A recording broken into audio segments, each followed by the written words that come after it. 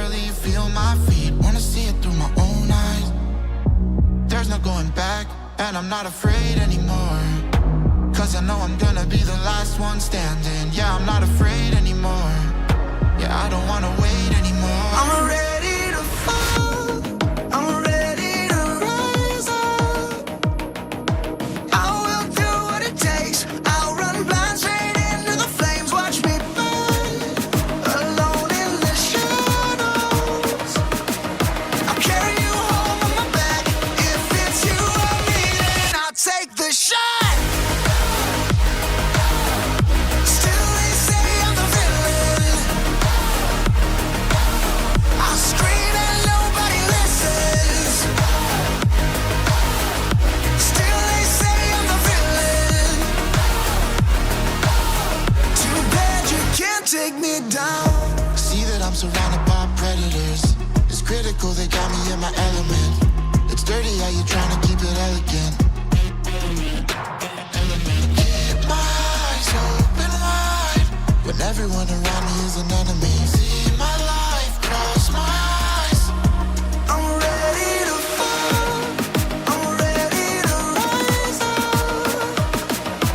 I will do what it takes. If it's you or me, then I'll take the shot. Still they say I'm the villain. I scream and nobody listens. Still they say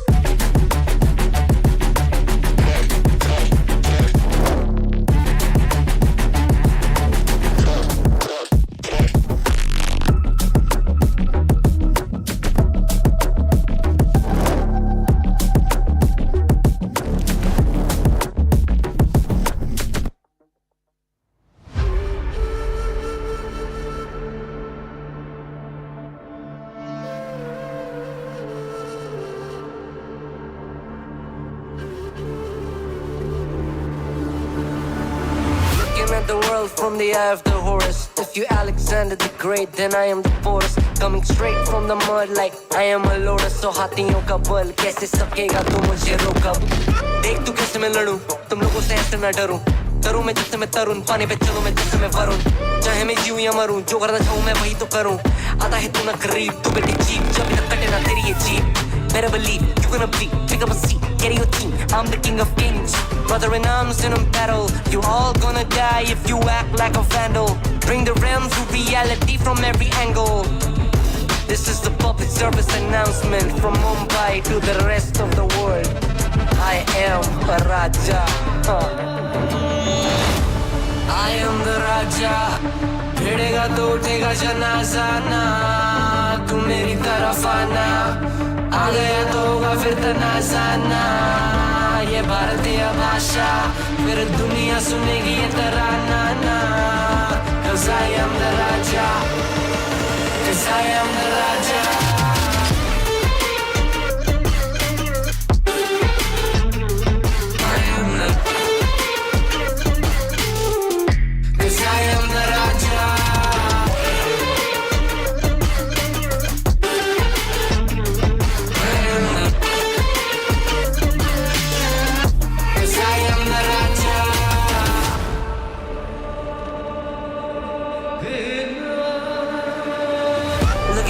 What do you see? I'm more than average, man. I'm a maverick, I can grow flowers on a barren land. Break a mountain with my bare hands and step back and cause a literal avalanche. Should've been about us traveling. अष्टभुजाएं मेरी जैसे मैं tarantula. ना है कोई तोड़ मेरा जब से पूर्वजों का ज्ञान मिला. मेरे जैसा मिलेगा कोई ना, तू और चाहे जो भी था सबकी कबर मैंने खोदी. क्या तुम लगाओगे बोलियां, कम पड़े गोलियां. चंद्रगुप्त में मौर्य या दिला तू लोरियां. Come to me and you just gonna die. That's really a given. I am invincible and you are invisible. See, that's really a difference. Get out of my way, I'll leave the world. The choice is yours. I don't kill my enemies, I play with them. That's what the toys are for. From Mumbai to the rest of the world, I am the Raja. भिड़ेगा तो उठेगा जनाजा ना, तू मेरी तरफ आना. आ गया तो होगा फिर तनाज़ाना. ये भारतीय भाषा फिर दुनिया सुनेगी ये तराना ना. 'Cause I am the Raja, 'cause I am the Raja.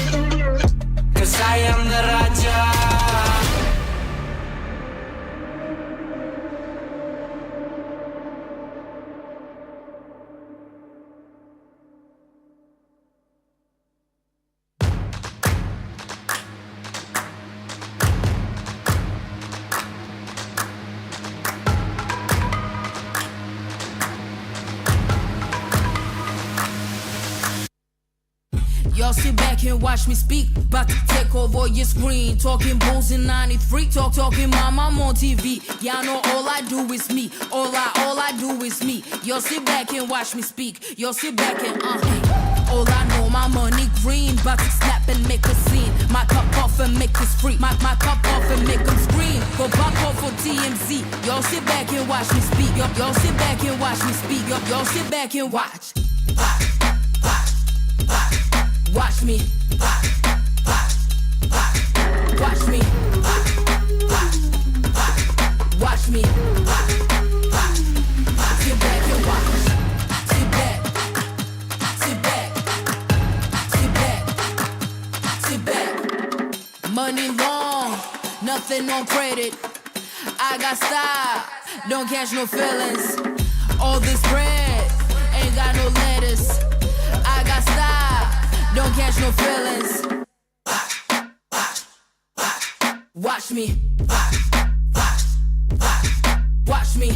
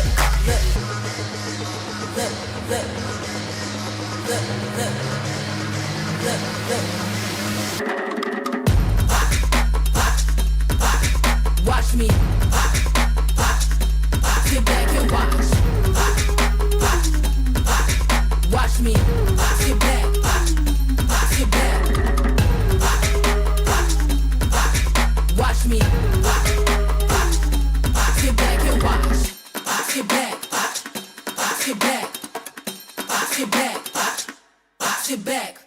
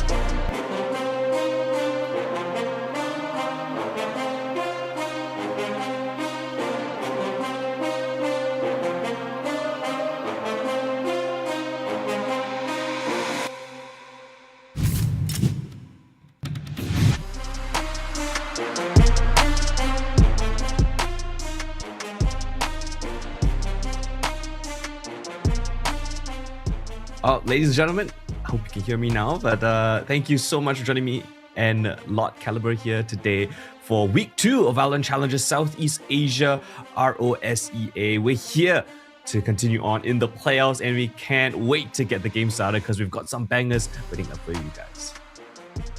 Oh yeah, bangers indeed. We have the quadruple MYSG Fiesta today. We got Motive Esports, Overpowered Use, Fish, Action Party, Unsigned 5. Across every single one of us on the casting desk here, we've talked about every single one of these players in these teams, and we've talked about how each and every single one of them have had tenured history through every single split that they've fought here, through every single iteration of teams they've all mixed up together with. And to see all of them here today still proves our point that they're still one of the stronger, kind of issues for some of these teams to deal with. But there's a reason why they're all here today.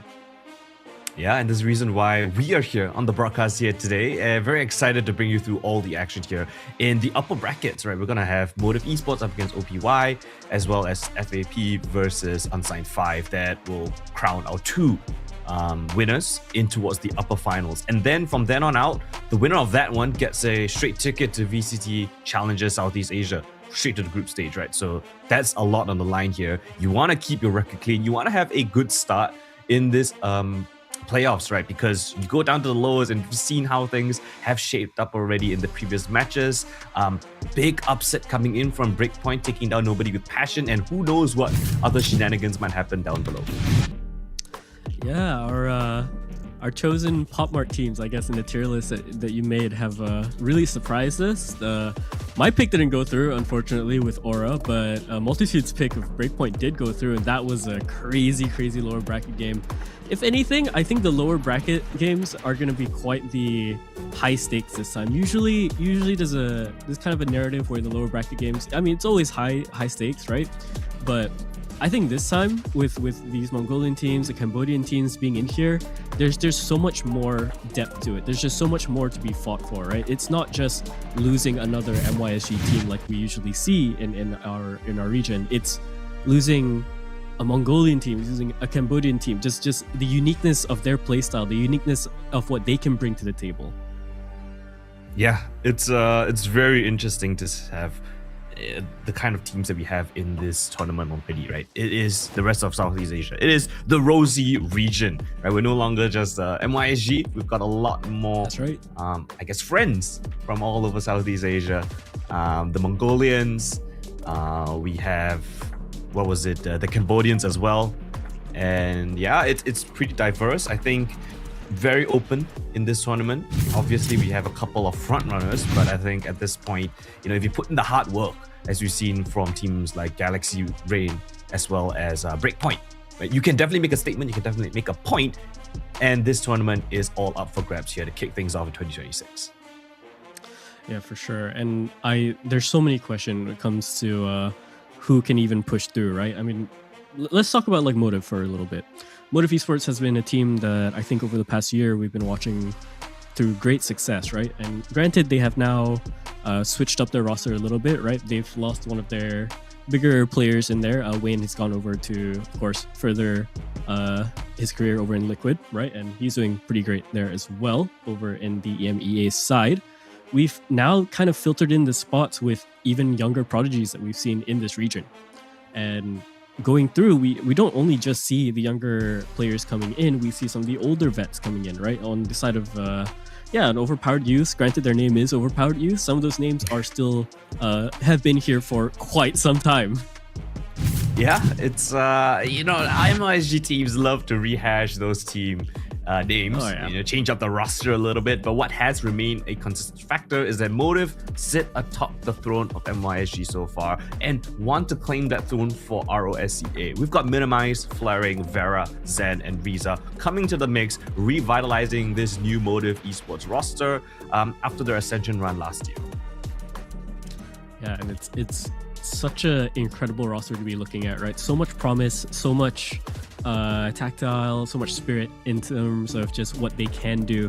We've seen just different players come into this roster, and we've seen these guys even work with different rosters before, different players.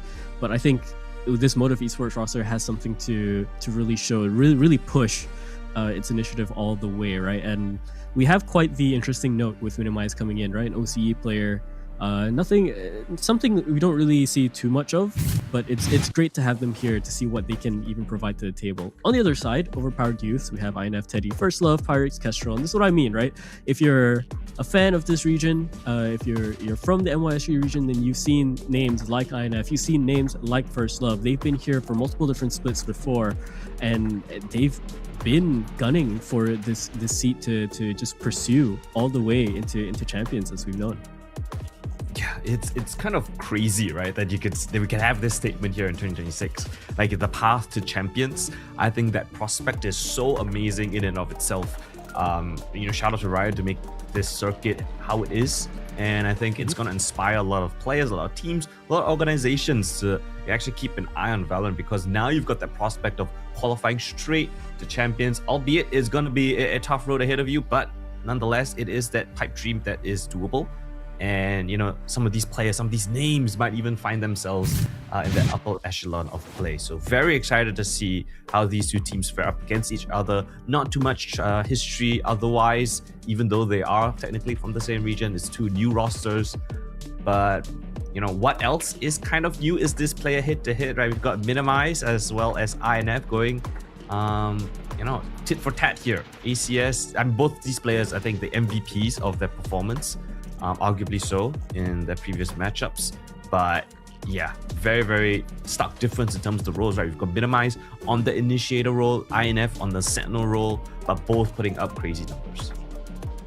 Yeah, absolutely. And we've known INF to put up some crazy numbers before. He's been rather consistent at doing so. For Minimize, for me, this is my first time seeing Minimize play, but going through the numbers, I mean, hey, stats sometimes they do not lie, and going on this head-to-head seems like he's better off a little bit here. But again, I think once we start to figure out how both of these teams function, then the stats are gonna really tell the true stories. We have some gaps here, right? Sure, someone could be performing as crazy as they could, but there could be a falter in the fact that they're putting up so many high numbers because maybe the rest of the team aren't putting so much numbers. But even then, if your team has lower numbers, you might not be seeing the full impact that they might be doing in those games in the first place, right?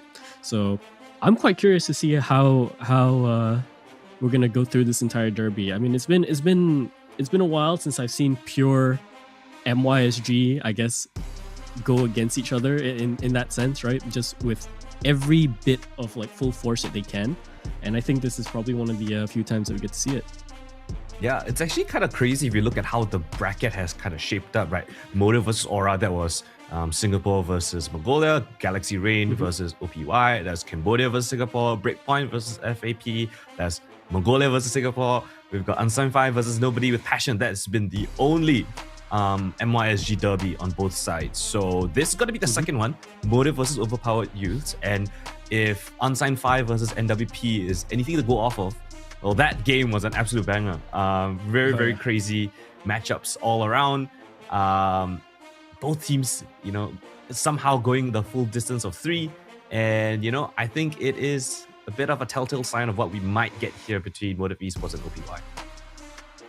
Yeah, absolutely. And I can't wait to see what they also bring into the system, right? I kind of want to see what kind of strategies they have, what kind of style of play really differentiates the both of them. Yeah, our region has always been, let's go aggressive, let's press W, let's jump into the site, let's kill everyone, and then that's it, we win, guys. That's how we do things here. But I kind of want to see an MYSG that learns to adapt in a different way. Yeah, we always have the aggression as the forefront, but what if the aggression was the ace in the hole? What if we do have just a little bit more than just aggression? We have just more strats up ahead, and getting to see full teams like this, I think it's fun to see. But we're gonna go into the map veto, and we're gonna see Haven being the pick of Motive Esports here. I'm not too surprised considering we're down into the MYSG side.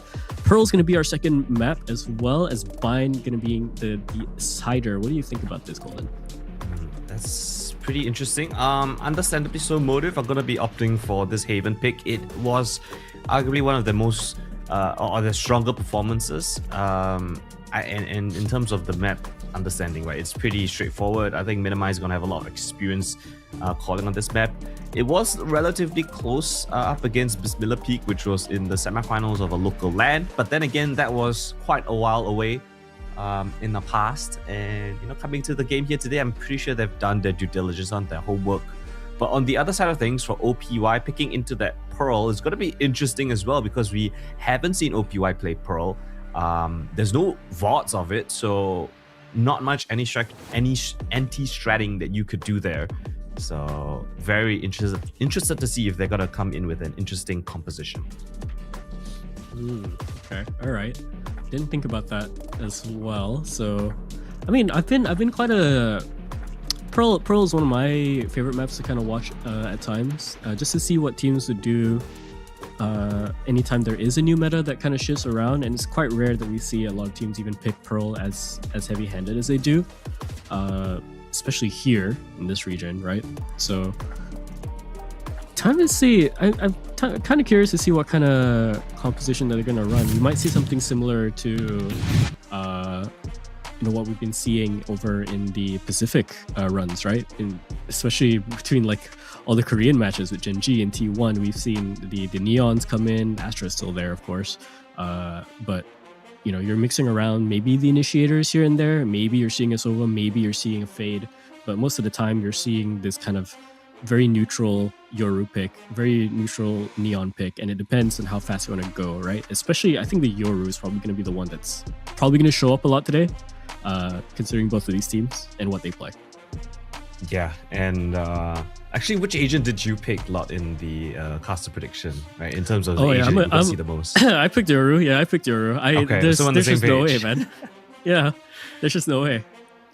Yeah, Yoru definitely. I think if you've got a proficient Yoru on your squad, you're gonna be so much more potent in terms of the compositions that you could bring into what's the games here today.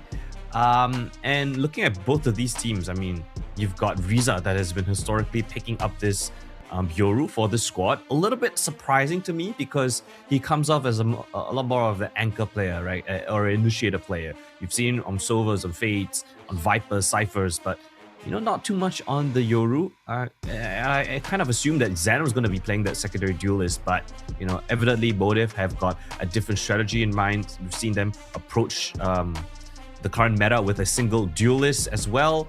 So, interested to see if they're going to keep continuing with this Yoru trend, or are they just going to stick to the single duelist guns?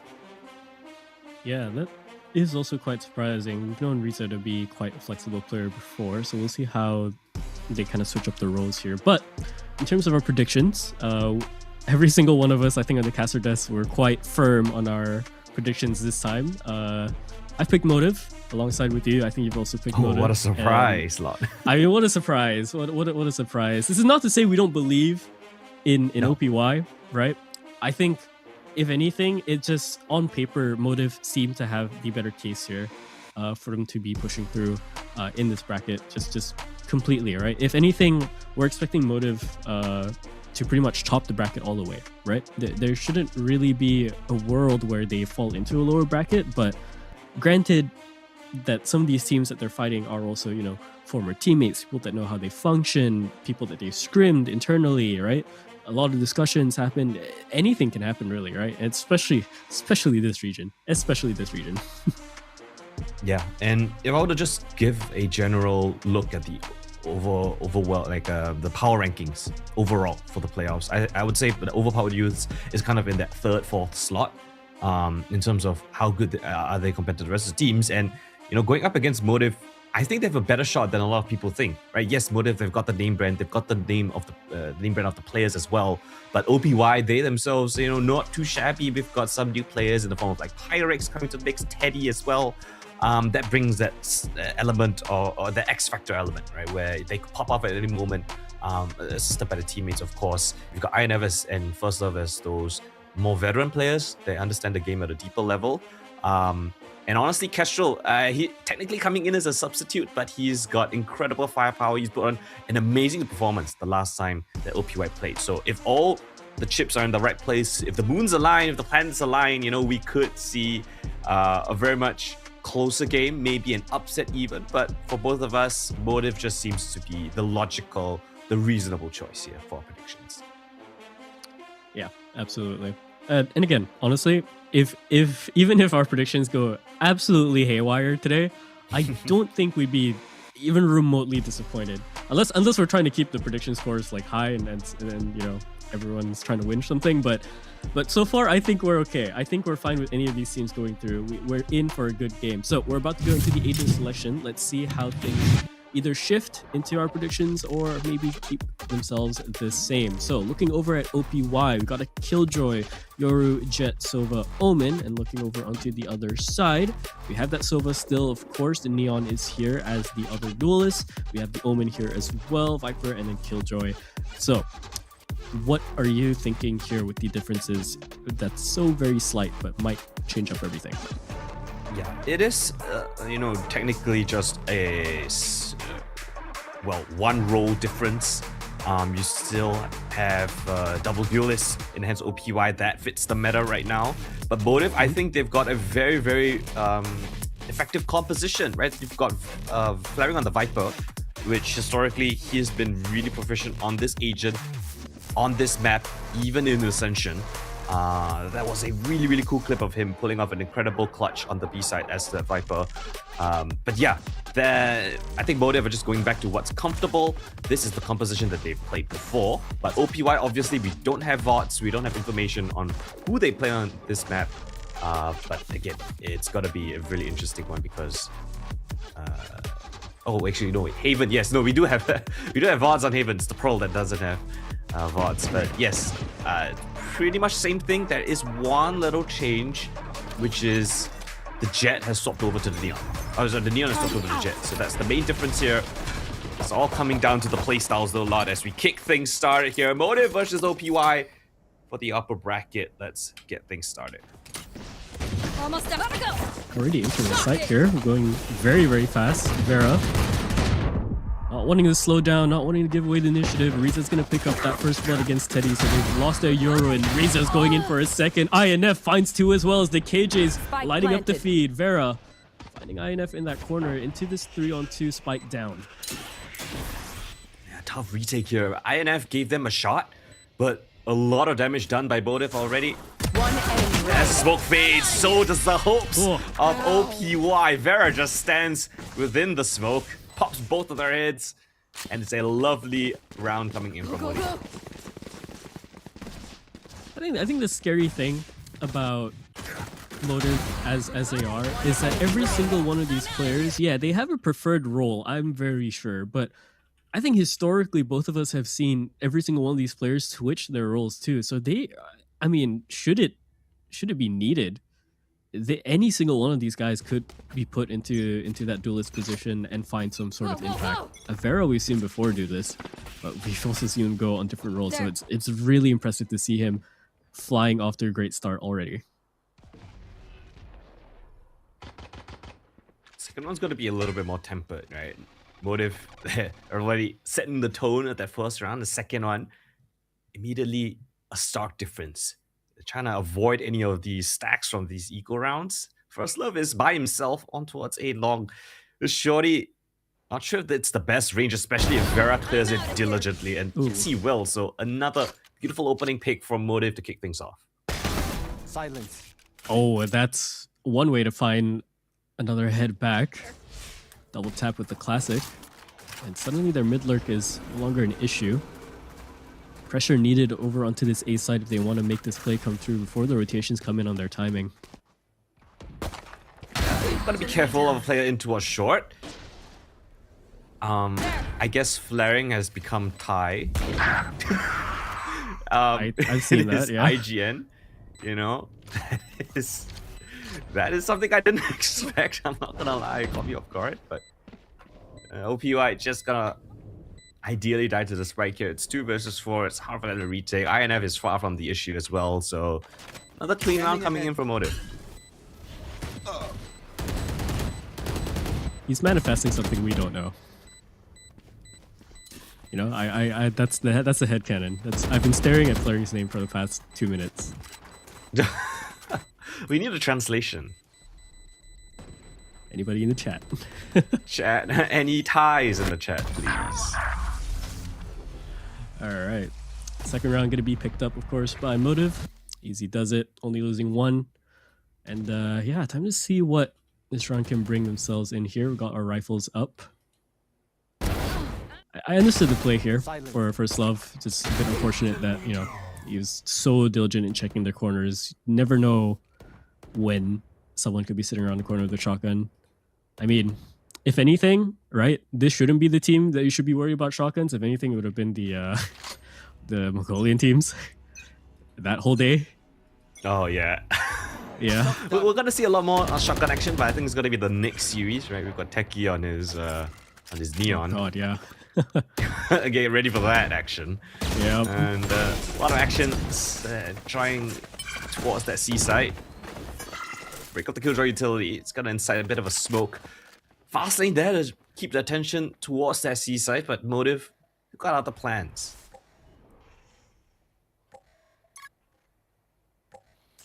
So very quiet here into the lurk. Trying to find anyone maybe rotating in. Timing is there. Everyone's still holding their horses here. No one really needs to overstep it, but just as I say that, Teddy pushing right through. Zan goes down. Flaring gets that trade back, but Teddy finds a double.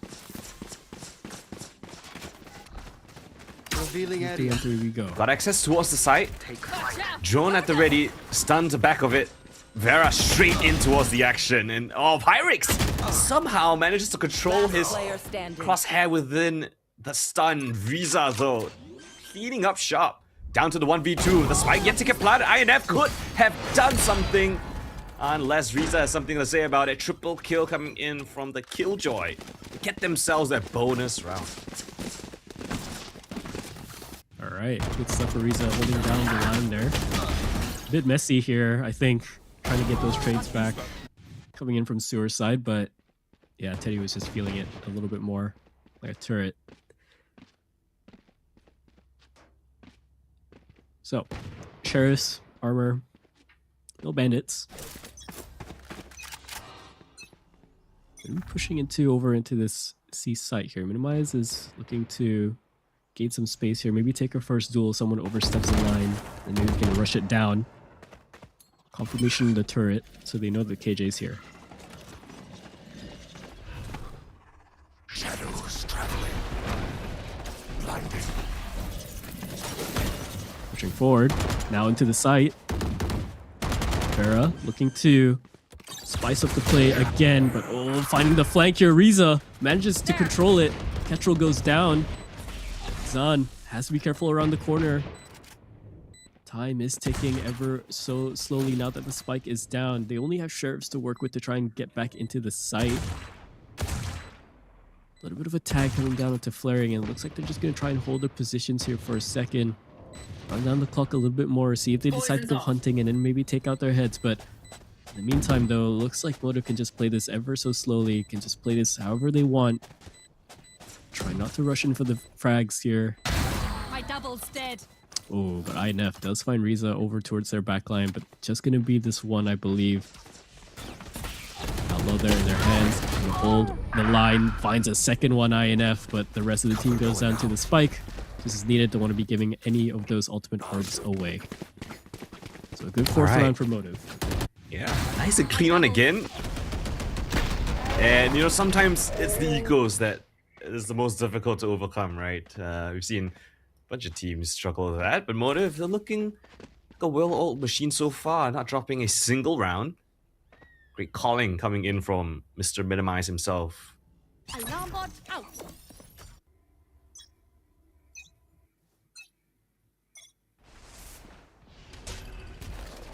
Teddy's been doing this play quite a bit, setting himself over into sewers, trying to catch that first frag and then maybe TPing away and pressure to the left side.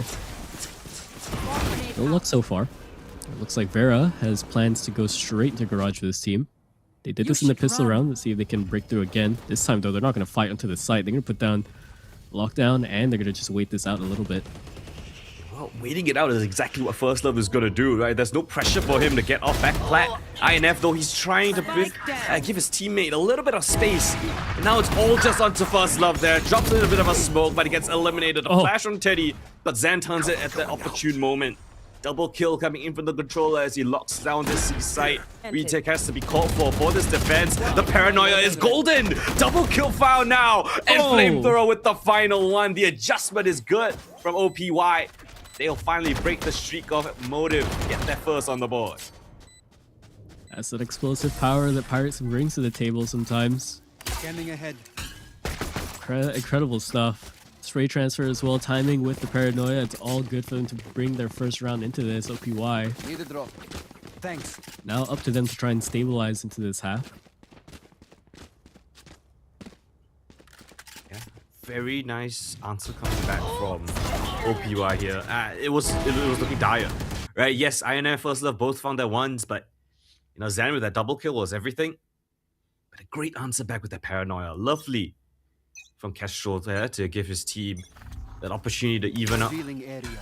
in the post plant.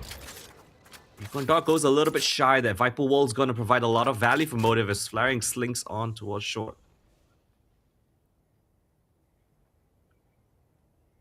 Again, just has to hold this position. Doesn't have to engage on the timing just yet. Oh, but he's slowly going up there. See if any one of these players get a little bit nervous. Come by the 1 minute mark, we should see the space being taken away here. Unless they decide to go for a full rotation. Seems like full rotation is going to be the case. Oh, and flaring goes down, takes the hit for it. They're going to try and advance over getting past that pick. They're going to remove the off away from mid all the way down here instead. But again, this op goes away, if this aggressive site, aggressive line gets taken away, and this A site's going to be oh so hard to try and take back. Yeah, it's standard stuff from OPY to get opening pick. 30 seconds left. Play for the retake, you got the man advantage. Spike planted. Got a bunch of ultimates to work around with as well. Killjoy lockdown, Hunter's Fury from OPY, and as the smoke fades, oh my lord, Vera so aware of that potential.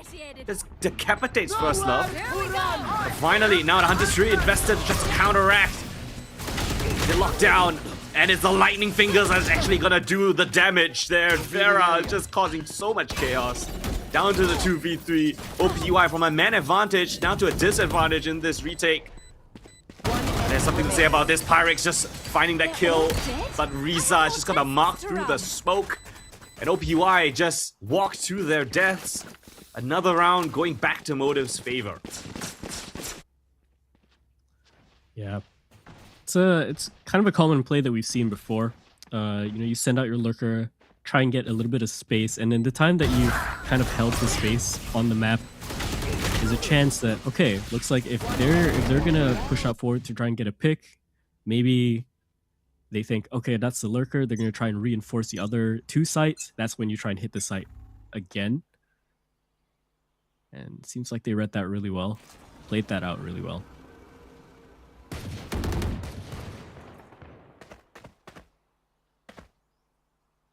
There.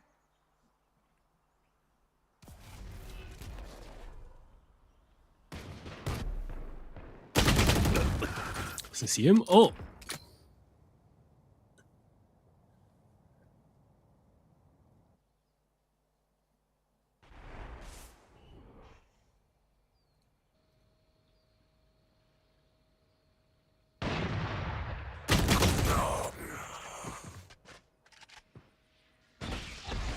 Here. Here.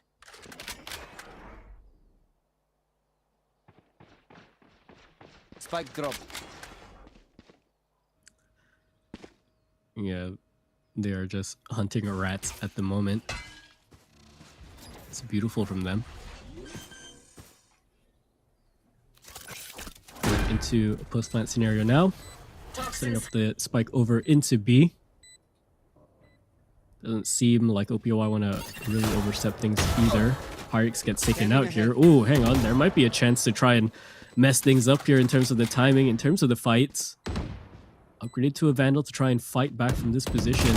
try and cause a little bit more chaos while his teammates come in, but they're into the site now. Damage done. But a 2-on-4 with the spike really laid out into the open in terms of sidelines Enemy here. remaining. Head found around the corner. First love goes down.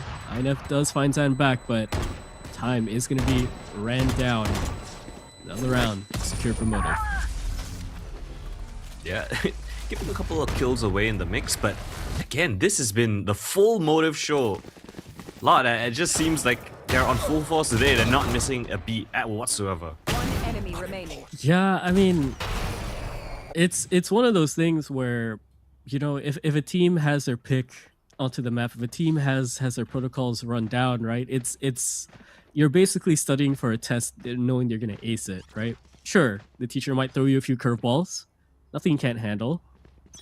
Maybe a few odd questions here and there, but unless OPY can kick up into another gear here, it kind of seems like we're gonna take this away, at least on this half.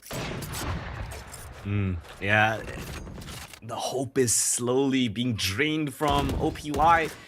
Motive just unstoppable, but Teddy gives him a little bit of hope there. Riza goes down in towards mid.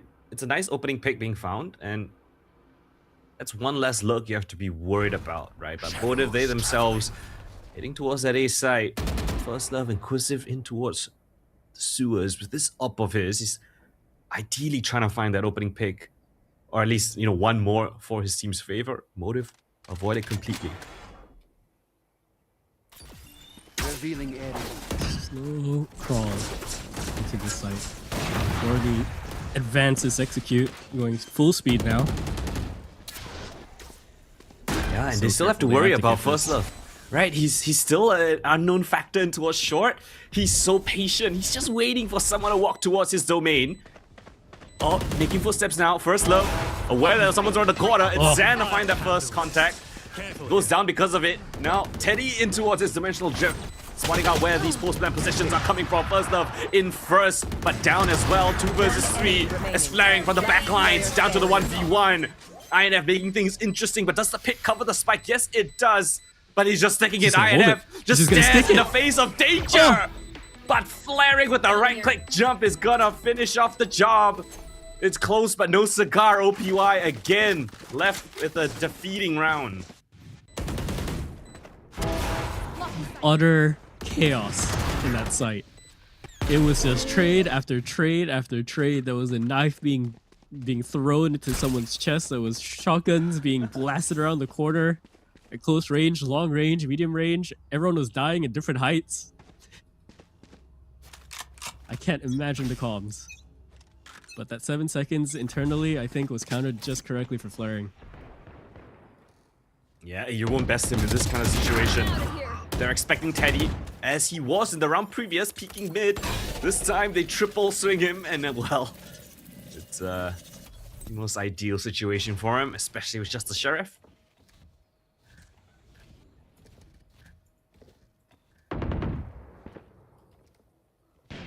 It's uncommon that we say that a team like OPY are a bit anxious, but they seem anxious. A lot of the get what you plays mean. haven't really worked out well. Yeah, it's like a lot of the plays haven't worked out too well, and they're still trying to prod for some sort of gap, right? But Motive aren't really giving them anything. Any bit of protocol that they have, any bit of gaps that they do have, are immediately sealed. To me, it just seems that, you know, they have their playbook just set up really, really well. For OPY, a lot of questions for them. Back into the corner. Oh, but Nice INF, try yeah, goes from down. INF. First Loves with the classic is gonna make things slightly interesting, if I could call it that. It's just a single kill. Again, these ecos, you know, you wanted to deal a little bit more damage, find a little bit more success, because Motive's economy is flush, right? They're enjoying the good times.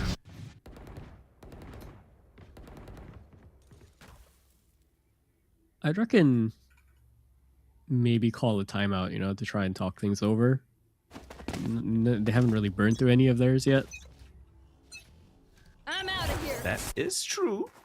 They don't have a coach, so it takes someone to step back and say, hey, we need to take a timeout. Things are just not going our way. We're just losing fights. Left, right, center. Pyrex offers them a bit of a respite.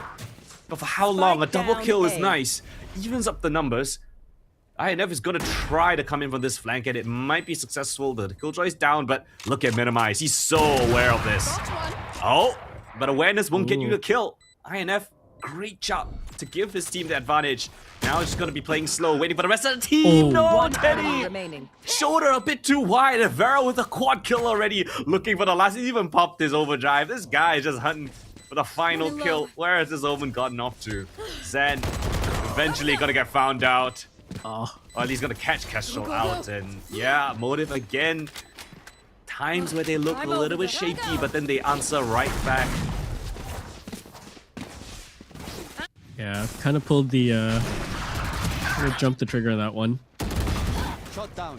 Again, understood the play, but very unfortunate that he gets caught out like that on the window. Teddy is one of those players that we've talked about before, previous splits, to perform and excel in his role, especially on this Euro. But if you can't find the timings, or even the safety to pull off some of your own plays, and your timing is just skewered like this, it's pretty tricky to pull off this Euro then. But look at this push. Double duelist down towards C. Yes, they get detected by the turret, but that's map control under the remit. Undistributed gonna invested by Pyrex, trying to cut off this attack, and it's actually gonna find Vera being overly aggressive down towards Link. That gets them a little bit of information of where this play is coming from, but Motive say, hey, let's call a bit of a pause. We've got Minimize in CT spawn. What's happening? All of a sudden, they're flipping the script. Instead of going for the plan, they're looking for the kills. Flamethrower gonna be aware of Minimize looks this time around, and Pyrex, man of the hour for OPY, quad kill from the rookie player, gives OPY a glimmer of hope. Last round in the half. Backs against the wall, they were getting hunted in their own spawn, but Pyrex looking alive today,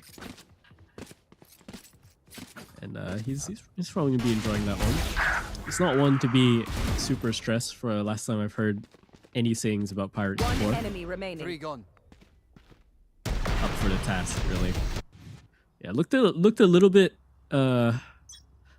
honestly looked a bit worrying there for a second, right? Because I mean, they're just getting trapped. They just had no idea what was gonna happen to them. Now going to this round though, like they want to aggress back into C. They've done this play before. Hunter's Fury is gonna tag out Kestrel, but he's gonna teleport up. He does have the time, but he's gonna get tagged still. That ult seen through the walls Planted. to his demise. Post plant setup, lockdown set up for both Killjoys. Timer down. Yoru found. Being watched for flaring. I mean, OPY have tried to go for flanks time and time again, but it's been unsuccessful. Motive are just way too aware. 3 versus 5, double man disadvantage. And not even getting out of these choke points. INF catching onto Zen. And they're all coming in from this position. Garage was being locked under by flaring already, and INF is just an unlikely scenario. 3v1. They've got the look from flaring, and this is just a dismantling so far by Motive. Go, go, go. So you want one of our more dominant halves that we've seen in terms of numbers, right? The 210 deficit. 14 and 8 for Pyrex to try and hold the line for his team. Everyone else 4-3-1. Usually the names that we be seeing go so high, not really showing up. And Motive on the other side, chilling. Look at these boys, chilling. Yep, just an average day in the favorites to win it. What's that? Minimize, I think, still playing from Australia. So having the tussle with the ping, he's looking damn fine. In and out the server. Of course. He's on what, 90, 80 ping? Isn't that insane Sometimes. for Australia?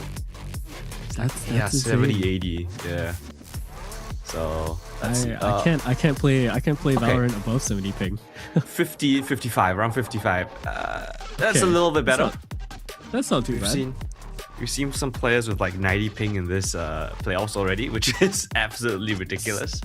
Some Mongolian and they still win. teams, yeah. Yep.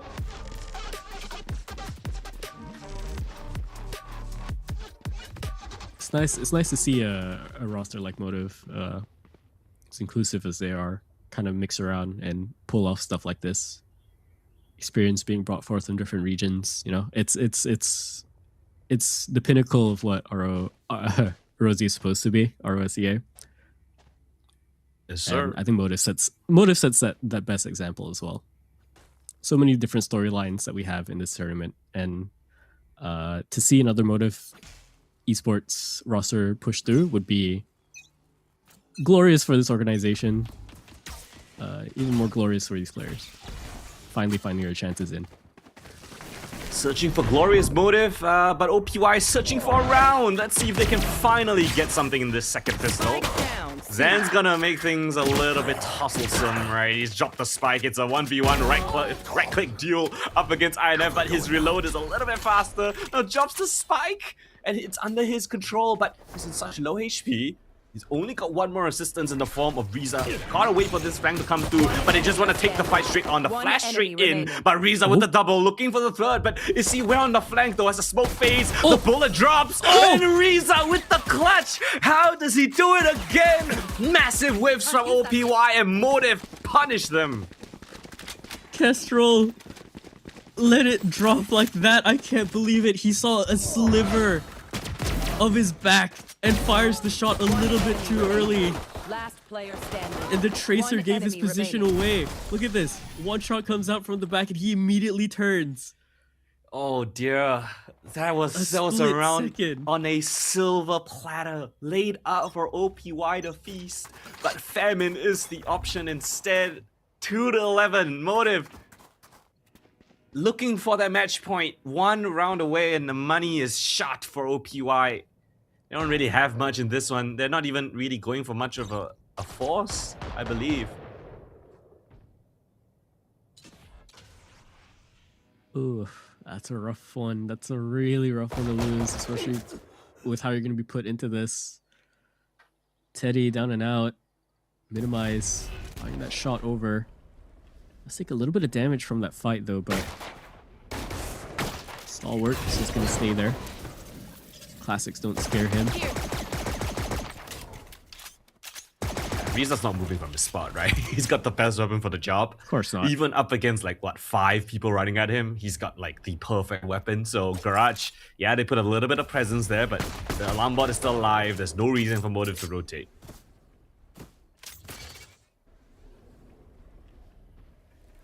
Like the only way he loses that position is if they triple swing him and he starts panicking with the judge and auto firing it, or starts pulling to the left, and he completely whiffs. That's such a small sliver of a chance. Oh my gosh, and look at that. Minimizes spam just through the wall. It's gonna be enough to disincentivize them towards C. And with every single one of OPY here towards this front of B site, this is the only option they have. It's 10 seconds left. They're running into the meat grinder, chopped up like minced beef. There's no chance back into this round. Lands the slaughter. It's a flawless round for Motive. One tag right through the wall was enough. And at that point, I mean, what can you do, right? You're on your save round. You just need some space. You want to just get the spike down. At that point, you're not even clinging to hope. You're just choosing a cemetery out of the 3 sites. Where do you want to be buried? Oof. Now when you put it like that, it does seem grim. But not as grim as this scoreline, right, Lord? This is by far and away a must-win round for OPY to even stand a chance, have a say in this map, to even find a bit of confidence. Because so far, they look so out of it. Motive are just on an absolute rampage. Though, it's gonna pop a bit of damage, down to just 5 HP, but same can be said on OPY's side. Teddy on a sliver of health as well. Damage trade is all good. Confirmation will be even better.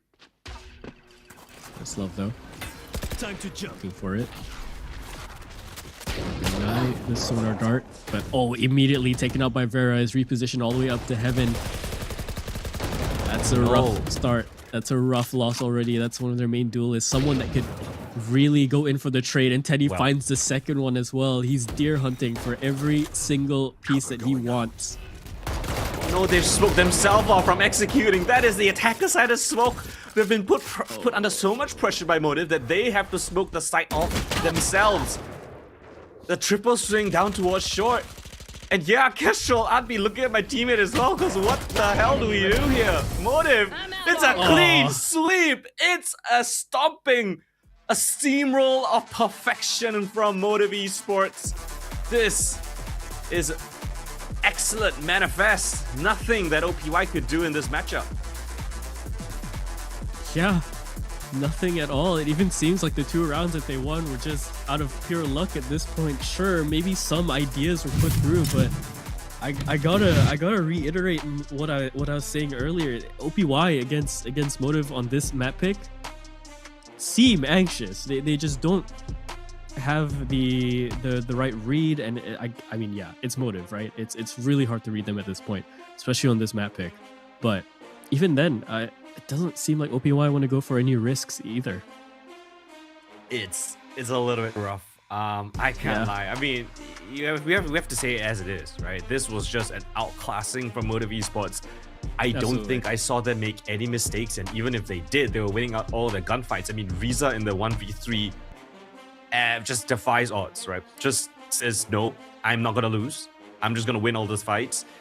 And yeah, OPY clearly out of their depth in this map so far. I will say, small little caveat, yes, it is Motive Esports map pick, so I do expect Motive to come in here prepared, but to put on a show like this is just a statement to be made. Yeah, absolutely. And again, you know, that 1v3 from RoSEA is usually, you know, you can pick up some behavioral patterns between some of these players. Kestrel kind of pulling the trigger a little bit too early there. Maybe might speak some nerves to us. Again, we're here to make up narratives, right? That's our job as the casters. But some things you can read a little bit. Some things, you know, it would make sense, right? And in this position, I mean, man, OPY, I hope their playbook is huge on Pearl, because they're gonna absolutely need it. Yeah, and Pearl is let me just double check this. Pearl, yes, so Motive Esports have played Pearl once. It was the grand finals of the local LAN that we had. 13-7, pretty convincing. And that was a team that had pretty much like 2 days of practice. So going up against OPY here, I really do hope that they have some cool strats, and maybe an interesting composition, albeit I think at this point it's the fundamentals that need to be focused on. Yeah, it's going to be a rough one, but hopefully they can mentally reset, right? Because that is the most important thing. Yes, this was a map loss. Yes, this was pretty devastating, but if you can put this in the rearview mirror, just focus on what's up ahead, that's the most important thing. Yeah, absolutely. I have to find a way to reset after that one. I mean, if you this is the horrible part, right?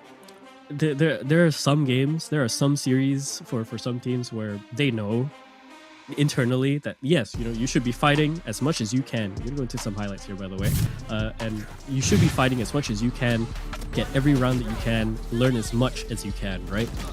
But internally, sometimes you know that if you're just not prepped for it, you know, it's not a loser's mindset per se, right? But it's the acceptance of it. It's the fact that, okay, at this point in time, it's a little bit too hard to try and think to take this map away from Motive. You can at least learn from it, and that's the best thing you can ask for. And you are just kind of saying, all right, GG, let's maybe go for next. Let's just reset, you know, let's not waste the resources mentally and think about, you know, or like tilting on a map like this when you can put so much of your effort into your map pick, into what you've prepped before going to your second. Yeah, I have to concur with what you're saying. I mean, everything you said, I do agree with it. It's just rough, right? To be able to mentally reset here, you just gotta put this in the back view mirror. I mean, just ignore it. You know, yeah, that map pick anyway. You know, they want it, sure, fine, whatever. we'll have to focus on the next one, but what we cannot ignore is this dominant performance coming in from Motive. Vera top of the scoreboard. At this point, I think he was just doing whatever he wanted to do. You can pop his overdrive, whatever you want, right? Look for the last kill in one of those rounds. 17 and 8, 322 ACS, 322 special number. 4 first kills as well. Beautiful stuff from him. Pyrex, a little bit of a shining light, right? For OPY, he did put on a decent performance despite them losing 213. That's something to, I guess, take away as a bit of a consolation prize. But hopefully, a couple more players will step up to the plate for OPY and going to the next map. Yeah, numbers-wise, I mean, in terms of Motive, it makes sense. They're fragging out, and Vera, of course, going to take that away. Pyrex being alive previously is really good. INF as well, but if you're looking at the stat lines being so heavy-handed on the side of the Sentinels and the Initiators, that kind of tells me, or how I read that as well, I don't know if you agree, it tells me that their refrag potential is there, but their initial fragging potential isn't there. Yeah, and Vera, I mean, it's the Vera show here, for at least on map number 1. It is the Vera show. Yeah. Lovely stuff coming in from him. This is exactly what you kind of expect from Motive. Yeah, it was a roster that was kind of put together relatively late, but if they can show up like this to all of their games so far, or going forward, this is just great signs for them. And we're gonna go for a short break, so stay tuned, because when we come back, it's gonna be map 2 between this series between Motive Esports and OPY. You don't want to miss it. We'll see you guys after the short break.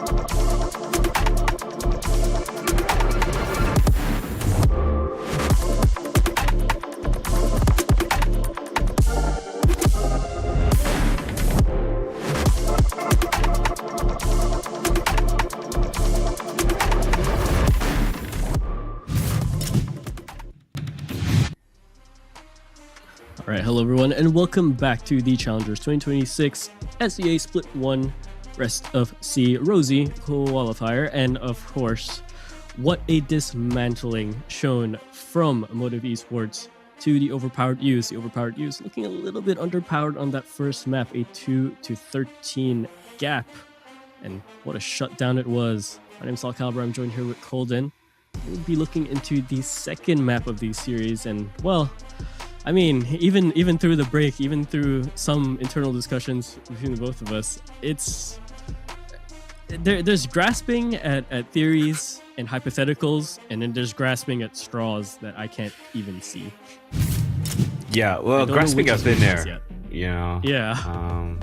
Straws made out of particles. String. Yeah.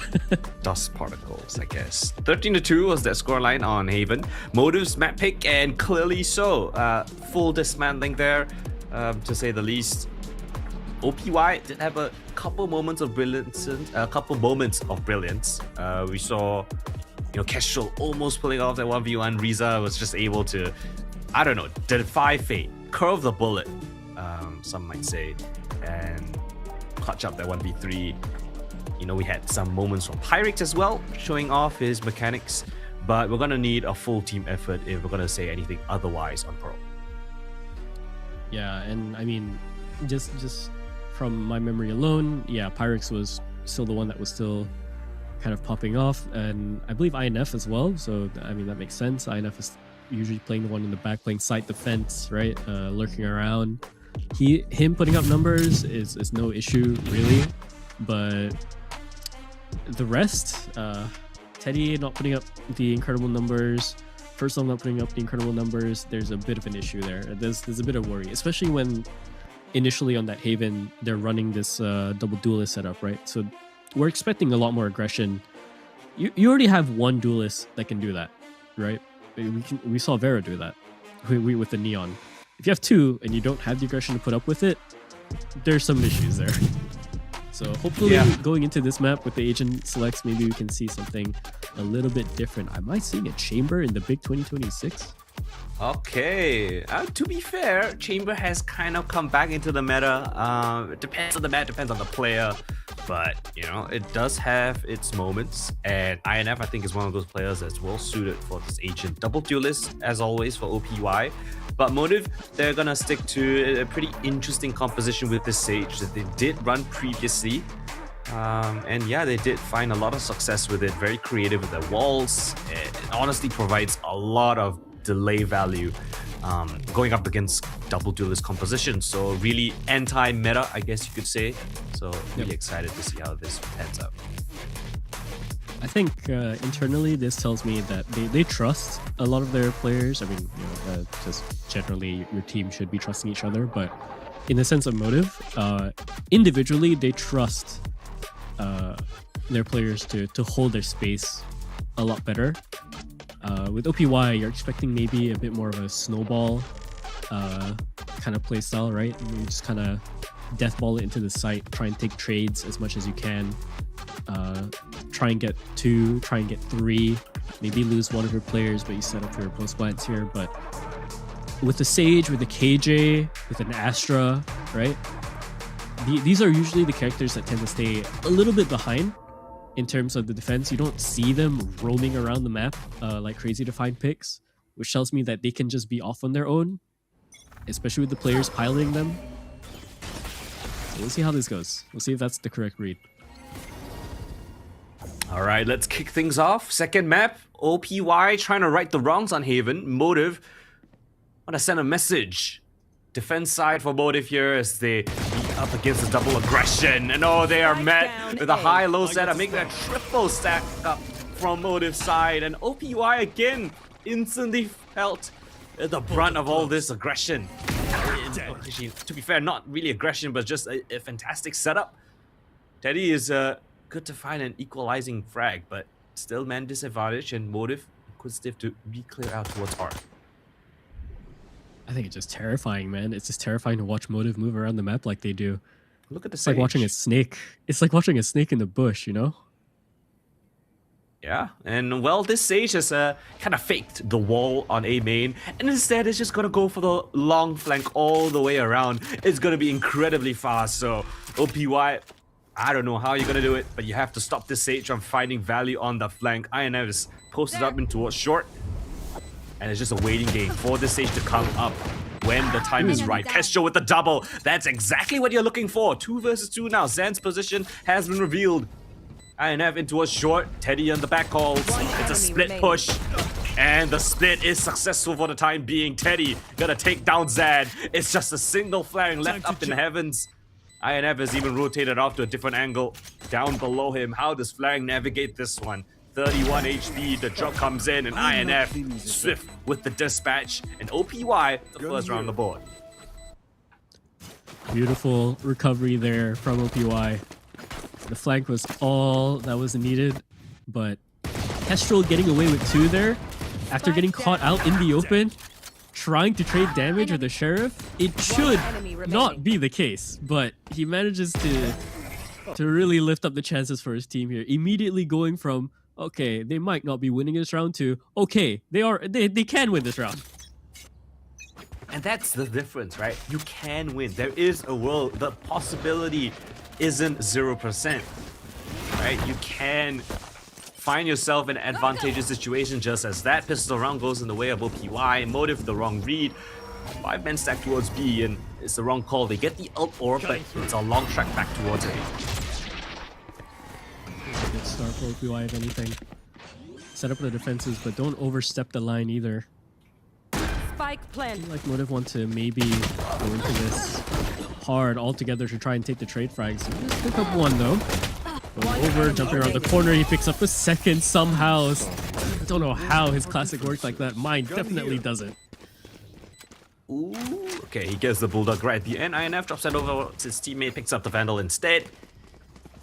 Nice round coming from OPY, I guess, right? Wrong read from Motive, unfortunate.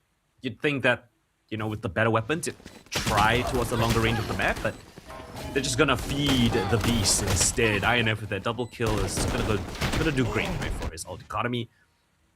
Bonus round on the cards, and it's a pretty strong one at that. OPY only having that Bulldog in the mix, the rest all Vandals. I think it's fine. First Love can utilize the Bulldog a little bit more creatively, trying to take the space, but ooh, the boosted up spot from Vera. That has been one of the positions that has caught out a lot of players. Still, they kind of forget that that's the case. Yeah, it's a new change to Pearl, but you know, it's a relatively common one at that.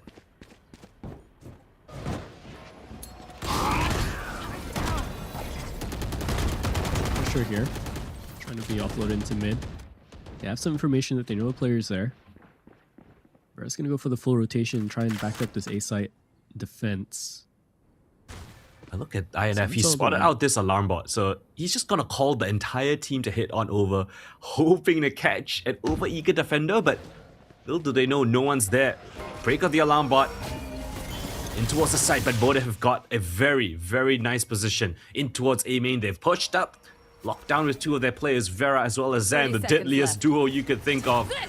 Marking down towards this A site, break of the scan, and a bit of a lurk smoke coming through by First Love allows him to get that track on Teresa, makes things interesting. Vera, rare whip coming in from him, but the second line of defense is here. Zan providing that assistance. The rock on this A side, and it's the line out by Zan. Of course it is. Brings back from the dead Vera and minimizes the close onto INF. What seemed like a chance for OPY to get stuck in gets shut down by Zan himself. Dude, I've tried explosions. talking about RoSEA curving bullets, talking about Zan over penetrating, man. What is that? They had the idea, they had the right idea to go and swing that Smart move. at the same time, but it's a bit unfortunate that they line up head to head like that. One enemy remaining. First Love was on for a tear. It looked really good. I was a bit concerned that he didn't have a dash to maybe make up for the timing, but his teammate puts down the smoke. He plays a little bit slow, pushes forward. Again, it all seems so systemic right through until you fight fire. Oh, Placing swarm grenade. fire in the gun. Ice with his abilities. Cold-hearted, cold-blooded. Oh, I see that. I see you, Zan. Very, very cheeky. Trying to go for a little bit of a boost. There's a gap in the wall, and INF gets so baited. I don't even know if Zan intended. I doubt that he intended it to be so. But Let's just say that makes was the all most him. out of That it. was the idea. You know what? All right, we can write believe the it. narrative. Yeah, I believe it.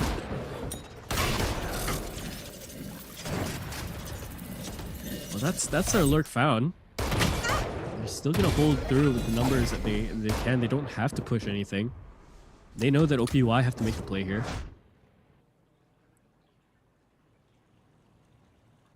Yeah, Zan is just single-handedly scared them off that A site. They're gonna try and test towards mid. Interesting approach. It's not a bad one at that, especially since you've struggled to gain control over A main. B main is fully open for the taking. They're gonna try to go for Concealment. the B side, execute with all of their players in towards Link. Is 30 MTV gonna be seconds aware left. of this? Vera's here to try and stop these shenanigans alongside with Flaring, but if Flaring doesn't count the timing properly, then maybe there's a chance they've backed away from this. So now it's technically kind of an open sight, but now pushing forward, seconds time, left. 10 seconds onto the clock. And they're not going to Spike deny it. They're going to planted. wait for the team to come in. How they found this gap, I don't know. Just off the grace of timing. You can find the gap, but how do you close it? That's the question. OPY in towards this post plan, but Reza doesn't want to kick it off. Oh my lord, Vera just comes flying out from heaven. And I don't even know what happened to OPY. They just all crumbled simultaneously. Motive even have the most utility for this retake, but they just win on all their gun duels. They know exactly where to clear. And very clear is the decisive win in this round. Motive, 4 players still stand second on the board. Dude, if their retakes look like that, I can't imagine what their side takes are going to be like once we swap over into the half. That was so patient from them. Blink and you miss it. What util did they even use? It was a slow, there was a smoke, that's about it. That's about it. And they just took 4 individual fights. Damn. That's insane. But I want to Alright. put that thing I was saying, right? You can leave Zan here alone. You can see how much trust they have in him to just hold the space solo like that, fighting against INF. Especially when you run double sentinels like this. You have to trust that the sentinels can control quite a portion of the map by themselves through their own gunplay and through their own utility usage. Zan's doing exactly that. Lord, I have a question. Why haven't they tried B? I am also curious why they also Have they haven't gone tried B main yet. at all? Once, when Teddy got sniped and then... Once? Yeah. Taking that back. Here. Do they really want to try and fight Zan here on this A site? There has to be something that they're reading that they find as a weakness here. Out of charges. Well, to me, it looks pretty damn strong. No weak points whatsoever. You've got 2 Sentinels and the scan available from Minimize.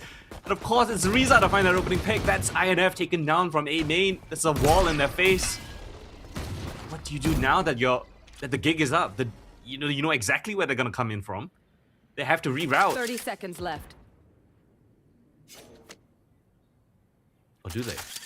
They're running back into A? Oh, they could have gone B. That was their best chance. All right.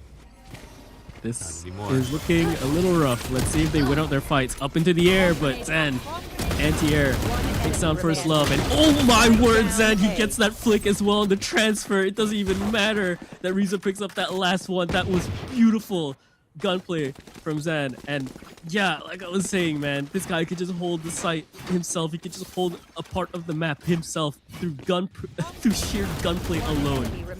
Look at the amount of util they have to get across. There's a wall, there's a slow, there's a nano swarm. You've got the scan from Minimize. It's just, it looks like hell on earth. Teddy's smart, though. That's a good sign. But not sure how long they're gonna be because it's been a one-way street in the last couple of rounds. Finally gonna try to test this B side, but guess who is set up shop already? Here. Alright. Teddy, initial drift. Trying to get some information for his team. Maybe find a pick. Oh, he tries to go for the gap play. Yes, he does, Teddy! That is the graces of a Yoru play that you can ask for. Space taken, given away. Has to find another one. Close range. Zan's gonna pick that one up to try and get them some space back for them to fight into this retake. Wallet ready for Zan.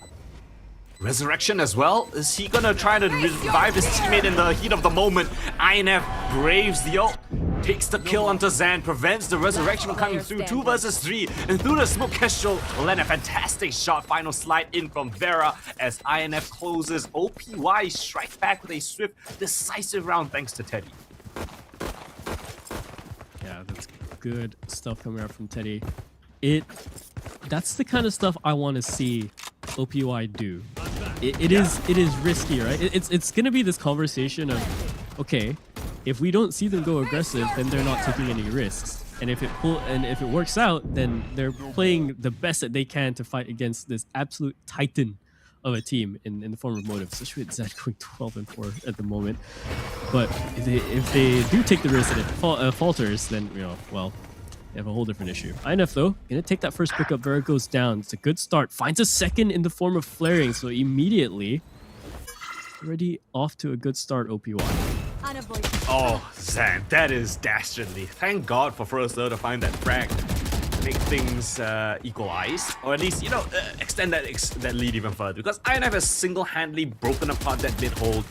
Allows him to creep in towards Art. OPY don't have to worry about that prospect whatsoever. Tap out the spike even.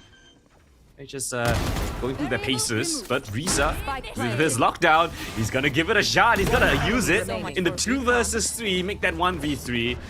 And well, OPY just gonna try to break that out. RoSEA, can you hold them back? 3 players face him, and he doesn't even get the first. So OPY, finally, I think, well, I mean, except for the pistol and the conversion, right? OPY get themselves a lead in this map. Yeah, late lead. Nonetheless, but still see if we can hold it up. One enemy remaining. Looking a little bit better here on this map. Still scrappy, still very scrappy, but better. And it's bit by bit, they've strung 2 rounds in a row. Look at what it's done to the economy of Motive. And it's a big fight though. Vera, despite him lacking the money, he's still got his ult, and he's tearing them apart. Minimize sends bolts across the map. The kill first love in all of that chaos. Spike is dropped in towards A. INF's on a long flank away from all the action, and his enemies have just gotten away from him. That timing could not be any better. Yeah, it's a 2-on-5, but we're hoping for miracles at this point. Spike dropped though over onto the other side, so really you're just looking for exits at this point. Can't use that yet. Well, as fast as the round started, it kind of has petered out. It's 2 lurks on the wrong side of the map. Motive got the wall in place, and Vera's still getting ready to run across it, trying to, close out this round even faster. It's like a guard dog, you know. The ADHD kid. Someone really. Last If there was player no standing. one IGLing here, he would be 30 off the leash seconds right now. left. He would be hunting for these last two.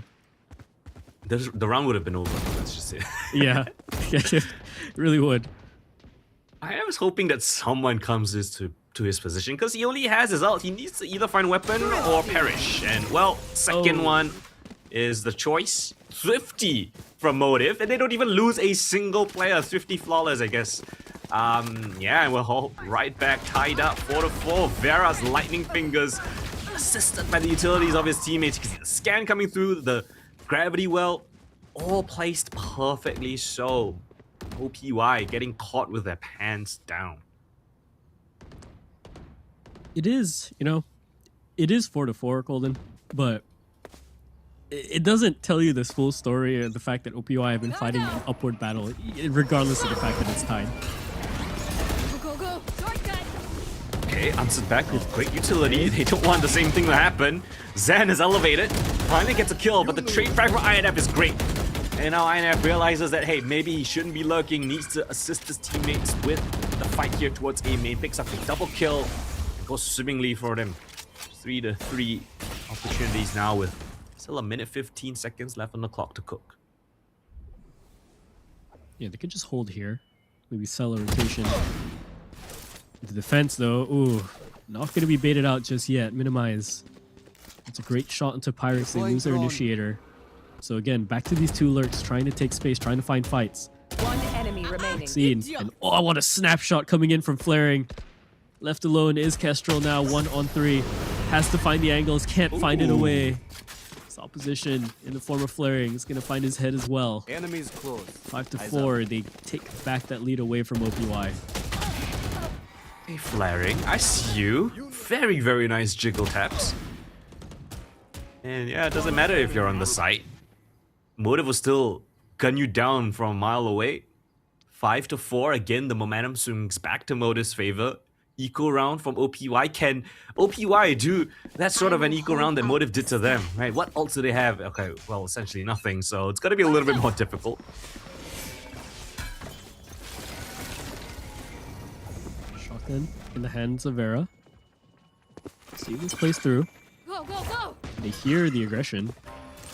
They're kind of ready to fight this. But they have to dump utility forward to try and clear these corners, try and get themselves some sort of advantage. Percentages wise, it's dwindling ever so slightly with the more time gets burnt down. Look at the flank though, INF is right behind them, but Minimize so privy of that potential. The flood still comes in for OPY. They want to overrun this A main defense. Thanks to First Love. Gets that opening kill with a stinger, but down to such low HP. Man, OPY just called a bit of a pause. They want to regain their utility, regain the momentum, and perhaps just execute in together as a team. Smokes here will deter them for the time being, though Motive stack most of the players here towards A as well.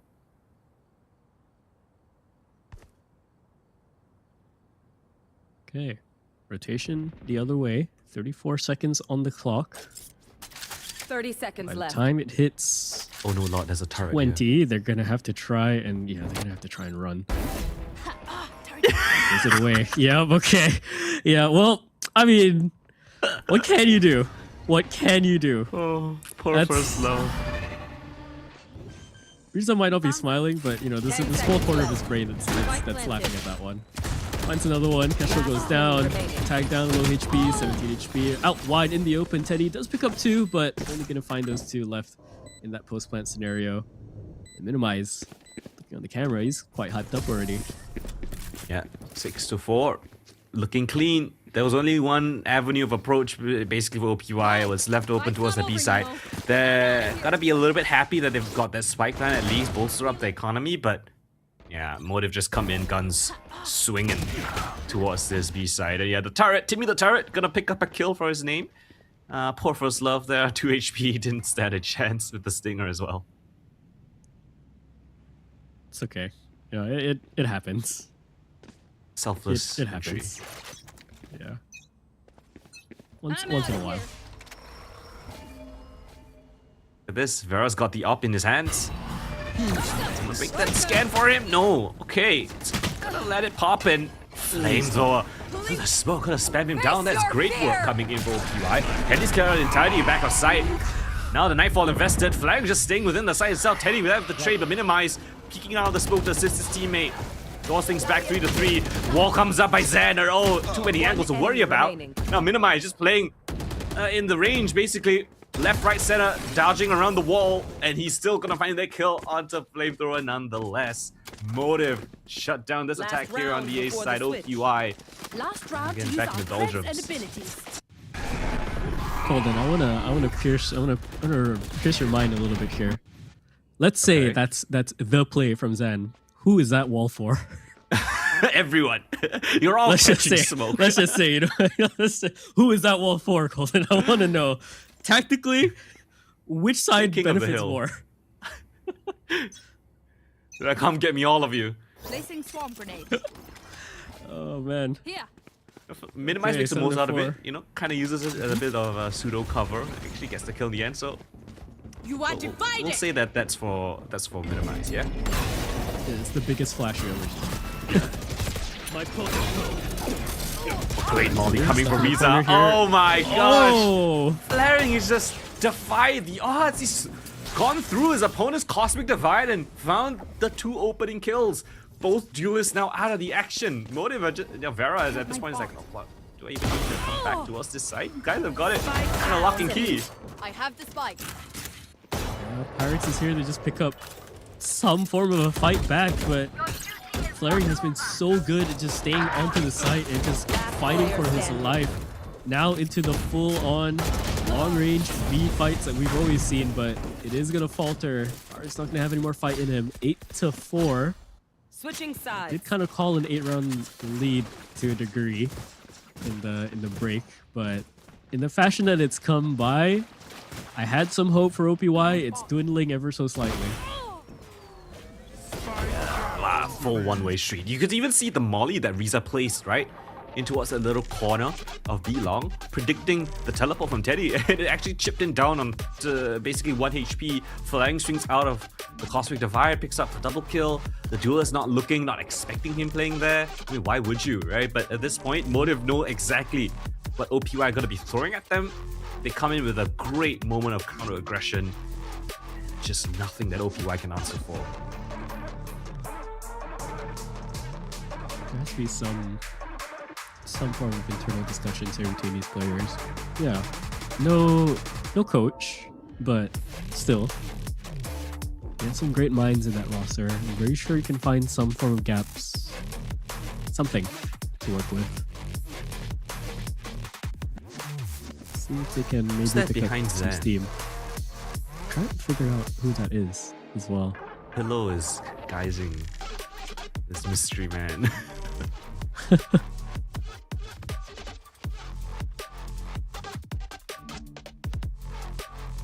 But So far, yeah, though. you can see minimize. He's just smiling.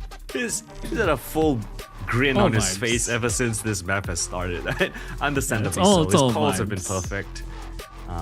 And he's getting the fights that he wants, winning those as well. So I'd be smiling if I was him too. Mm-hmm.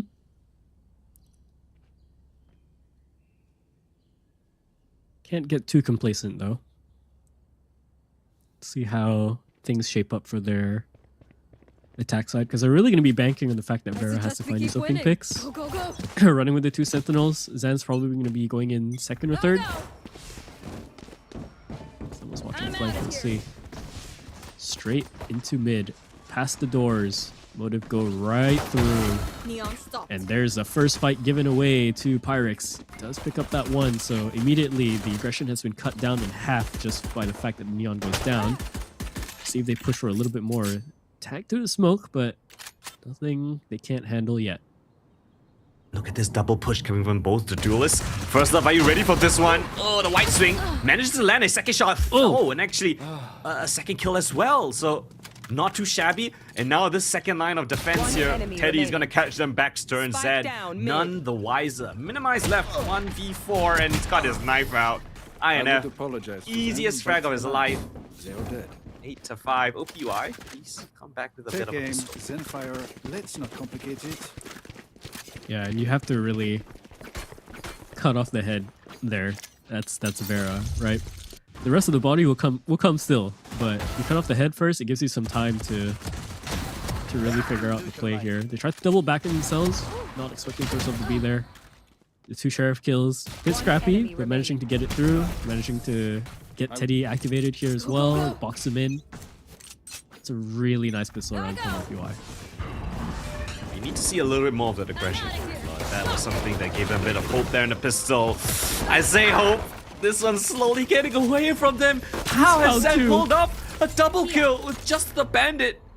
Puts in a bit of a wall, but slowed down thanks to the trip of INF. But eventually, that slow's gonna dissipate. And above the wall, oh my gosh, Kestrel's lucky to even find the one. Zen, triple kill from him, found all 3 kills so far. INF, the one man that's defending this site alone. He goes down, so does the site, and the round might as well after that. Call a bit of a pause now. Motive, a minute left to cook in this round in the 2v2. How much is that bandit again? 800? Less than that? 6? Less than that. Yeah. What an investment. You find 3 heads like this. Put into a 2-on-2. Only Zen. Only Zen. Look at this. The pause has caused both players to be just isolated on this defense. One on B, one on A. They have to be very cautious. And that gives Motive a 2 versus 1 onto INF, but INF has that rendezvous, right? He can't get away. Play an off angle, find a pick, wait for First Love to come back to him. But he's so paranoid on the flag. Shot off the Guardian's gotta review the position, tap off the 10 spike as seconds well. left. INF, Spike planted. nice frag found One enemy onto remaining. Flaring, and the final one to Zan. Keeps things still in OPY's favor. Got really dicey, but shout out to the anchorman of INF himself. Prevents things from going awry. Actually thinks that would work. Absolutely well played from INF there. Again, I don't think there was any wrong play or any right play in that. Or rather, I don't think there was any wrong play, right? I think both splitting up the defense like that is the right play. Even if they were to double up, that's also the right play. 10 seconds left. 2-on-2 scenario like that, very hard to read for both sides. You're kind of gambling at that point. And honestly could have gone either way, especially as Zen was still kind of hitting heads there. Just didn't count in the fact that INF would have still been onto this site. So, looking at the buys, a little bit messy, but definitely doable for them to kind of continue on into the round. Let's see if INF can pick up maybe a head here. He did it before. No one's exactly pushing him at this moment in time. Motive, exploring different parts of the map, doing little hand being spotted by Kestrel. Again, they're just prodding for information, trying to find out where this stack is coming from. And Vera, yeah, once he's being tagged by the outlaw, can't really stay for too much longer, just opts to rotate back and spot the rest of the team. But that has been enough to draw the rotations of OPY. Look at this, 4 players on that B side. For you. INF has a whole wall of players to deal with. We'll see if he can get away with it. Gets that first one. Gets that minimize. Versus TP away. So, reducing down the numbers. Reaza's going to find Teddy as well. To the 4-on-4. Numbers wise, it's looking kind of good. INF, I guess, the time to reposition here. Doesn't get wall banged out. Can maybe Gets the live res. for his team. Yeah, does have the res as well to come to work with. We'll see if they pull it off. They do. Minimize is safe and up, but jumping up onto the wall. Vera takes INF down. It's the second one going down as well. First Love is out of the round. Last player Two standing. players stuck into the back of the site. Kestrel only good for 1, but tagged down to low HP. Doesn't have a chance to fight Vera on the corner. 9-6. Gun here. Lovely round from Motive.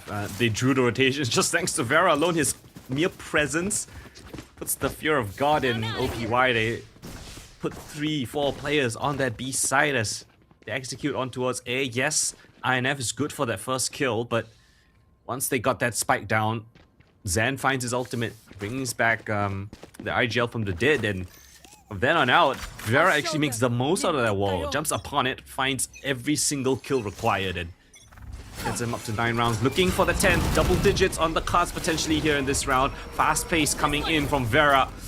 Gotta get detained for the time being thanks to the slow and the gravity well. Cannot get out of all of that mess, but the fast lane gives him a little bit of cover to work around. Wall comes up again from Zen.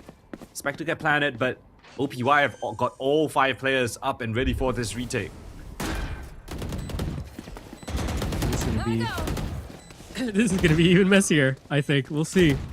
The forces are split and they're waiting for their flank to come in to maybe make a play, but in the time being, they're just gonna go hunting.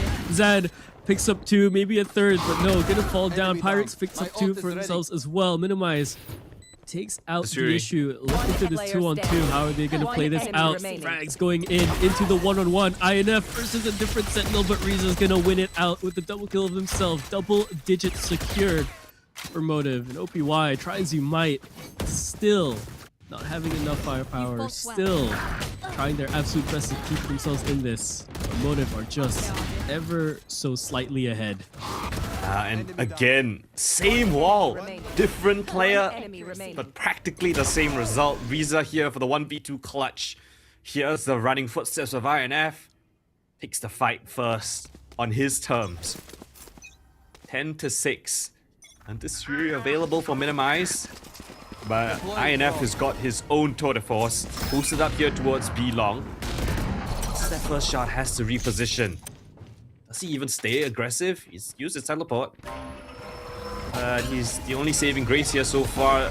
Flat. Oh, the stun comes in. He gets hit by it. Somehow still alive, but his teammates have all just evaporated the thin air. Teddy though provides them a little bit of respite. Finds a double kill in all of that chaos. Spike now tapping, and RoSEA expecting that push. First love left in the 1v3. It's unlikely. It's improbable. How does he dissect this? Trying to isolate some frags, but Motive are not even giving him the opportunity. Flying is playing it safe. He's all the way in B link with his utility.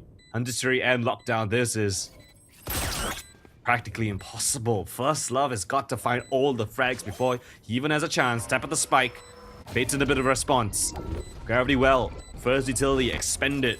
A bunch more required now. Tap again with the smoke. There's a shock dart lineup from Minimize and flaring with the close. They don't even bother with the ultimates. It's just straight up. But it'd be cool, though. Now we are here. They give him absolutely nothing in that round. Nothing for him to work with. Well, singular shoulder was seen on his end. I don't know. INF could have maybe tucked in a little bit longer. It's hard to call, right? He could make the play here, try and delay as much as he can, dwindle down the numbers. If he stays, maybe he has a little bit of a chance with his teammate. It's desperate. It is desperate any which way you look at it. And again, desperation calls for aggression, but it's on the wrong side of the map. Killjoy lockdown's gonna be invested. Little do you know, the B side is essentially free for the taking. It's gonna buy OPY a little bit of time to rotate over though, but they've got a bit of a flank aspect in Flare. Let's see if that comes into fruition. But the Hunter's Fury sending it straight down to Kestrel, forces him out of cover and takes the fight. But a fast pre-take coming in from Teddy, uses Dimensional Drift, trying to find out where these players are situated. Into the mix, has to win this fight and fails to do so. No assistance from his teammate, no kills to be found, no round for OPY. This is surely 12 on the board. Yeah, and they have to back away. They have to save the guns over for even a sliver of a chance, but look at Flaring. He's there hunting the Exterminator in the sewer. Here's the footsteps of this last player, INF, 5 HP with just 25 bit of armor. RoSEA finds the frag as well. A flawless round into their match point. Not only that, series point likely. And oh boy. Boy, oh boy, the OPY have such a mountain to climb. I want to get back into this, but I don't know, man. I don't know, Colin. Motive has been on fire since round 1 of the series. And This eternal flame isn't going out anytime soon. They're gonna try their best. OPY, it's up against the world.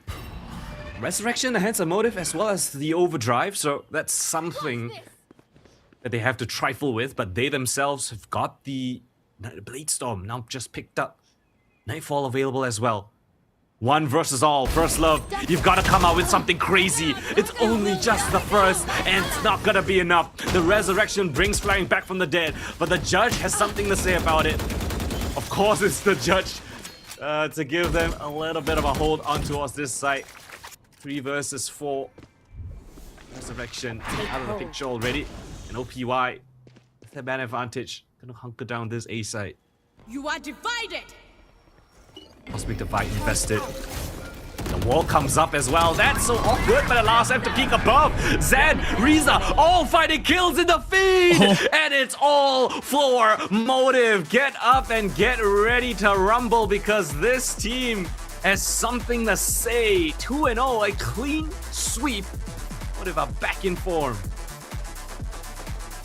Back in form, it's pretty much like they never left. That was beautifully played from Motive from the absolute beginning all the way to the end. Even in the few rounds where it looked a little bit shaky through the gunplay of OPY, you just had Motive in the round. You knew they were just going to take away the lead. You knew they were just comfortable. Beautifully played from them. That's textbook Valorant, I think. Yeah, it's a full team diff. In my opinion, Yeah. Motive just looked like a fully fledged demon at this point, right? There's just nothing that they could be thrown off of. Yes, there were rounds that OPY managed to scrounge away, but that was just it, right? Just scrounging scraps here and there. They just weren't able to get a footing in the game. I think this OPY looked very different from the one that we saw early on in the tournament, early on in the bracket. So not sure if there's perhaps some issues. Maybe today is just not the day for them. But Motive, they make the most out of this opportunity. You give them a chance and they'll absolutely take it fully all the way. And now they've situated themselves in that upper finals, one step away from qualifying to Challengers Southeast Asia. Well, putting it that way, this is the worst time for them to get the Monday blues. I thought I was having it bad by being sick, but OPY might have it worse. It doesn't really make things easier for their run either, because down below, in the lower brackets, we have the equivalent of predators in the form of Galaxy Rain and Breakpoint still just hovering there. So either which way, that's a hard fight too. Either a Cambodian team, Mongolian team, it's rough. It's rough. It's a long road. It's a big mountain to climb, and even then, for them to try and fight all the way back up to try and secure themselves a future spot with this roster, it's a lot, and they have to show way more than what they did today. We can give them a little bit of a pass. Yes, it's the upper brackets. Obviously, you want to do your best up against Motive, but just today, not that day.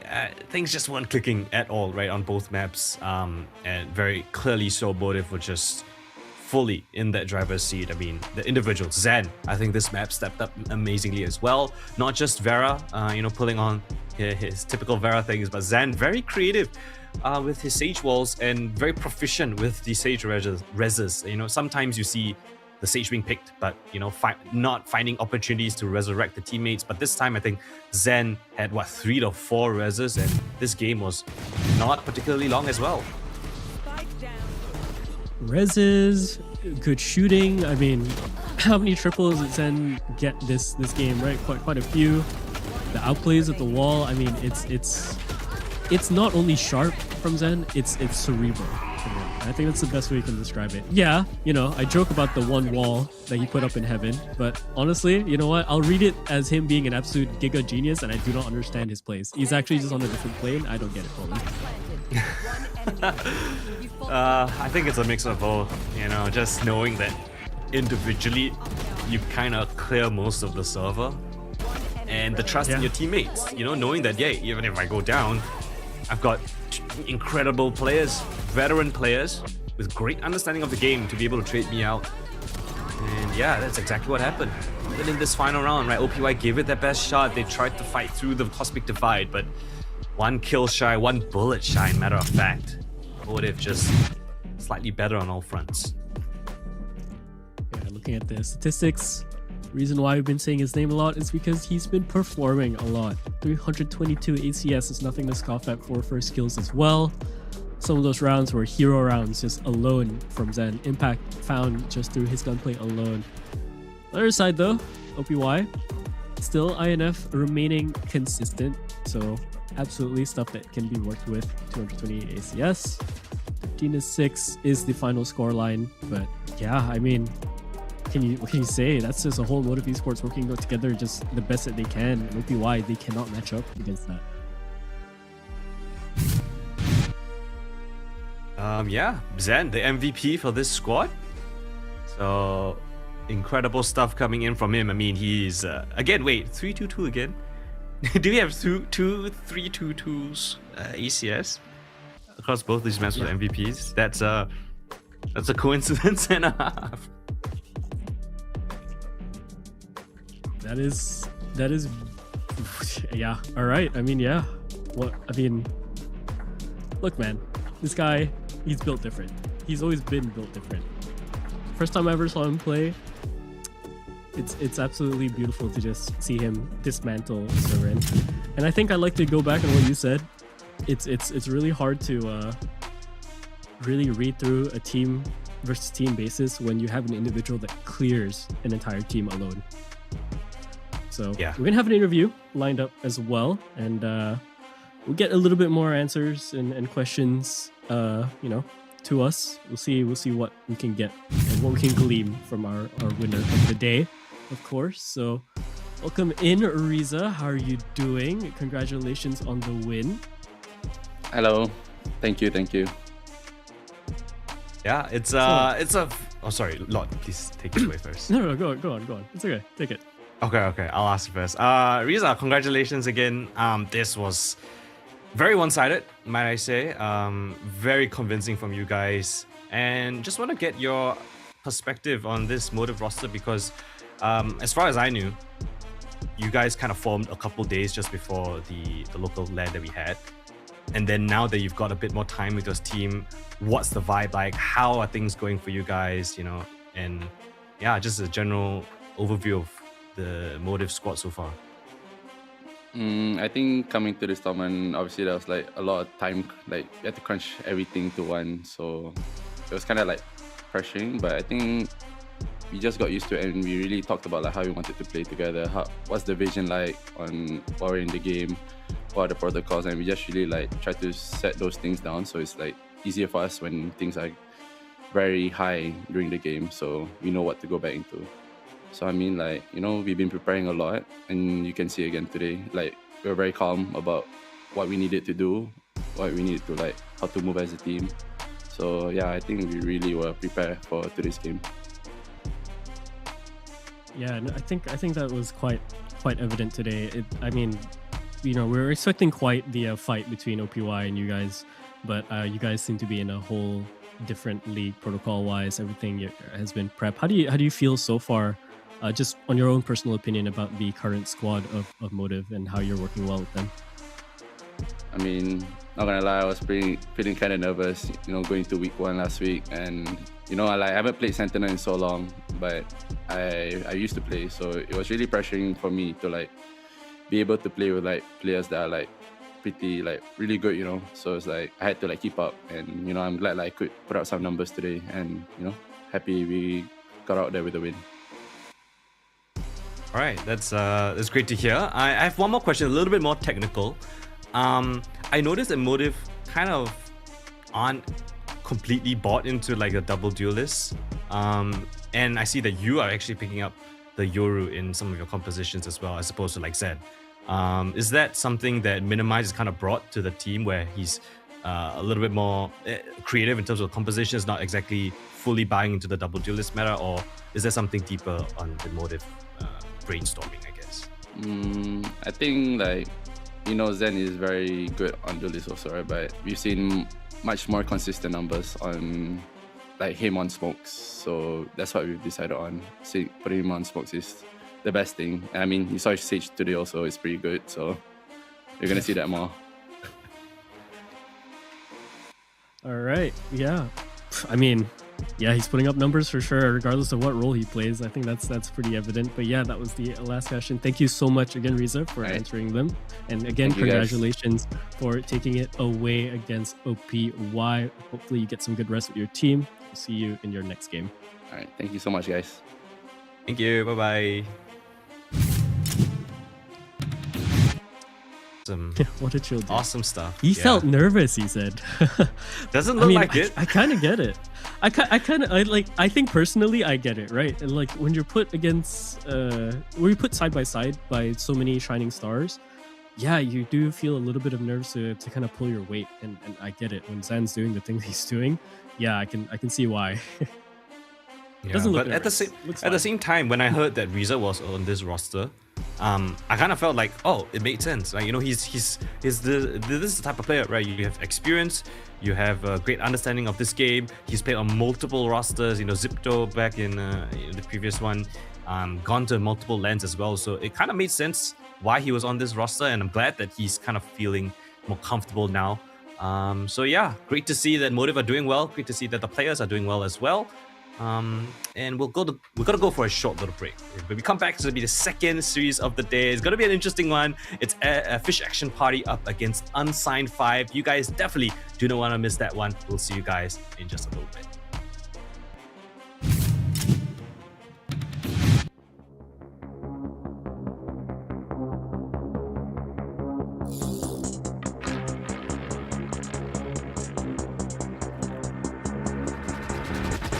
Renegade, Risco, 24. Got them all blood, but I can't come. Pedal on a pedal with an O3 kit, room, boom, 400, that's roll. Got through C100, the move. Get lifted, body to get cool. Let's do flat over your head. Body got another on me, oh, double nine. Telephone cut that rain. Shout out my son for the rain, though. I don't want cut my leg. Running fist fire, scare no rest.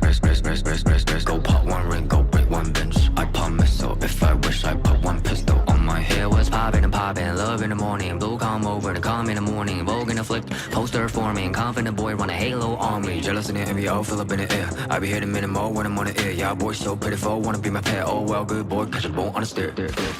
Renegade, Risco, 24. Got them all blood, but I can't come. Pedal on a pedal with an O3 kit, room, boom, 400, that's roll. Got through C100, the move. Get lifted, body to get cool. Let's do flat over your head. Body got another on me. Oh, scared of my life. Grape hat flavor. Take all the vibes. Right side center. Pesky side. I need to spin it. Blind with a face, spin relay on this light. We gon' see where to take off. I am the chosen one, that's how I feel. I ain't tripping on rewind. The blessing I got from the angels around me are really some A1. I am the chosen one, that's how I feel. I ain't tripping on rewind. The blessing I got from the angels around me are really some A1. Renegade, 为心将我包围。Renegade， 浓雾自我击坠。雨落下，扣紧我外套。一辆车穿梭在轨道。你不想成为我目标。Renegade， go on the mall。Renegade, Risco, 24. Got them all blood, but I can't come. Pedal on a pedal with an O3 kit, room, boom, 400, that's roll. Got through C100, the move. Get lifted, body to be cool. Let's do flat over your head. Body got another on me, oh, double nine. Renegade, Risco, 24. Got them all blood, but I can't come.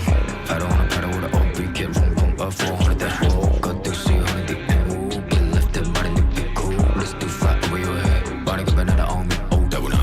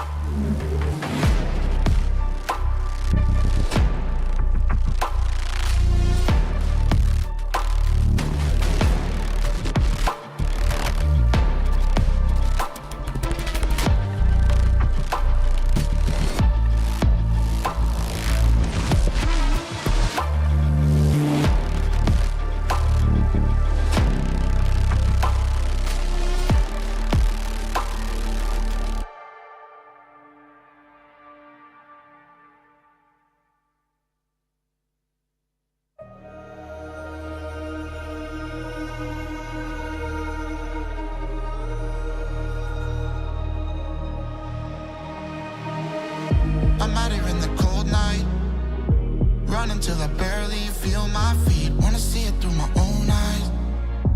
There's no going back, and I'm not afraid anymore. Cause I know I'm gonna be the last one standing. Yeah, I'm not afraid anymore. Yeah, I don't wanna wait anymore. I'm ready to fall. I'm ready to rise up. I will do what it takes. I'll run blind straight into the flames. Watch me burn, alone in the shadows. I'll carry you home on my back. If it's you or me, then I'll take the shot. Still they say I'm the villain. I'll scream and nobody listens. Still they say I'm the villain. Too bad you can't take me down. See that I'm surrounded by predators. It's critical, they got me in my element. It's dirty how you trying to keep it elegant. Keep my eyes open wide when everyone around me is an enemy. See my life cross my eyes. I'm ready to fall. I'm ready to rise up. I will do what it takes. If it's you or me, then I'll take the shot. Still they say I'm the villain. I scream and nobody listens. Still they say I'm the villain. Too bad you can't take me down.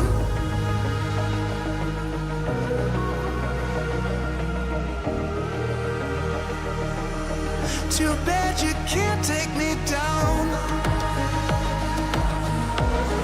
You can't take me down. I'm ready to fall. I'm ready to rise up. I will do what it takes. I'll run blind straight into the flames. Watch me burn, alone in the shadows. I'll carry you home on my back. If it's you or me, then I'll take the shot. Still they say I'm the villain. I scream and nobody listens. Still they say I'm the villain. Too bad you can't take me down.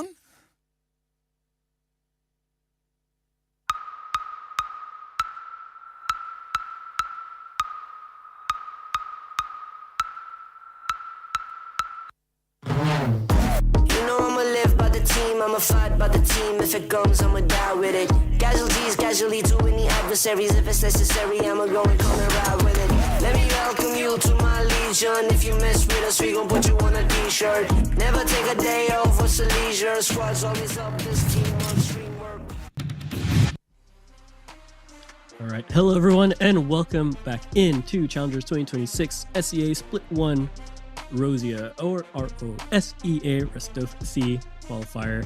We have just finished our first best of 3 of the day. That was Motive Esports versus the Overpowered Youths. Overpowered Youths looking a little bit underpowered today, and Motive have their motive to secure themselves all the way into that upper final. One more team shall be joining them in this next best of 3 series with Fish Action Party and Unsigned 5. My name's Law Cabra. I'm joined here with Colden. Colden, take it away, man. Oh, take it away. I wish you could start the game right away, but we are gonna have to yap a little bit about these teams, right? Because we've got one of the most favorite teams, I would say, to qualify for the next stage of Southeast Asia versus a team that is kind of like the underdogs, but I guess you could say underfish, depending if you are a big fan of them or not. They are the Fish Action Party. They are coming in with full force behind them. It's an underdog tale, right? This team, we didn't have them in our predictions when we did the tier list, kind of as a front runner of the teams to make it to the playoffs, but they've showed up where it mattered the most. They've taken down both Mongolian squads along the way here, taking out Aura as well as Breakpoint, both teams which showed great promise already. So this squad is the legit deal, but how good are they? They have to go up against one of the favorites in Unsigned 5 to prove it here today. Yeah, and Unsigned 5 are no joke either. But looking over at this Fish Action Party squadron, we've got Teki, Bokai, Takai, Zephyr, and Vin. And all of these guys were showing absolute promise. I mean, immediately when we were looking over into the pickings for them, we were confident in the sense that, okay, these guys definitely have the firepower, they have the smarts to do so, but I think to the immediate degree that they've been playing this current split, I think has been a pleasant surprise. 100%. I mean, Teki is kind of like the heart and soul of Fish Action Party. He's always commenting under my tweets about that Fish Action Party has been mentioned. And yeah, this ragtag squad of friends, you know, coming in with great aim, great mechanics, very unique playstyle where Teki is going in as the Neon Judge, or you know, Raise Judge, Yoru Judge, whatever it is. He always uses those special weapons. But on the other side of the table, it's a very scary squad, right? We've got Fivum, Aplix, aka AP, Persona, JH, as well as Fixie. All of these players very storied in their own right. JH making his journey in DSG and IP, Fixie on his time with Zipto, AP on his time with Team Secret Academy, and Fivum, one of the greatest minds that we have here in our region. Persona, little needs to be said, right? This demon can pop up at any moment, find you some incredible moments. So yeah, this whole squad, it brings a lot of experience in the grand scheme of things, and it's also bolstered up with an incredible amount of firepower. Yeah, firepower absolutely cannot be understated when it comes to this squad. I mean, my introduction with Fixie was back when they were fighting the likes of DSG for a spot in the split. Back when he was on that RDA roster, and it was any time I talked about Fixie in discussions with his previous team. I remember I had a small little discussion with the doctor, and he was just giving high praise, nothing but high praise to Fixie and why this kid is such an animal when it comes to the server.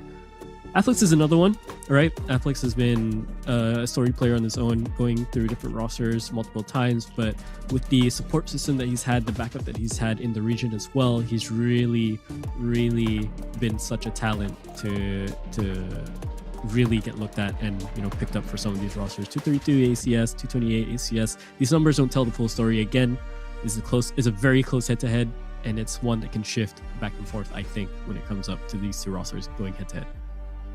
Yeah, it's going to be a very, very different ball game that each of these teams are going to be bringing to the court, I guess you could say. Unsigned 5 with that veteran experience, with the veteran playstyle, Fish Action Party playing to their own individual strengths, I would say, right? You know, not overcomplicating things with too many detailed strats, I guess you could say, but coming in with a fresh take of the game itself, right? You don't see a lot of teams that are fully bought into like a particular player and their playstyle. I think Fish Action Party fit that category pretty well out of all the teams that we've had, right? Teki on that Neon Judge is the bread and butter of their playstyle, and it's very interesting to see how teams try to adapt to it, struggle with it, and eventually lose to it. So far, I think they've only lost 0 times, maybe 1 time. Yeah, they've only lost to Echo Esports in this entire run to this stage. Everything other than that has been victories for them, especially against the 2 Mongolian teams that we have in the playoffs, Aura and Breakpoint. So can Unsigned 5 stop that Judge train, or is it going to run all over the U5 members? Let's find out. That's definitely going to be one of the issues. We've seen the Neons has been such an issue for a lot of teams to deal with, right? Because of the rapid pace that they can bring into any sort of roster. And the question is, who do you put on that Neon, right? And realistically, you're going to be putting your best duelist on that Neon to find the open space, or maybe your secondary duelist that you know that can refrag really well. Little has there ever been a time where you would kind of reintegrate this whole strategy back in the day before the Neons, where it's like, okay guys, we have an IGL that can maybe go in, or we have a player that has the brains to go in. They don't have the speed to go in, but they're going to go in anyways, and they're going to die for info. And they're going to be our goats, right? They're just going to go in, die for info. I don't think Teki's going to do that, but even if he does, it's going to be really funny to see. Regardless though, Neon is going to be an issue. regardless. And oh boy, okay, we're starting off quite the interesting way. We have Abyss being picked up by Unsigned 5, and our map 2 is going to be split, picked up by Fish Action Party as well. Haven's going to be the decider, so I'm not too surprised with Haven still being in here, right? This is NYSG versus NYSG at this point. Haven is never going to be let go, I think. But yeah, Abyss to start things off. What do you think? I think it's one of the best maps for Unsigned 5, according to the statistics. Yes, the statistics are pretty skewed in their favor. They've only lost a single map in this entire stage so far. It was against Nobody With Passion. It was on Split.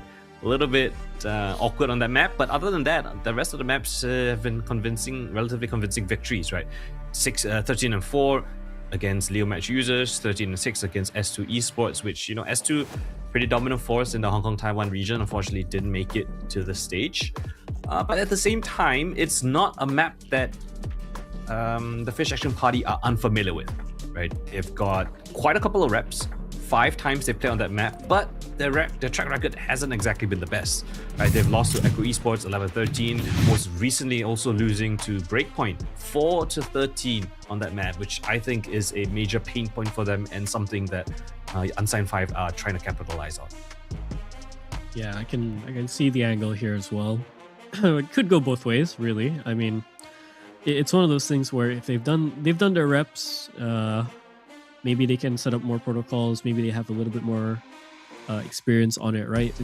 Through tenured failures, you can really build off of that, right? But yeah, there might be a chance for them to come into this. Although I do kind of favor Unsigned 5 here in this position, with the amount of times they've played it, with the amount of times they've successfully pulled it off. The question is going to be what they run here, because even going through the history between both of these teams on how they play this Abyss, it seems Fish Action Party have a different composition that they like to run. Maybe once they were testing stuff with the veto that was there on Abyss, so maybe they might bring that into this game. For the other side though, for Unsigned 5, pretty solid in terms of what they want to do. They haven't really shifted many things. Maybe just either going around and changing their duelist or changing around their initiator, which is about it. But in terms of prediction, again, across the board for the casters, we did all do our predictions. I picked Unsigned 5, Colton also picked Unsigned 5, and everyone else on the table also picked up Unsigned 5, because it's just one of those things where it just, on paper, it seems like it's the most likely route. And that's not to say that we don't believe in Fish Action Party. They're going to bring their own party, I'm sure. They're going to bring all the action that they can. But on paper, just statistically, it seems that Unsigned 5 have it a little bit better. But I wouldn't mind getting any sort of my expectations blown out of the water by FAP if they decide to really take things the other way. I see what you did there. You know, Fish Action Party blowing things out of the water. You know, we might get a big Splash here. Unfortunately, Splash not playing in our region anymore. He's gone off to greener pastures, I guess you could say. But yeah, it's gonna be an interesting one, particularly thanks to the playstyle of Fish Action Party. I think we're gonna see a very stark difference between the first series that we casted here today and the one that we're going to, right? It's gonna be a lot more fast-paced, in my opinion. And yeah, I won't be surprised, as you mentioned, if Fish Action Party do change up their composition. It was really a bit of a tussle the last time they played Abyss. I don't think they even strung 2 rounds in a row. All 4 rounds that they won were in isolation.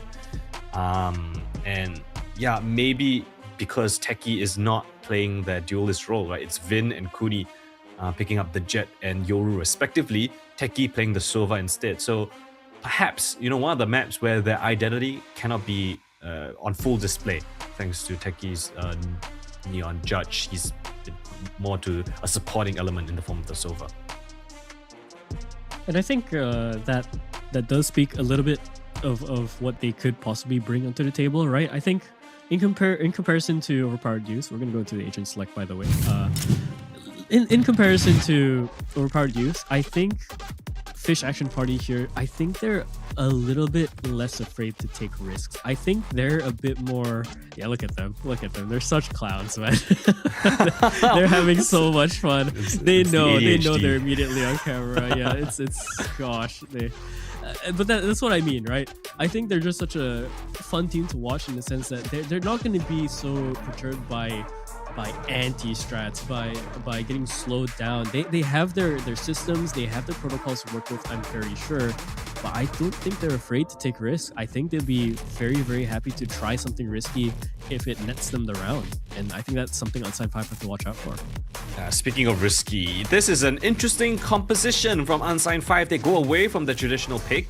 Sorry, they don't change it at all, actually. I'm looking at the different list, but yeah, it's Applix on the Clove, which is in the grand scheme of things a little bit surprising, right? Yes, this is a composition that they have run with, it's a composition that they have won with it, but it's really cool to see that the team has brought in a Clove into the mix. What do you think about this, lot? Well, Clove, all right, it can work. It definitely will work. Are gonna blitz through. It's gonna blitz through a little bit faster than usual, I think, because you can kind of play this Clove as a secondary, right?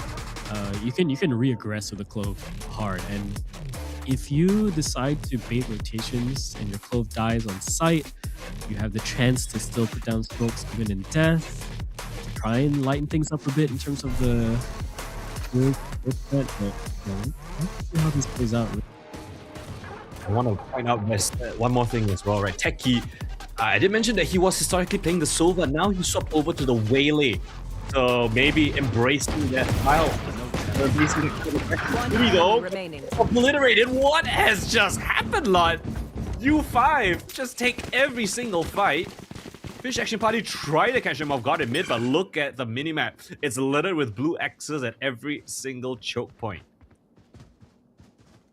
I mean, if you're the last remaining Waylay in Fish Action Party, you just gotta wonder what just happened. That was a magic trick. Techie not even gonna get a chance to fire a shot. Applix executes him on the spot. A flawless round to start things off for Unsigned 5. And man, I feel like I'm throwing my notes out the window already.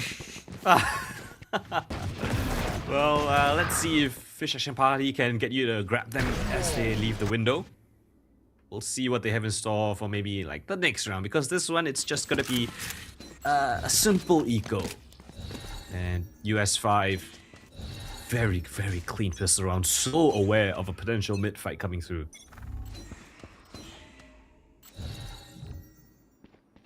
Okay, they're all just stacked up here. See if they can get a pick and then maybe rotate off. Triple stack. Come in, but Fixie finds two still.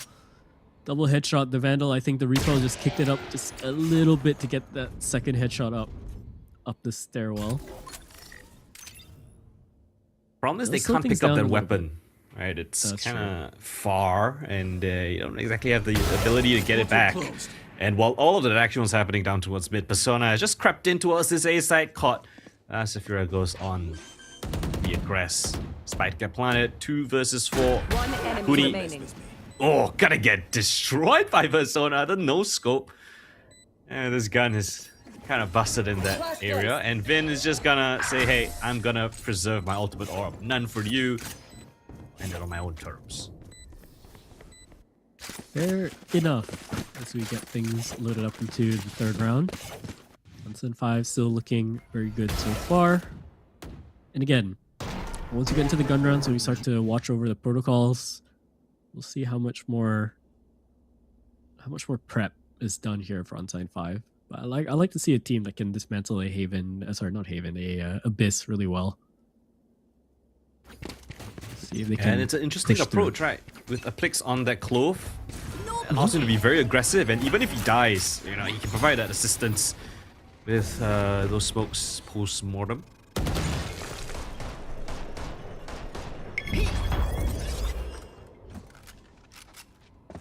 Defense is heavy-handed into A this time. Trying to push out. Ooh, dashing straight forward. A little bit of damage done, JH, but he's going to be watched over by his teammate there. He goes down for it on the refrag. This gives him a window in. They try and take back the space, try and fight it out. If they get another pick here, I wouldn't be surprised if they end this completely on A straight away. They have a little bit more presence left in the form of Persona just sitting here by the connecting room. Shotgun to work with. Teki has to really land this first shot. He does. He takes out Fixie. And they're just going to pause their attack here, but Persona finally lands his mark. Strikes out. Takes a second, nearly a third, but going to be the defense from Sova on the backside. But they've pushed through onto the site still. 40 seconds left as the spike goes down. Bivum has reclaimed control up towards Heaven. Vin none the wiser. Lovely isolation there. Ben Wallace.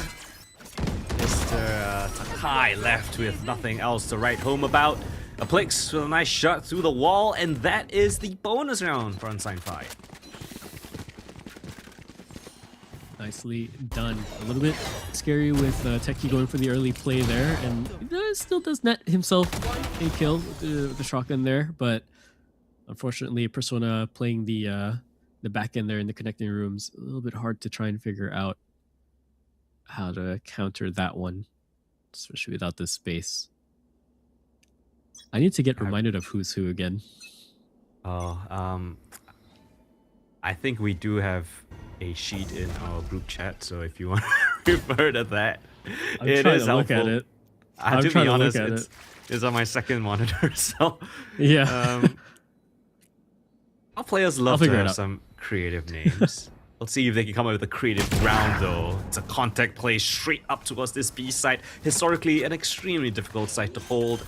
The Vice not gonna get any value, Spike to get planted. Persona's gonna get caught in the middle of no man's land with the utility in hand. Sphere goes lovely to find that first kill. And Teki's gonna try his best with his coveted shotgun.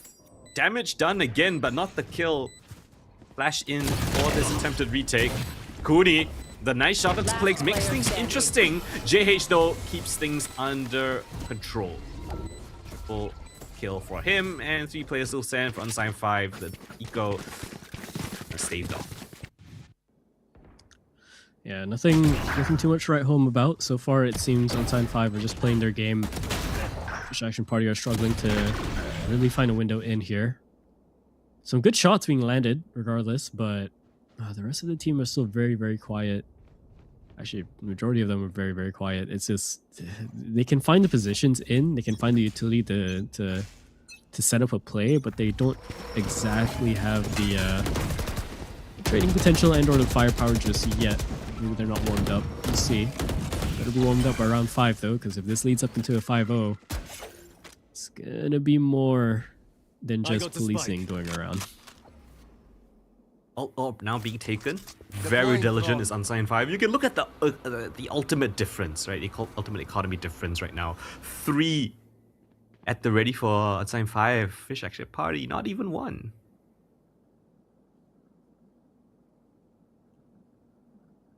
All right, rotation coming in. Time to jump. Yeah, off for Kuni as well. Out in the open. Oh, shoots off into the clone, but Dimensional Drift here might route him out. If he's not too careful, the timing could get him as well if he decides to attack his position. He's going to back away, wait for his team. It's a great ult that's already expended, though. That's the convergent paths from the Waylay out of the picture. Dimensional Drift allows them to get into sight, so they only really have, in the not dead yet, off the Clove, a Plix. That's his job, and he's down towards mid, trying to come in for a very late flank. But meanwhile, Fish Action Party orchestrating this retake here. The scan is perfect. Hits 3 players. Now they know the setup. How do they avoid it though? Catching the flank, a Plex gets caught out, but not dead yet. He's back in the action. JH can't get a single thing on site. It's only just a Plex, and he's been instantly traded out. Fish Action Party, with a well-orchestrated retake, come up with their first round. I like the aggression there. Don't give them the room to really breathe, to re-aggress, right? You hit them in waves, essentially. And again, no pun intended, but they go in for the first time. They get all the space that they can, and the immediate retreat from the defense is when they strike. And then they have their first picks, they back away, let them try and take the space, and then re-hit them again. That's how they catch Aplix. That's how they catch the rest of the team. Beautifully played. And they keep the op in for the next round. Kuni, yes, op didn't find too much value, but its presence alone, right, baited out that convergent paths. So let's see if we can actually find value now that that ultimate is off the table.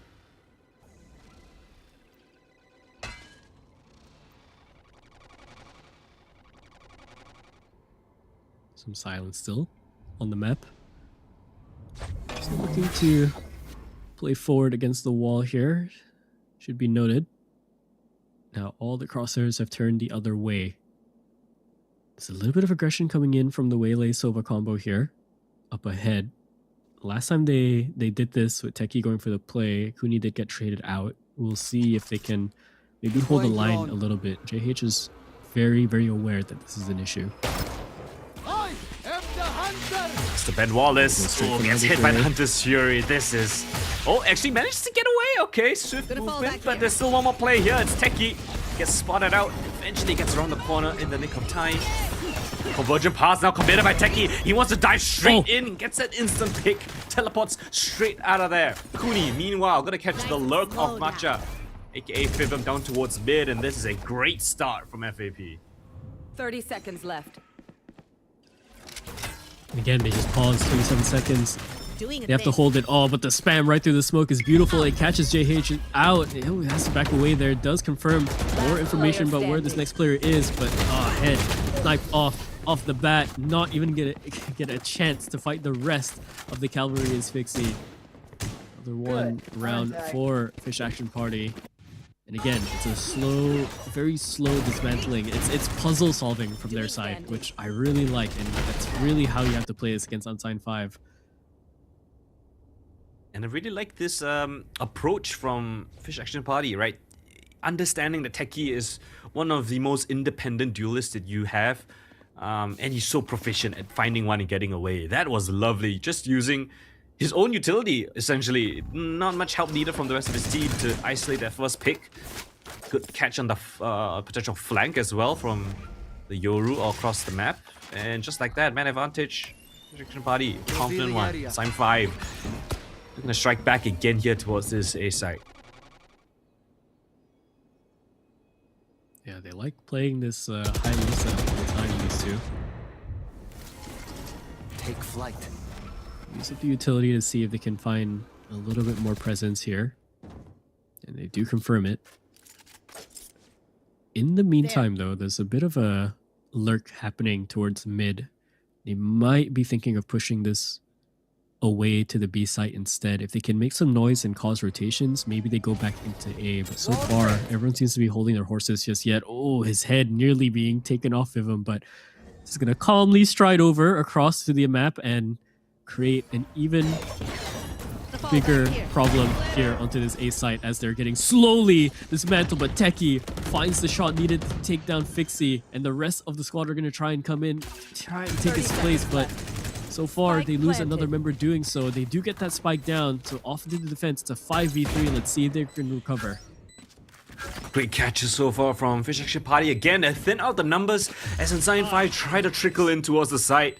No worry about the flank as well. They've eliminated that possibility. They swing in towards the fight in CT. Vin marks it. Techie with a shotgun. Kuni with the last. It's a flawless round coming in from Fish Action Party. Flawless. All smiles across the board and on the camera so far is what I'm seeing. And I mean, looking at the way things are, Unsigned 5 has lost a little bit of steam going into this. Gonna fall back here. It's like they've read them really, really well so far. It's a bit of a timing issue when it comes to the entry frags with Unsigned 5 here. And I mean, it makes sense, right? You're playing the Waylay, you're going so deep in, it's hard to refrag or retrade Fixie out of some of those positions. But Techie playing the way that he is, at his pace as well, it's matching. It creates a lot of issues for Unsigned 5 to try and regain some space, regain some sort of crossfire to be set up. See a lot of vice being picked up. Vin confident in his choice. Pop his wall. Allows him a little bit of space to work around, but he's still gonna be able to manage to find that first opening kill. That's lovely work despite being converged upon with no assistance. Unsigned 5, 4 versus 4 now as Spike gets planted. Hunter's Fury invested. Zephyr Ghost gets traded out though. Fiva making things interesting, pushing it towards CT. Does he pick up the weapon though? That's the question. A little bit far from that one as the Spike gets planted yet again. drone to spot him out, and he's under so much scrutiny. Somehow still alive, but eventually gets traded out. Persona trying to answer back with one more. JH left the clutch. 1 versus 2, saturate. Not sure if it even hits. Able to use the drone, and now 1 versus 1 Techie. What a shot from JH. Flicks straight up the Techie's brain, and it's the 1v2 clutch to come in for JH for Unsigned 5. Don't forget that. Cold-blooded killer JH stays absolutely calm in that situation. Doesn't break a sweat. Doesn't even. I don't think he even blinked. I looked down at this camera. I don't think he blinked the entire time. Spike planted. Good stuff from him.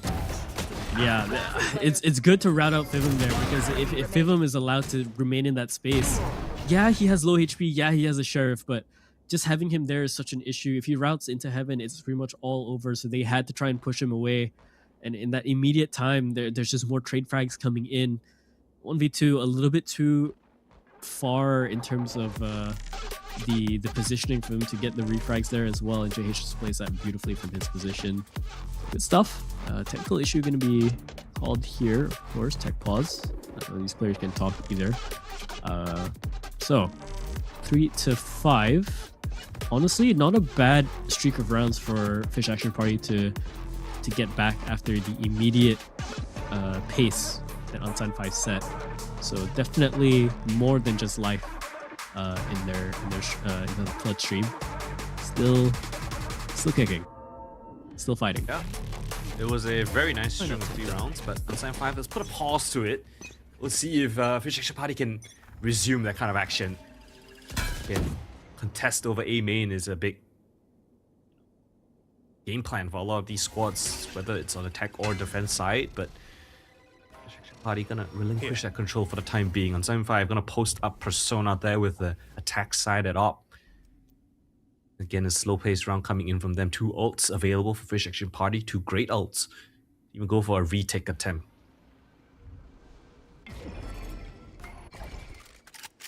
They really like double stacking like this, don't they? Yeah, Unsigned 5 have tested mid quite a few times, if not almost every round. So, interesting adaptation there. It's a good read, I think. I think they're very worried with the fact that, you know, it might be Fixie to come in, or, you know, the Yoru to come in, and they can't trade it, so they have an immediate second barrel to trade it. But speaking of barrels, though, looking down the line, takes out Fixie. Not going to be given the chance to pull off any sort of entry plays here, so it's going to slow down the team. Huni doesn't back away, and what is Fivum looking at? Into the wall, a flick upwards to the left, JH goes down. The 4th kill is secured by Vin. Afflex is dead on the floor, and Persona has to be wondering what just happened to his team. He has to back away and save the operator for the next round. I mean, to be fair, if you're looking at the composition for Unsigned 5, right, they have the Clove, which, yes, you have, you know, the Decay, but it doesn't really provide too much in the way of scaling up the sites, right? Up against a Vice, the wall is an annoying factor, but this time the wall wasn't even there, right? It was just the presence of the op alone, and Unsigned 5 kind of giving maybe a bit too much respect. Yeah, the Razor Vines actually buying them so much time for the rest of the squad to come back in. And, you know, speaking of this one, I feel like Fivum was trying to play anti-flash against the Vice. Anti-flash, yeah. Perhaps, but still made him look kind of funny in that replay.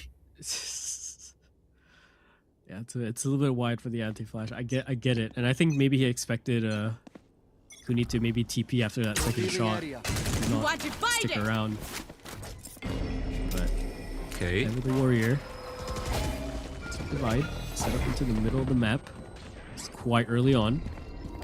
Trying to cover their play here, but they're really secure in the fact that they know that someone's going to be taking up space into mid here, but the majority of the attacking force is going to be coming in, and Techie wins out that first fight against Fixie. He's never had the chance, but trades coming back and forth. It's a 3v3, now 3-on-2, never mind 2-on-2. Spike in the hands of Persona as he plants it down. His teammates going to be watching. JH did pull a clutch before, but he has no armor this time. And Persona's on a single point of HP. Right now favors Fish Action Party side. You've got the clone that comes in, so that's information of where one is. Here comes the Steel Garden. Now both identified coming in towards heaven. It's only just the classics, JH. Rocking the bleed one, rolling back the years. Is he gonna land these shots though? Persona swings out first, falls without any respite. Down to the 1v2, JH has got to do everything again. The bounce of the dodger, draw away the crosshair, but Vin does not flinch. And Fish Action Party again will come in with a successful retake. I don't lose. Wait, I feel like that was such a last minute call to swap over on the defuse there for a second. It was 0.97 if he wasn't too focused on listening there. He might have lost the round, but okay, secured it over. Easy does it. Very close onto the timer. This is that scared me for a second.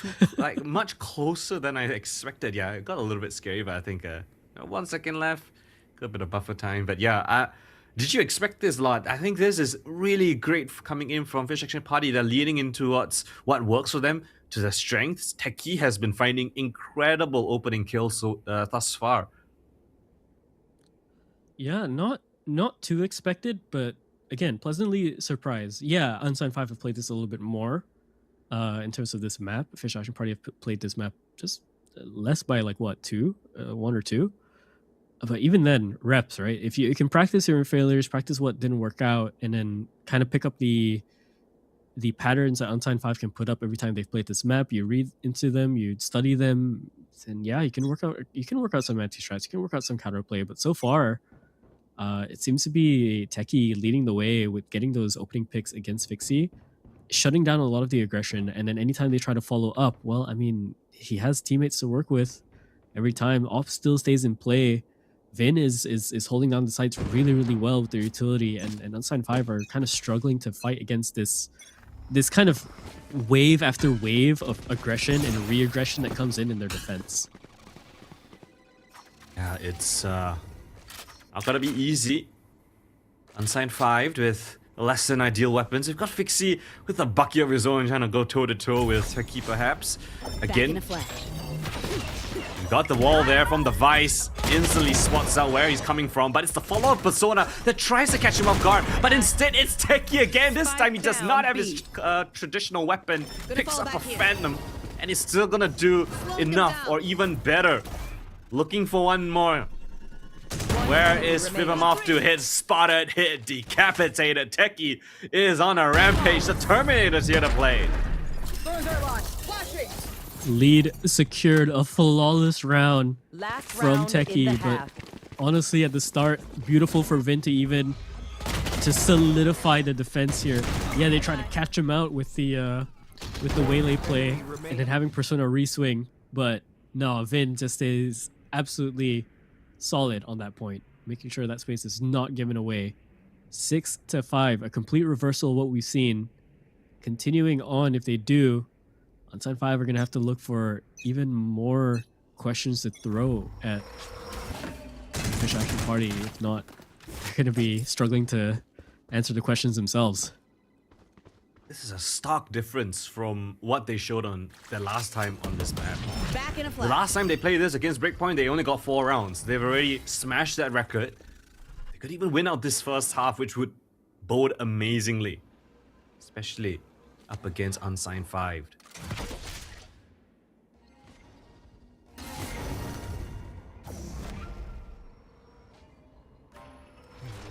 Looking like they want to try and snowball it this time.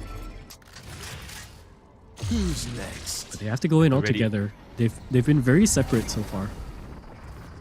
Here. Now, well, they've got to come together for this one, right? You've got your ultimates in place. Conversion path's gonna be invested in towards heaven, but no one's there. Fish Action Party evade all of that utility. Again, is the 2 duelist ultimates that have been expended by Unsigned 5. Now they have to go up against the Dimensional Drift of the defense and the Cosmic Divide, but they're getting aggressive. They're getting inquisitive. What a tap! Coming in from a Blix to kick things off. Second one though. Ben Wallace is there for the trade, but JH, the second line of defense. Unsigned 5, they chime in with 3 in fantastic kills. Make that 4. It's a clean sweep for Unsigned 5 to close out the first half.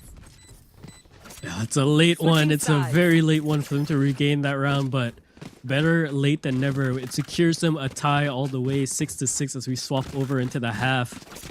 And that's the kind of play that I kind of expected him to pull out maybe 2 rounds ago, right?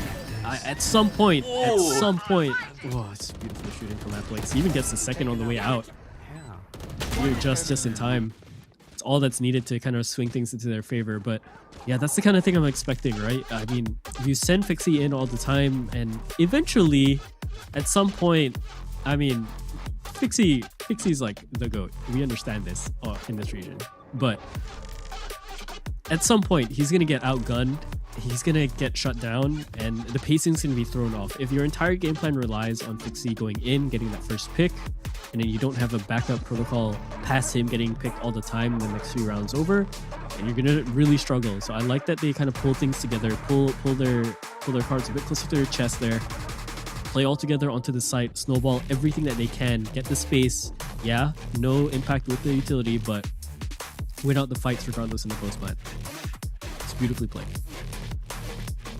Action Party though, very competitive first half, I must say. It's all even Steven, 6-6 lot. Defense side coming in from Unside 5, that remains to be seen. Historically, they've been really strong on the defense side. They've started on defense side both times that they've played in the open qualifiers. First time they went 9-3, second time they went 8-4. So see if they can replicate that kind of success. Maybe could be a little bit better with Clove now on defense. You know, it's not as difficult to try to siege that B side, but at the same time, too many Sentinel utilities or defense utilities available for Unsigned 5 on that B side, right? There's the Vice for Fish Action Party on B. This time, U5 don't have that. Is that going to be an issue?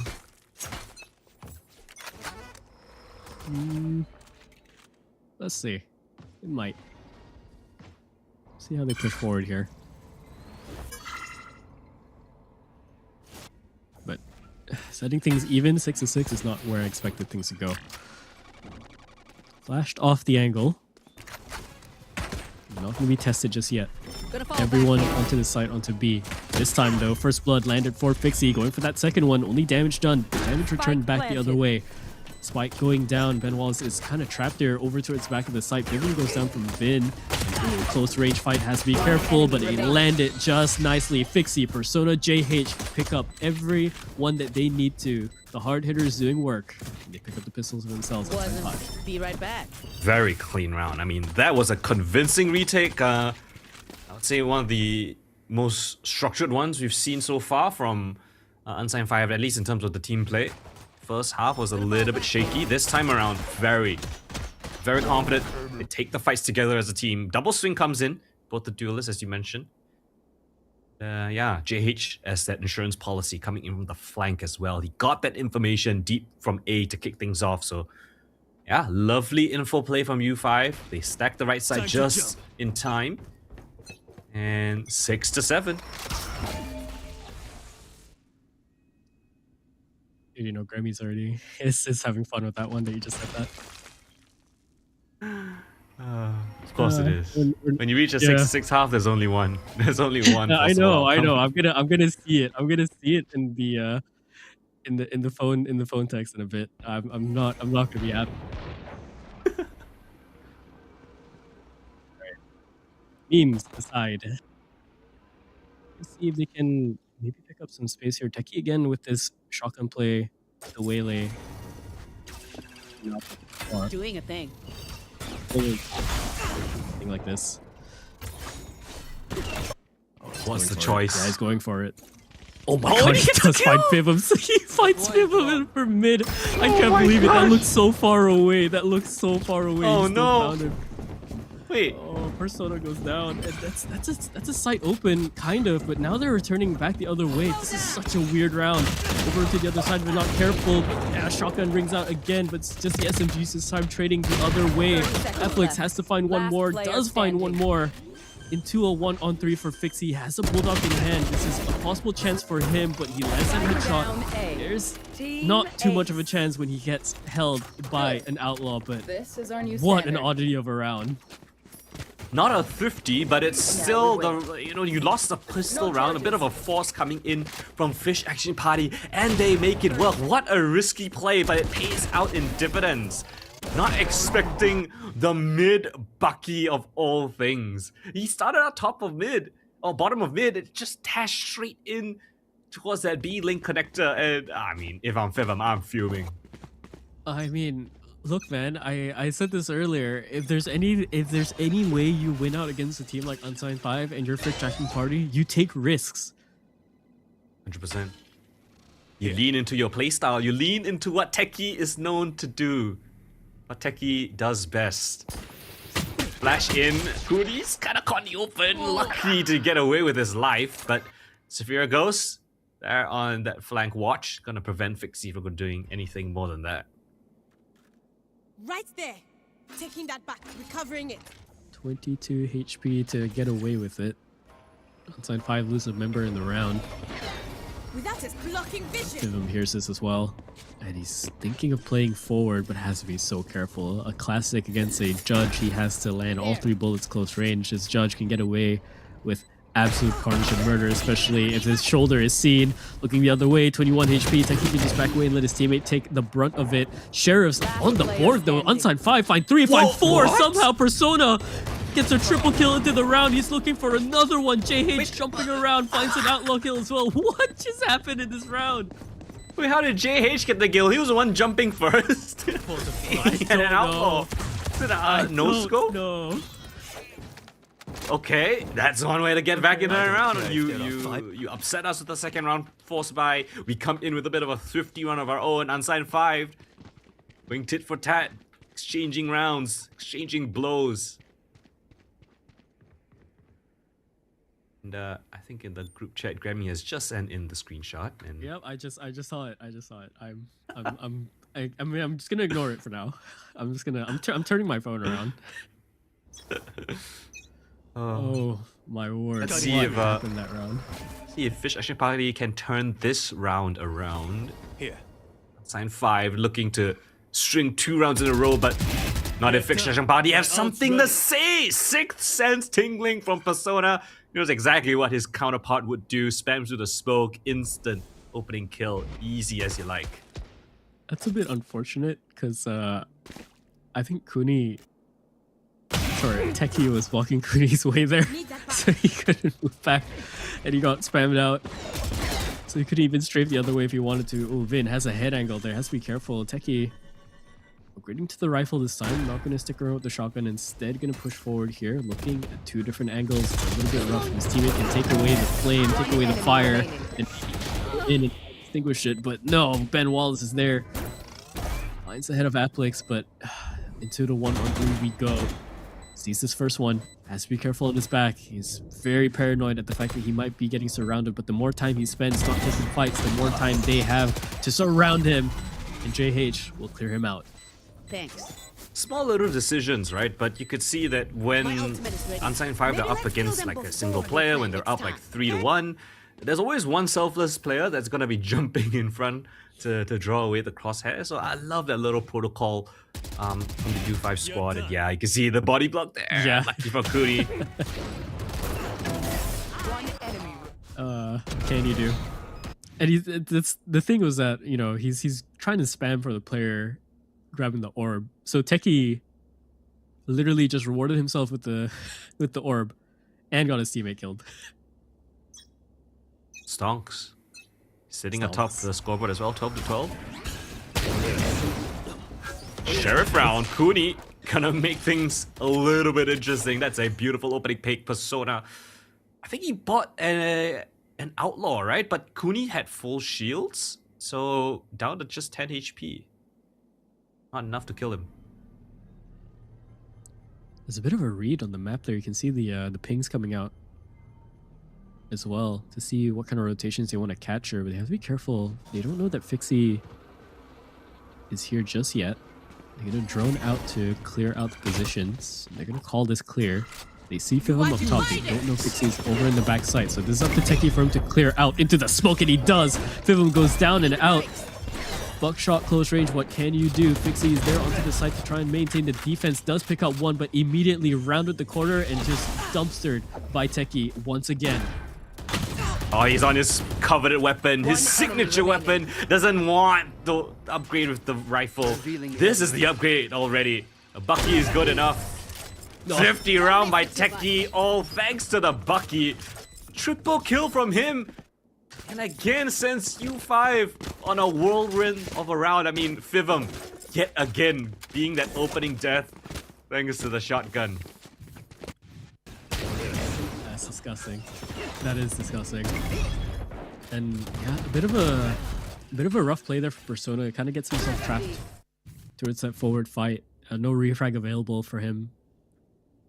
Didn't really want to overstep it on the weird buy, but yeah, here we go.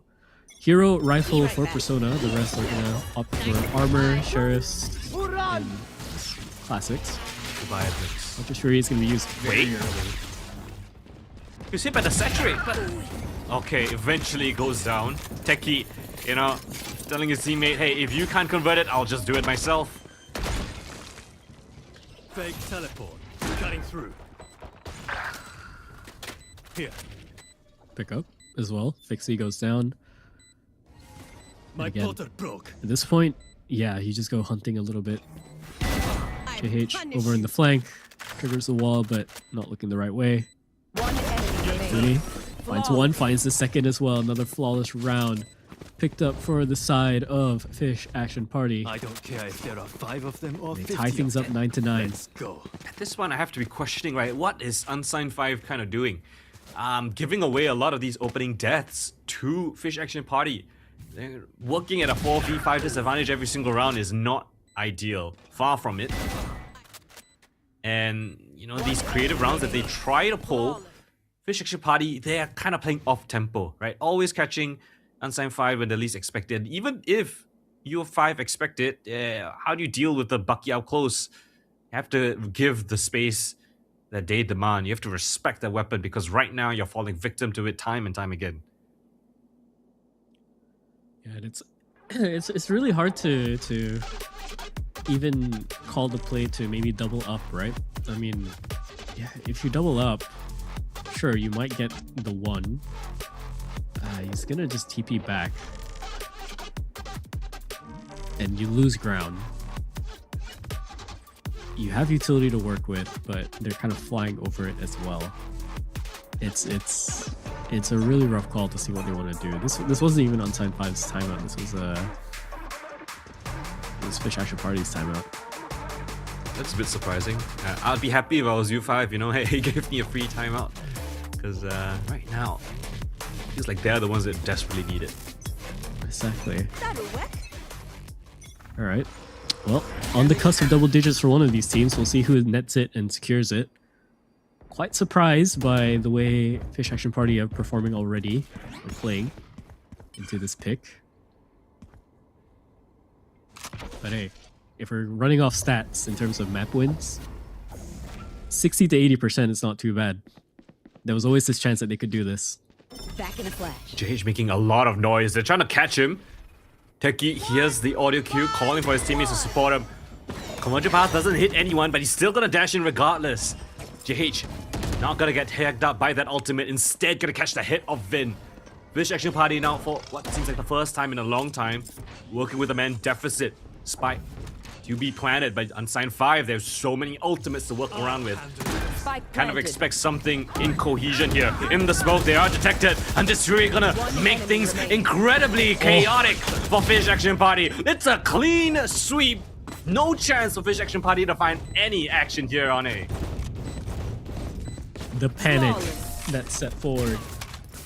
The dimensional drift going through forces the play. You know, they're like, okay, all right.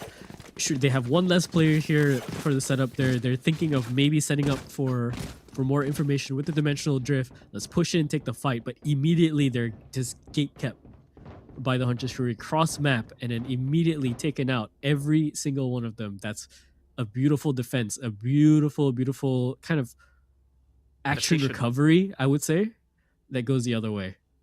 I love that. Yeah, not giving away that opening death to Fish Action Party, which they're very desperately, you know, looking for. I won't say desperately, but like, it's been working out. So, you know, that's their modus operandi so far. It's very successful. Fixie together with Persona. They're gonna go for a little double duelist push, but guess who's watching for it? Saphira Ghost crosshair placement is divine. Fixie tries to find that evening frag, but missed the timing. Saphira Ghost is off to a safer angle. Oh, JH is stepping out quite far for this. It's lucky that there's no one kind of going for a secondary peek there just yet. Oh, Fixie finds Ghost over on the other end. That's a good start. Yeah, that's their smokes down and out. So now all of a sudden, this attack is going to be even more heavy-handed. Flick downwards. JH takes out Techie. No shotgun shenanigans here this time. Holding the line over onto the other side of the smoke. JH once again ringing it out. Good one tap onto Ben Wallace. He finds his counterpart in the other Sova, and Fixie cleans it up. An 11th round secured for Unsigned 5 off the back of JH and his defense. My lord, JH has been looking so nice on this A-side defense. He has been adapting on the fly, you know, changing up his setups. This time he plays below heaven. You see Techie trying to find him, but the flick is sublime. Playing around his teammate's smoke, that was Aplix's smoke, right? Gives JH a couple more angles to work around with, and he makes the most out of it. Cerebral player, and it's gonna make Fish Action Party pay. Flash placed. Not ready yet. Retrieving flash. Yeah, losing that round is a little bit rough because this really puts Fish Action Party's back against the wall here. So much of their hard work to gain back the lead, so much of their hard work to even secure the tie and the 9-9 earlier, now all of a sudden seems for naught. We'll see if they can try and readapt their playstyle once again. It's either Techie looking to go for an opening play here, or they switch things up a bit, as Unsigned 5 are starting to read into their issues. Okay, drone to tag out Kuni. Takes a teleporter back, but instantly reclaims that A space that he's just lost. Drone down towards mid. And the Dimensional Drift invested by Fish Action Party, trying to perhaps draw a bit of attention here towards A. It's a mid-vent push coming in from Fish Action Party. Everyone back towards this A side, but Unsigned 5 respecting the space, but not respecting the smoke. It's just a suggestion, not a wall to save you from damage from those bullets. Man advantage given over to Fish Action Party, no smokes. Okay, one smoke left available for Unsigned 5. Aplix though, chiming back in. A kill back onto Kuni makes things interesting. Steel Guard invested by Vin. They jump straight down to the heavens. Aplix is back from the dead, but he's caught in the middle of no man's land. Saturate comes in, but no confirmation thanks to the smokes of Saphira Ghost. And Unsigned 5 left. Reeling. The damage has been done. This round is essentially over. Persona, you have no chance in this one. Turns away, gets his head chopped straight off. Fish Action Party answering with one round of their own. Double-digit territories for both teams, and this time they decide to snowball into that site.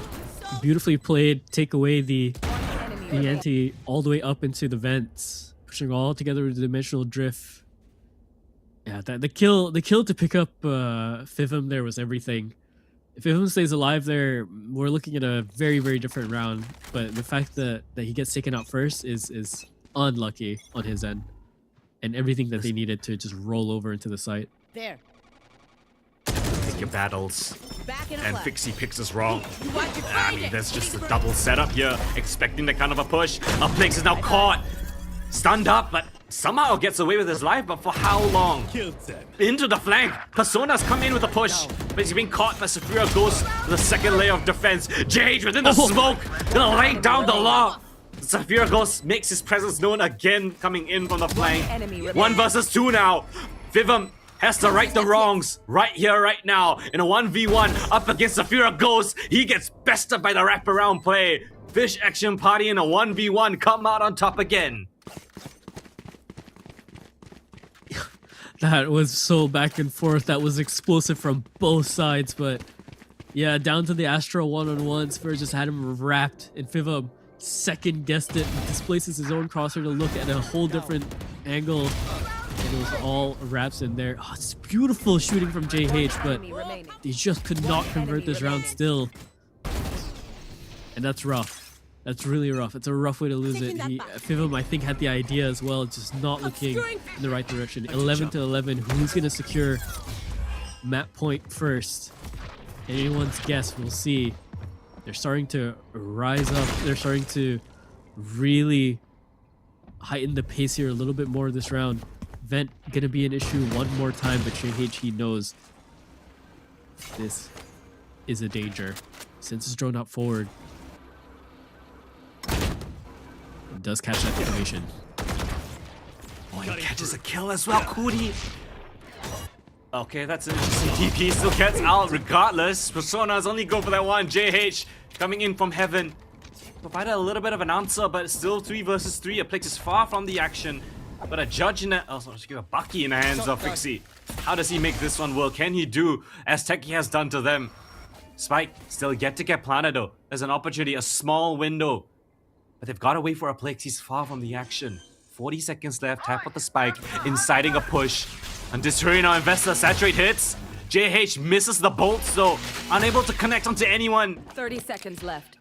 And that's a big ultimate out of the picture. Don't miss me too much. The time has been bought across though. Fixie just jumping in for a bit of information. They're letting Aplix cook, but Ben Wallace cooking them instead in the frying pan. Spike down A. Aplix finds And they're one getting more. hot under the collar. 10 seconds left. They have to get that spike planted though. Queen now left in a 1v1. JH with the judge makes it ring. 7 seconds left, and Aplix from the flag finally finds his moment. Unsigned 5 up to match point first. Oh, they recovered that. I can't believe they recovered that. They had the sight for themselves the entire time. They were sitting on a gold mine, Colden, the entire time, and someone swept the rug under their feet. A 2v3 towards the end there, 2v2, and then he equalized. And then there was just no more time. Ooh. Fish Action Party maybe getting overthinking things. If they got that spike down, they watched the flag, things would have been a lot more smooth. But Unsigned 5, they said, hey, we're here to tango. We want to take this in regulation. Mid push coming through. Fixie finally finds his moment. Time to jump. It's feast or famine in this one. And this time he's enjoying his meal. Dash straight towards the site. JH coming alive as that A-side defender. Aplix chiming in as one more. Unsigned 5. Oh, firing on all cylinders. They found their moment. And this might be curtain call. Fish Action Party gave it a damn good try. But I gotta pull off the impossible 2v4 clutch with the spike in enemy territory.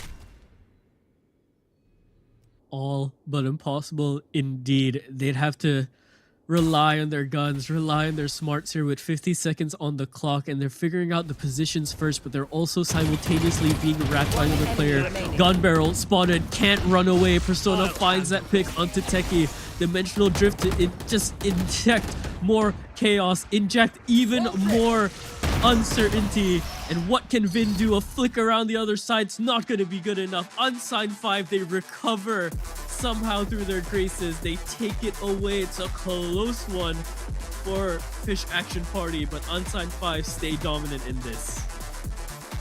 That was a game and a half, lot. That went down to the wire.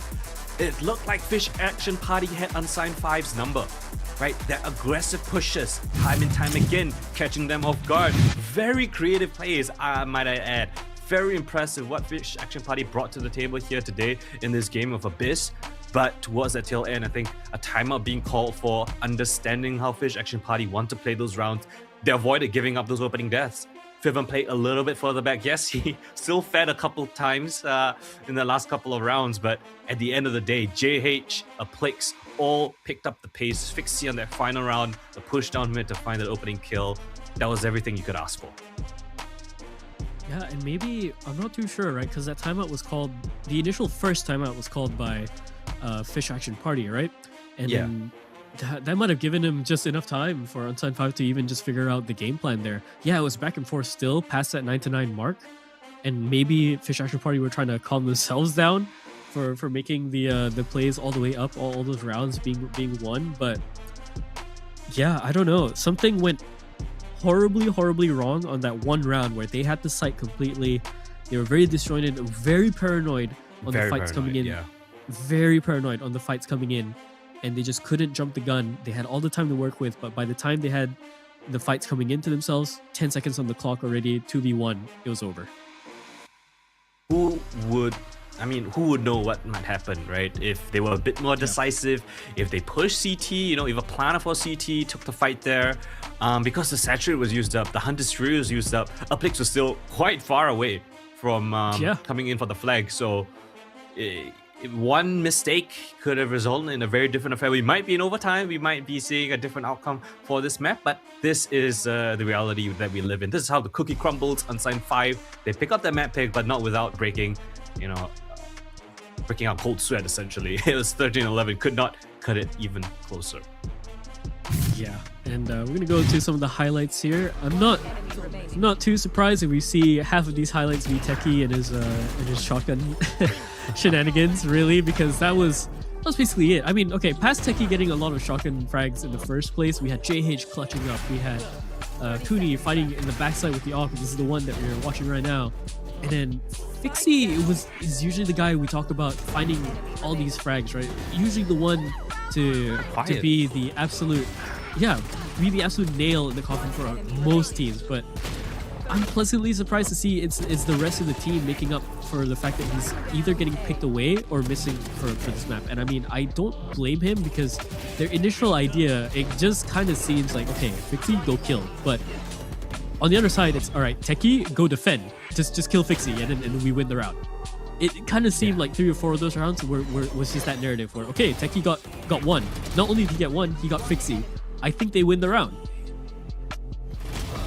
Clapping coming in from Persona there. I mean, I have to shout out JH. I mean, he was an absolute star of this map. I think if not for him defending that A site multiple times, I don't think we get to this scoreline. I think it is a done and dusted case for Fish Action Party.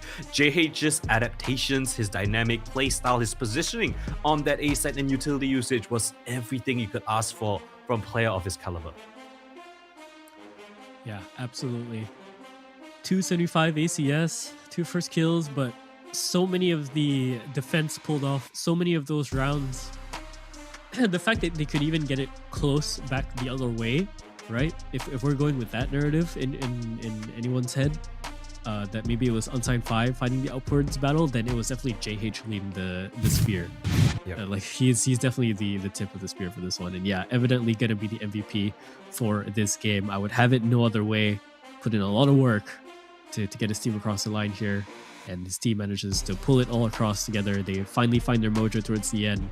Fish Action Party get cut out of the stream here for a second, and it's just enough for them to push through.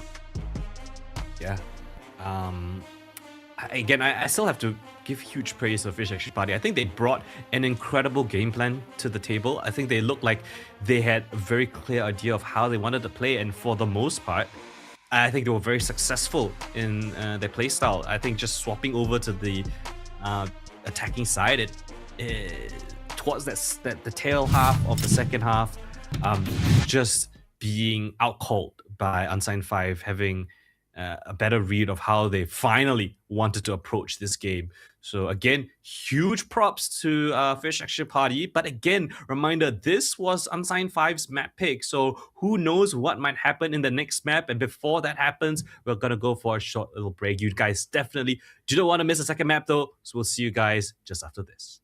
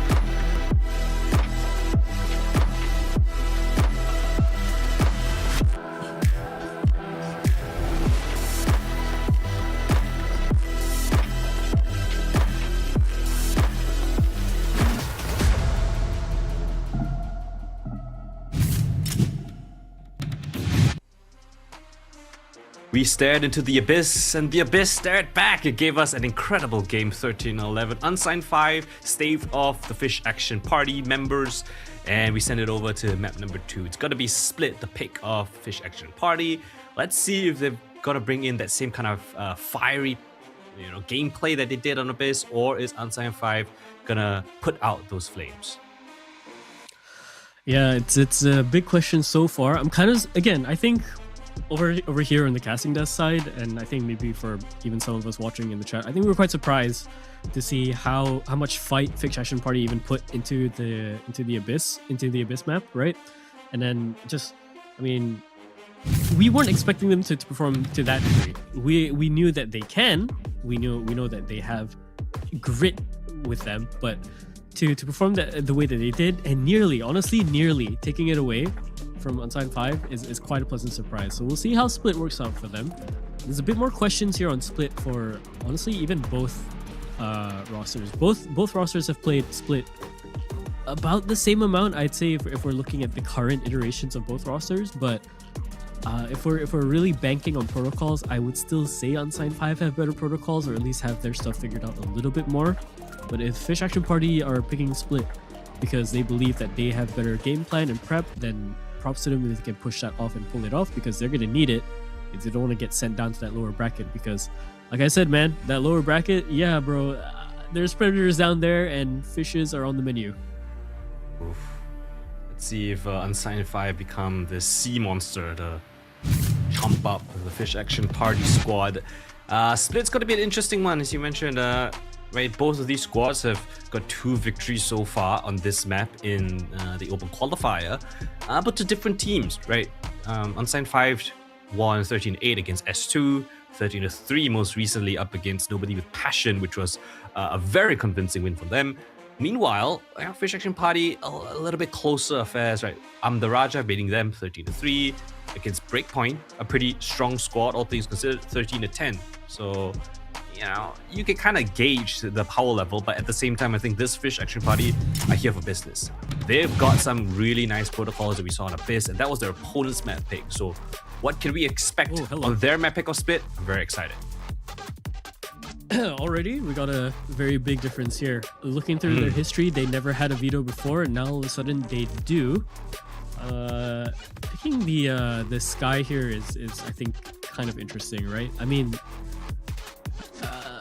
rank-wise, we see Sky still being played on this map. I think Sky still kind of reigns dominant, like, generally in this map, because it allows you to pull off a bit more solo play, right? The reason why we see Fade here is because, you're working with the team. You're working with the fact that someone's going to clear with your Prowler. Someone's always going to... God, these guys love having so much fun with these cameras, man.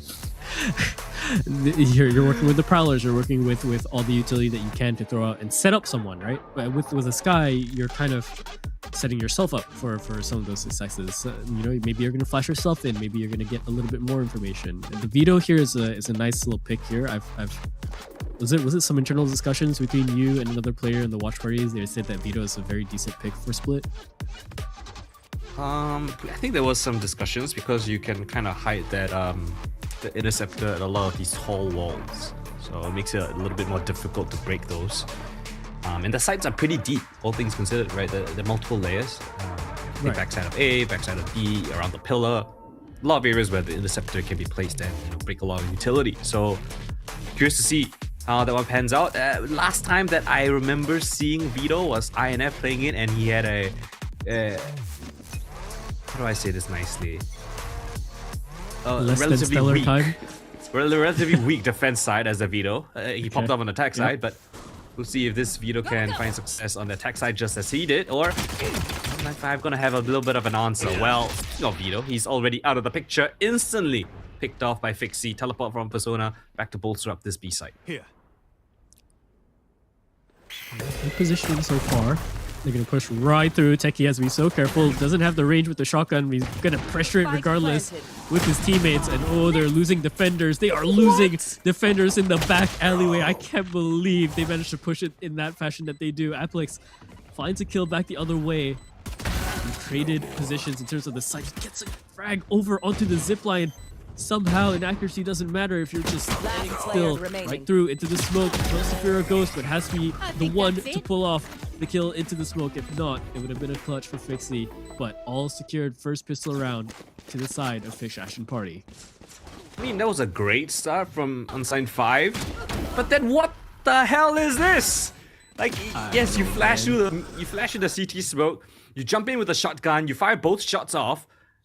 You'd think that, okay, now's the time to fall back towards side. Let's play a little bit more traditionally, you know. Fight them again! Go in for a second layer of defense there, maybe play within the side. No, we just Swing! pedal to the metal. Just swing, guys. Just swing. Swing! Everyone Fight swing them together. again! Surely they can't kill all of us, and I guess it worked out. I really think this is just their playstyle and how they can It is. fight outside 5. It's just wave after wave. It's like playing like against a zombie defense, you know? They just keep coming. Speaking of a zombie defense, this is a flood in multiple waves of those zombies. Just hunker down mid. How is it ended up in a 1v2? There's a spike lost in Vin's hands. Yes, he's got it, but he's on such low HP. The eco rounds finding so much success to jump in again. The protocols from Unsigned 5 yield them a thrifty win. We are going to be seated here all I'm the way, I sad. think, one more time. We're going to be seated here all the way for this map. I think it's out of all the teams to, I think, you know, for us to have our hypotheticals of interesting matchups, I didn't think it would be this one. Didn't think so, but this is the world we live in. Yeah. And whatever fantasy you might have, it's time to wake up, because these teams, you cannot give them an inch, they'll take a mile. Love the aggression down mid. And guess what? Techie's not done. He's in for more. In towards the close range angle. He's got an upgrade weapon. Oh dear. Why would you do The this? Why would shotgun's you do got this, man? stronger. Why would you? Gosh, why would you ever do that to him? That's the worst thing. Oh, good little readjustment there for Fixie. And no refrag coming in. Knocked down to 22 HP though, so that shotgun's going to be even more lethal than ever into this 4-on-4. So I have a minute to work with to decide whether they want to push through into A or end this thing on B. Looking like they are routing in this way into B site. If they push out of the site here, this is an open site for just a moment. I like the answer back from Unsigned 5. They push B main. They need to take some map control for their own. They know they've lost 7. Fixie on just 22 points of HP. You'd be crazy to peek into this, buddy. And yeah, Vin will make him pay. But there's still a second layer. You've got the Omen in the hands 30 seconds of left. this B site. Cootie marking down these angles, but the breaks though. What a shot though from Cootie. It's just the Marshall. Needed a headshot, and he will hit it. But the seize is great from Fivum. Now down to the 1v1 though. Techie's making a boatload of noise. Does he get baited off the spike? And yes, he does. But Fivum finally gonna best the judge. He's happy about this one. He's been abused on Abyss, but Split, he answers back. Yeah, definitely not much Chicky can do there. Unless he were to play it really, really close up into heaven. But even then, he was already off the spike, already had the angle to watch for it. Just clean tracking through the air. A little bit messy, but I like the re-aggression again coming in for both sides, really. Every which way until it goes till the end, till the final frag. It looked pretty convincing from Fivum's POV that he got the kill, but honestly, I think it could have been a lot closer. That the range of the judge is really deceiving. Yeah, you give Techie like one more second, and I'm sure he wins that one. Maybe in that half range. a second. He's been really good with it. Sona, op in hand. Vin on the other side of things. Oh dear, Vin. Nice shot onto Persona. JH takes a very risky fight down mid. Traded out at the very least, but that kill by Vin on towards A gives them the man advantage. Well, they can choose their sites, honestly. They split the defense here, but they have to be really careful because there is mid presence here being secured. So there could be a cutaway. My ult Oh, is but ready. with the ult coming in from the sky, they should know that one is maybe lurking around. Good pickup for Fivum. Second one is even better. to try and delay. 45-second spike is down, and Techie has to rush player this out standing. and forward. And yeah, closing in the distance he does, but Applix is there to trade things out. Severe Ghost has slipped the net, pushing forward. A reversal in terms of position. 30 seconds left. Two 1v1s available here if it's given away.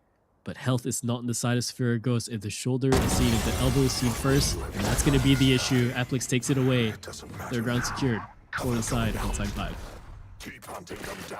Neon is just the most busted agent in the game. You put it in the hands of a good player like Techie, and my god, he's deep in A main, stuns up, jiggles around the corner, and Fibum just cannot do anything.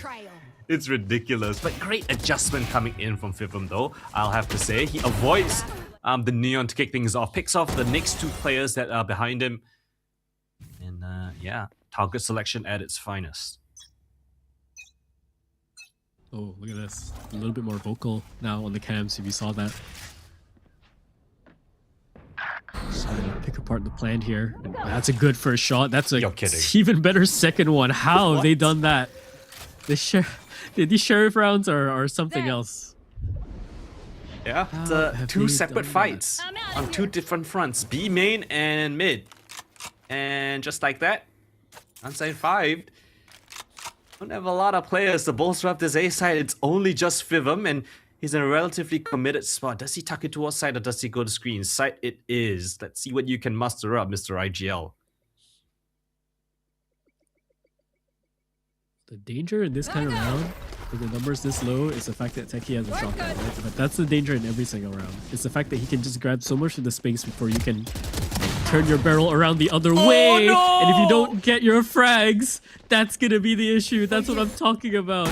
If you let Techie slip the net first and you can't secure the kills behind him, it is an issue. 2 on 5. And honestly, I don't think they go for this. I think they back away and save the weapons for the next round. 100%. This is what, a 50 round, I think? I'm not sure. I'm just guessing based on the weapons that I've seen fill the kill feed. Yeah, I don't know. Fivum maybe feeling a bit nervous, seeing so many players in front of his screen, does not even get a single one. Always the issue. It's always the issue. Did they even It's in a save the gun round, weapons? right? That's the question. They Thrifty. should be able to, hopefully. Alright. Because in a gun round, right, it's expected that, okay, if oh my god, Techie. Okay, alright. The fact that Techie even gets there, gosh, such a broken agent. But, like, you expect it. Yeah, sure. You expect this. You expect this to a certain degree, right? In a gun round, they're gonna stop and shoot back at you. Sure, maybe then Fivum has the crosshair lined up, they take their time to fight each other out, and then maybe he picks out one. But it's the fact that they are so secure in the fact that Techie is gonna take away so much space in the info round. They have nothing to lose, really. Uh-oh, a That Plex. becomes more of an issue where they flood in. Paranoia just to buy him a bit of time. Oh, he's wrapped right around them. Caught them with the pants down. A Plix still alive. Eventually he gets traded out. But JH brought in a judge of his own. But he's around the corner and Techie has wrapped him. Got his number. The lightning just spamming One through the enemy smoke as remaining. well. Chip damage down into Persona. He goes down. Thanks to Saphira Ghost's confirmation. And Unsigned 5, they're all taking a page out of Techie's book. 2 judges into this one, but not the success that they're looking for. Box him in into this alleyway. 2 here out on the site. Techie's just behind. Fivum makes even a bit of noise, and Techie, I think, just runs him down. But round secured pretty much for Fish Action Party. Tying things up over once again. Everyone's going to try and exfil the site here. Fivum into the back. 3-3 as we tie things up once again. Go, go, go. Back and forth we go, Golden. Back and forth we go. Pick up a weapon? I think he did. Let's see. Should have at least one weapon for them. Does that allow them to buy an op? That's the question. Do they even want an op at this point? Because I don't know how good it is up against a Neon, but still might be an option. A Plix. Unfortunately, only good for that one here. Techie is gone. He's just killing everyone. He's tasked with the entry and the follow-up, and he does it without breaking a sweat. best way you can even pull things off like that. And yeah, up in the hands of Cooney. He's gonna wait for an early peek here, but none given to him, considering majority of the force on the B side have decided to go out towards mid instead. And look at this, there's 4 players here.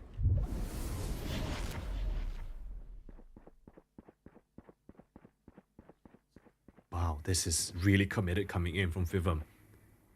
His teammates are going to make a lot of noise, so it sounds like they've retreated away from mid. Is that going to incite a re-clear coming in from Fish Action Party, or are they just going to commit back towards this B side? Trailblazer is going to make a lot of noise and information that they are committing here. Fivum can come in for a very, very fast flank, but timing is all of the question, and Techie's going to catch him again! This time, Fivum just walks to his death, and now with 50 seconds left, Fish Action Party can just bring the spike back over towards their A side. Fake here on towards B, and here comes the rotate, run around the world. A side is free for the taking. Oh boy, they broke the defense for a second. It caused them to split away, but they second guessed it because they took so much time for the rotation. They went back into B. They just don't have the space anymore. Now they have to slowly clear things as fast as you can. Here comes Fixie though with the showstopper, but immediately he's gonna get stopped on. AH Persona fighting the fights with their shares, left into this 1-on-3. What a messy round. Such an impossibility for Applix to try and win this, but let's see if he can try. That's all he has left. Finds that first one, second one might be there. Never mind impossibility, but Cooney is there to shut things out with the op. It looked close. And there was a world for Applix, but held away by the operator of Cooney. Oh my lord, how did it come down to the 1v1? Applix gave it a pretty good shot, but the timing from Fivum there was the most crucial moment, and I don't know, maybe it's nerves, maybe it's him second guessing himself, but Techie, great awareness coming in from him, I have to say, to even be diligent to check that corner, and Fivum just stepping out. It's just really, really bad timing for him. Played it a little bit more patient. I think that's an easy round for Unsigned 5. Yeah, patience is something that Fish Action Party have in spades, apparently. Even going in from the last game from Abyss, some of those rounds were just one off the pure patience that the Fish Action Party has. But at the same time, we've seen that patience also be their downfall, right? So it's just managing their tempo. It's just managing the read. Plix tasked with a very difficult job. He's kind of locked down this B side, but thankfully, I think Section Party might just be trying to throw a bit of information towards B, eventually end up back on that A side.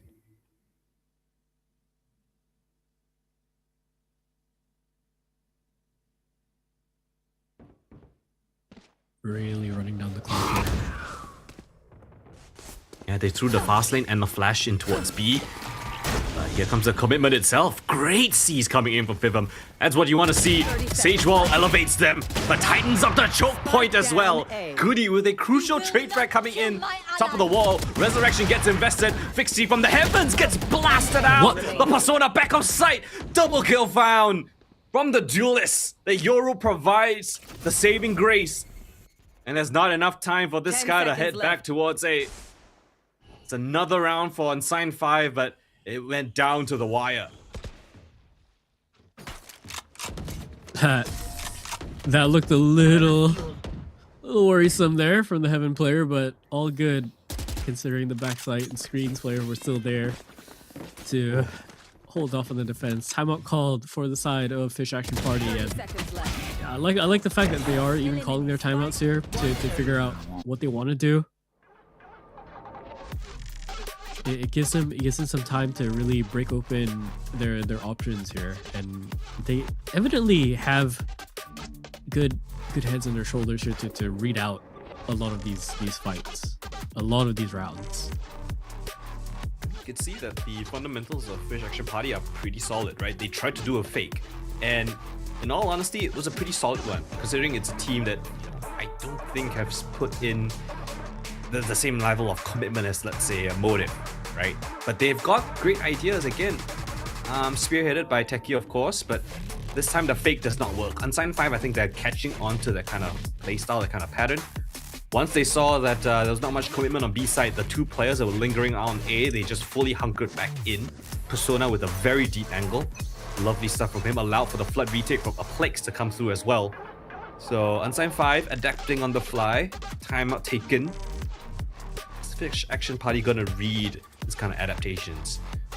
Or is they just gonna full send it again with the conviction that they have?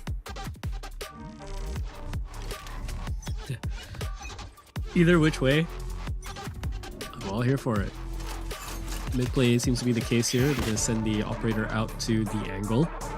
Flash out doesn't secure any information off of it just yet. Smoke set up. Viper Orb is there. And early on, this has kind of caused a rotation to come in already. Still shifting the numbers.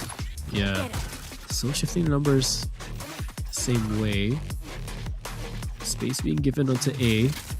And everyone's just going to kind of hold in terms of what they want to do. And this has been the constant back and forth, right? With Fish Action Party is they keep testing the waters to see which pawn is the safest.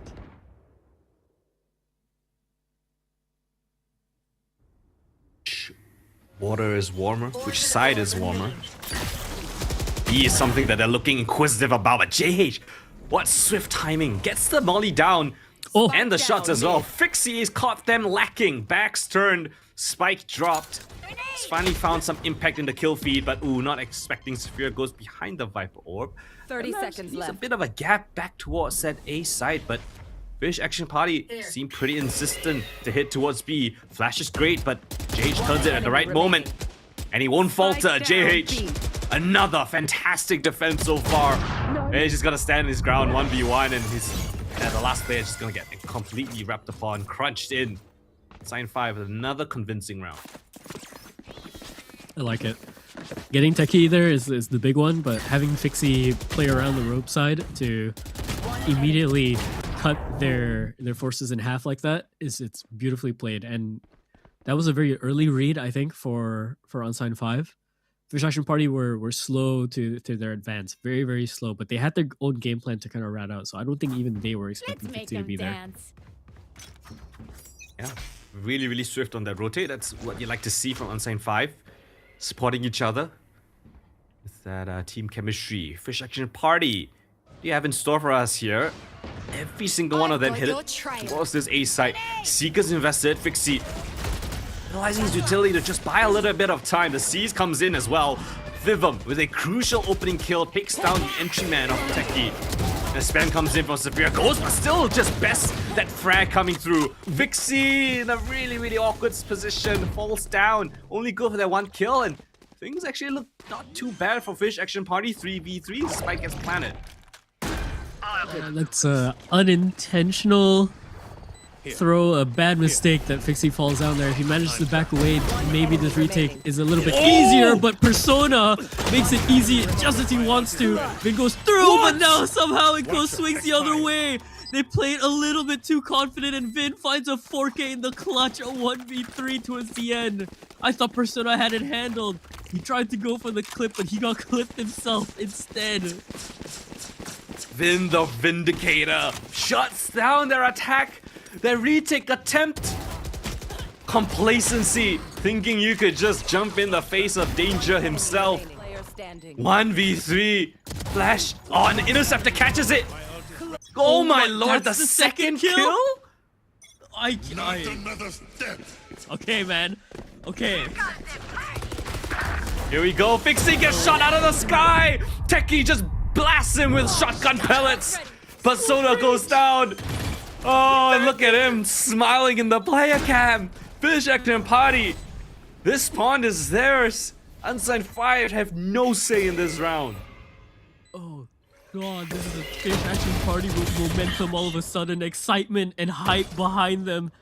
JH now has to fight a tidal wave There's a Last player swarm, standing. a school of fishes, but they're still surviving. Fivum left is 1-on-2, has to be the hero, but Kuni again shuts him out with the sniper rifle. Crows just cross the map. Last A round in the 6-round half. handle, they lead the way. Last round before the swap. What just happened in the past minute and a half, Golden? Oh my lord, they just fully sent it towards this B side. I think Fixie's ult hit the Vito. And the Vito was evolutionarized in his Immune, ult form. right? Yeah, right? it's It's immune immune to the damage, so it's the worst target. Fixie having a very unfortunate game thus far. Fish Action Party, the complete opposite. Another great round, a great call. Nobody's in B. Wait, oh, just gonna be a fake instead? They sent Techie in to make a bit of noise and then decides to rotate all across. They dodged a boombot. And A is incredibly weak, but on side 5, they should get a bit of wind of this. From the shadows to re-clear B main, no one spotted except just the Neon. And Fish Action Party not capitalizing on that space and timing allows side 5 to go back at a bit more of a default setup. They still have a lot of time to work with. If Techie's going to be the issue here, Techie has to be the one to find open space here. But no, going for the immediate fight is Fixie. I think he gets a little bit too greedy there, trying to clear things out. And Techie finds the back line, finds Persona on the other side. Spike Applix down A. somehow equalizes the front. There is another trade back into the 3-on-2. We go for the defense, but somehow still this favors the defense. They could still rotate to any side that they want in these 40 seconds left. And considering the utility that they have for the attack here, they're going to have to rely on Techie to try and push forward and get a frag in. They're going to have to push all together in 30 terms of seconds numbers. left. And now it's looking dire because it's split the way that it is with the 26 seconds. Applix has to be a hero. He has to go huge here. He hears all the noise. He hears the Neon just charging up the fingers. Electrifying, but Applix, he slips the net ever so slowly. He's gonna try for it, looking for it, but no head spotted, gun barreled down. 1-on-3 for JH, low HP. Yeah, he's on 10 HP. He's gotta hit some incredible shots. And Wallace not gonna give him the opportunity to do so. Fish Action Party, another fantastic round. Techie becomes the linchpin, the lurk. The fake into the lurk, catches the rotator away from B, keeps JH planted on that B site. 1v3 was fantastic. Applix not expecting that very tight angle being held on site. And again, great ideas coming in for Fish Action Party. They know they're in the lead. They're having a blast at this party. Well, where there's fishes, there's a party. A whole lot of action. They are having the time of their lives right now. I mean, I don't even think they expected to win those last 2 rounds in the fashion that they did. No, on side 5, whatever smiles and smirks that they had wiped from their faces. Very stark difference. They're in the same. Yeah, I think they're in the same state of shock that we're in. No time to wallow in your sorrows. It's only just the halftime. You gotta come up with something creative here. My Fivum, the man of the hour. I mean, he's the IGL, the brains behind this U5 operation. See how they adapt here on this attacking side.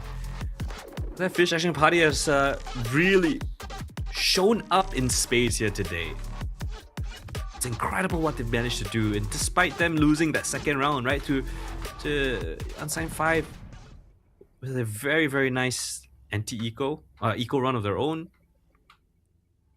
still managed to get away with advantage in this half. Yeah, it's not bad at all, actually. Quite an anomaly to a certain degree. Trying to break the wall. Let's get away. Just last second. It does confirm a lot of the presence here towards A. And they're looking to rotate over towards the other side instead. Now, their other question is whether their mid is compromised. 100%. They know they made a lot of noise, so they're going back to clear different angles. Mid, export a call, forces back Techie's Neon. Actually hops quite a bit of damage in that little jiggle peak, but with the Sky in play, you can heal him back up. Oh, I like this. If they go through ropes right now, this would be huge. Yeah, and that's the problem. Techies here, up close with the... Oh, the shorty still deals a little bit of damage. But there's 3 players still anchoring this B site. How do you break this apart, Persona? First on bat, sees the paranoia from the second.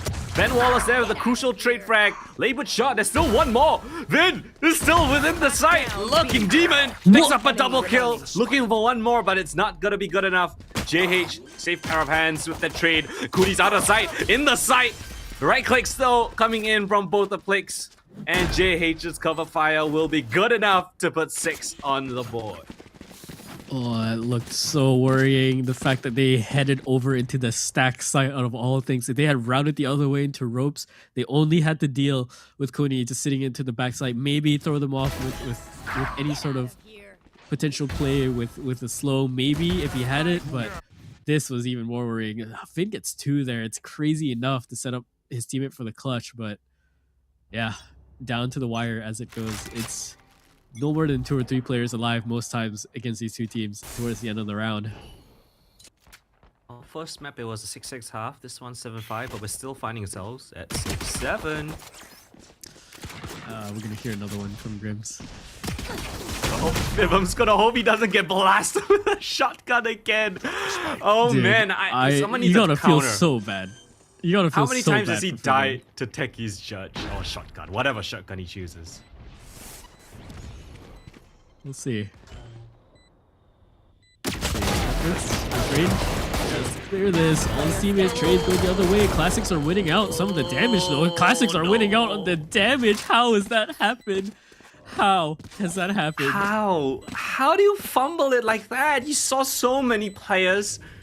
Oh my lord, like pushing down towards mid. They caught Vivum. Sure, yeah, you hear the noise, you take control over A, but then you all funnel in one of the tightest choke points of this map. It's A ramps. All the classics will enjoy that kill.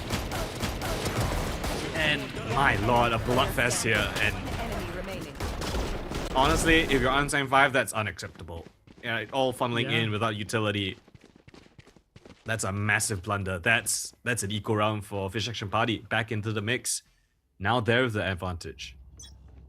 Yeah. Gosh. Satchel out. The more they play, the more this team is just pushing together the power of friendship at this point. Power of friendship and vibes. The whole party. Fixie looking to see if he can maybe find an opening here towards heaven, but so far no presence is going to be given to him, and even if he goes hunting, he has to be so careful. Shotgun on the other side. JH oversteps it. And even Wallace is there, kind of surprised that JH was in so deep.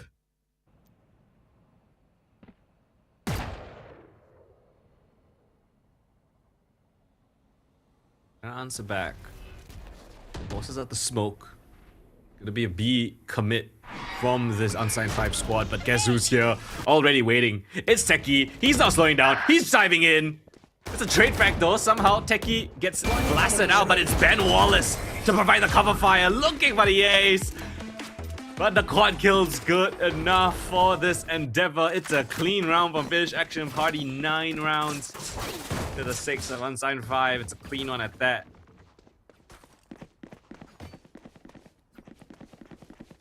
All right. I mean, how do you break through this? This is so difficult for Fish Action Party. And I mean, it's looking good for them. It's looking good for them. For Unsigned 5, they've lost momentum after losing to the Eco earlier. We'll see if they can pick themselves up. They do a lot more than just picking themselves up. This is looking by far and away a great showing by Fish Action Party. Fantastic ideas. They're hitting their shots, and team play is sublime as well. They're not losing to those pesky egos, at least not in that round. They did in the first half, but it's Unsigned 5's turn to right this ship. We've Got the gun buy coming in from them. Prevents access as well. Decent map control across entirety of split, but Fish Action Party, they're getting inquisitive. 3-man clear out towards B main. Plix is gonna hear this noise. And the Trailblazer as well. Gotta be careful of a flying judge in his face, but thankfully not the case this time. Just be careful of a judge anywhere. Flying or not. It's gonna come at you at full speed. Especially if Techie's here. Oh, did he make a sound dropping over? He might have. So, but 30 seconds left. now he's caught between two worlds. Where does he choose to go from? Could he with the collateral upshot? That is how you do it. That is how you win this round. But not out of the woods just yet. Showstopper investors are playing within the smoke. You see the AWP in the sight. Where is the AWP? Doesn't matter. Fixie gets blasted again. It's the shotgun from Kuni this time. The close things out. Fish Action Party decimate Unsigned 5. They're running away with this in such a ridiculous fashion. Oh, the collateral is all that was needed, but JH tries to put up a fight there, just so unsecure. I don't know. I just don't know, man. It's Fixie's not having a good day in terms of his ults here. He hasn't landed one. No. Right? He has not landed one. And the one that he did land, tanked it. To the veto that was in his ult. Exactly. Dear Lord. What has happened? Unsigned 5. And I guess on the other side of things, Fish Action Party is looking so proficient. Inquisitive. Be careful though. JH could be on either side of this wall. You don't want to give away an eco round.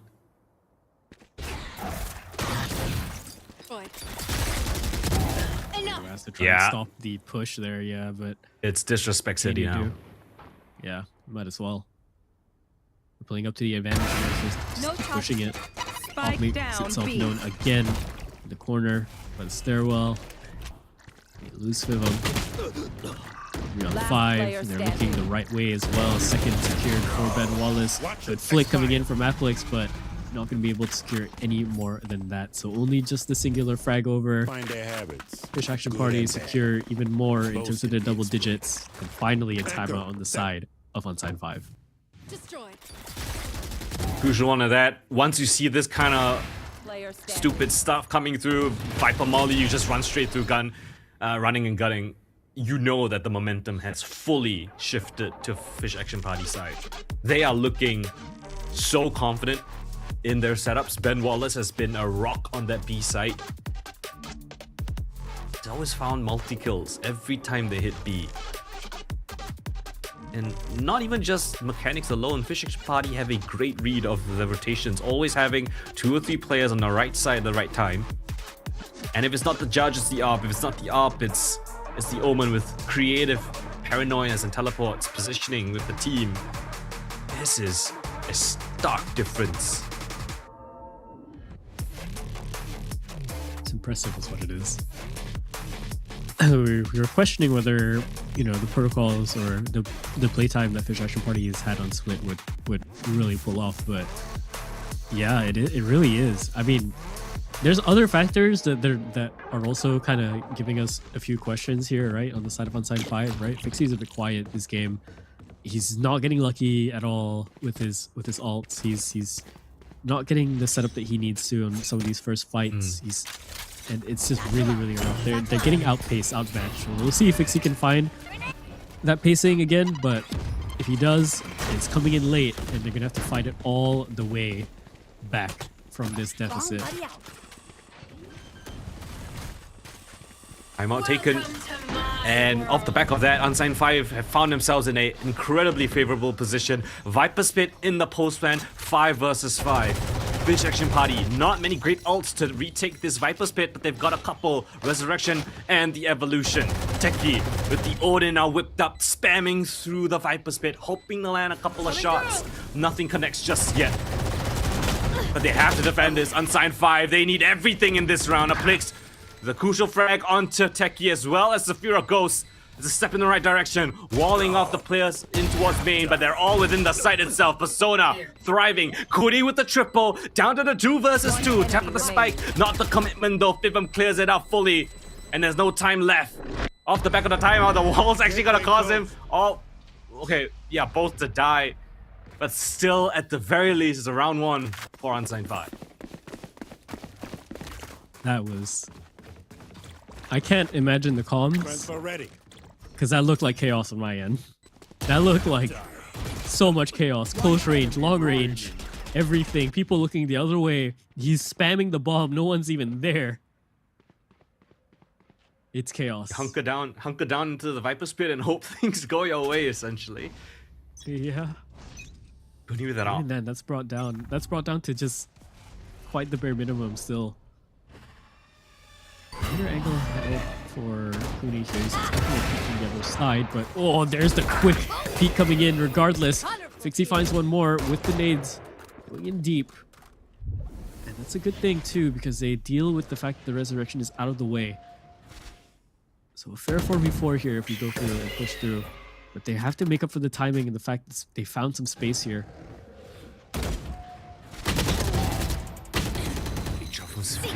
Just peeks in again. Now he's got his Seekers online. It's not gonna tell him a lot about the setup, right? Yes, there's one just running down B main, but okay, the longer it goes, it's a fairly good picture of where the players are coming from. One Heaven, one towards mid, JH most likely towards A. And Fish Action Party, I mean, they've got a great setup. They don't need to move at all. 3 players here towards this B side as a spike gets brought over as well. Miss Smoke though coming in from the attacking side. Maybe it's intentional. Maybe it is. Techie though with the best weapon for the job somehow misses that chance. Sliding straight in. Of course it's Fivum again on the receiving end of the judge. But JH has found his way back in towards this A side. Uplictors need to hit this shot, but he doesn't. Vin closes out that spike cross. No chance for it to get across as JH gets caught by the 10 seconds trip left. of the Vito. I think for the first time I've seen in this map, but still, it's a tough hill to climb. The stun hits, and the flood will follow up. Techie with an easy frag from that judge, and Fish Action Party, that is 12. It's just so hard to deal with. If Fivum wasn't up against a Neon in that position, if it was any other agent, I'm telling you right now, if it was any other agent, he backs away. You would never repeat that, right? It's any other agent, but it's because you run this Neon, and you can close that gap, that distance immediately. And you can just allow yourself to just kind of bulldoze over your opposition in that fashion. Right? Any other agent, you wouldn't do that. Any other agent. Because you can't. You can't. Oh. But it's Techie. It's a Neon, Techie. it's a judge. It's the recipe to take out Fivum. And Fivum is probably just as tired of that. Who's next? Cover going out. Alright, we put the Vito back on this B site. Been finding great value with the Vito utility. He's in his evolution formed as well. Persona in the site. They're trying to catch him. Persona's fast. The Bucky is great for the job. But Techie's here. He's got his lightning fingers. He's lighting up the server as well. Thankfully, Fivum keeps him honest. With the shotgun up close. It blinks with the just a stinger. It's not gonna be good enough. Down to the 1v1. Zafira goes. Will prevent any more shenanigans. Fist bumps all around. It's a party up in here. Fish Action Party. Takeaway map 2 split. And quite convincingly, if I say so myself. The start of this map looked very uncertain, looked very back and forth. Towards his late game, towards the swap. Yeah, they ran away with it. And damn did they run so far away with it. Techie with all those kills, every single opening frag, Fixie not finding anything in those frags with the showstopper. Some of those final rounds, I think every single one of these rounds ended up with 2 or 3 players alive. They would keep fighting all the way until the end. Yeah, they just kept up the pace. And they looked so good during it. I mean, this was a clear outclass in terms of the team player, in my opinion. Fish Action Party had Unsigned 5's number time and time again. Yes, Unsigned 5 did have some moments of brilliance, right? They tried to adapt to the pace, but at the end of the day, they just could not go up against the playstyle that Techie brought, that the entire team brought. You had times where Kuni was playing the Sage AWP, which is when's the last time you remember seeing a Sage with an AWP? And he's still able to make it work, found that collateral kill, anchoring down those sides. But even then, right, the rotations were fantastic coming in from Fish Action Party on the defense side. Unsigned 5 just weren't able to find a good foothold, and even when they did, next round that comes online, you've got Techie coming in with the lightning fingers, the overdrive. So much obstacles, so many different layers to this Fish Action Party. Yeah, and again, it's just constant barraging of just aggression coming in from Fish Action Party. What we see with Unsigned 5 is that when they're all together, they come in as one whole kind of unit, right? To secure a site or to secure a fight. All together, they'll fight together and usually win it out. If it isn't just Persona, if it isn't just Fixie finding openings like crazy. And it was an incredible cut from Vin, by the way. Look at them, they're all just as excited after that. It's insane that Vin even gets away with honestly robbery there. But again, overconfidence coming in from the side of Unsigned 5, thinking they could get away with that. But to go back to my point, it's the fact that Fish Action Party can hit them in waves, right? I said it as a joke at first, but I think it genuinely is their game plan. You know, you can send Techie in first, that's their first wave. Then you send in your secondary in the form of Kuni, backed up by any other teammate, and then you send in your third round of players in. It's constant aggression. You just keep fighting with just these 2-second, 3-second breaks in between. And Unsigned 5, every time they try to fight together, they lose more players than they can even hope to fill the gaps with. Yeah, as you mentioned, different layers. This is not just a one-dimensional Fish Action Party. It's all over the block. Everyone's being infected by it, and they're all buying into this style. It's so beautiful to see. Techie MVP for the Fish Action Party side, 18-6, 3 first kills, which is a lot lower than I expected, considering that he's always the first one in. But still, the whole squad. It's a supporting cast full of incredibly talented players. Vin, 19-11, really great frags of his own. Takai on that Omen, so annoying to deal with on that B side. Of course, the MVP goes to Techie, I think, really dictating the pace and style of this matchup between these two teams. This might be the only time we see a kills per round sitting at the .90 for an MVP, but somehow, some way, that is the world we live in. With Techie and his shotgun shenanigans. What a shotgun hero. Just every single time we see him on the screen, he immediately deletes someone. And if he's not on our screen, we're watching him come into the screen within 3 seconds and then deleting whoever we were just watching.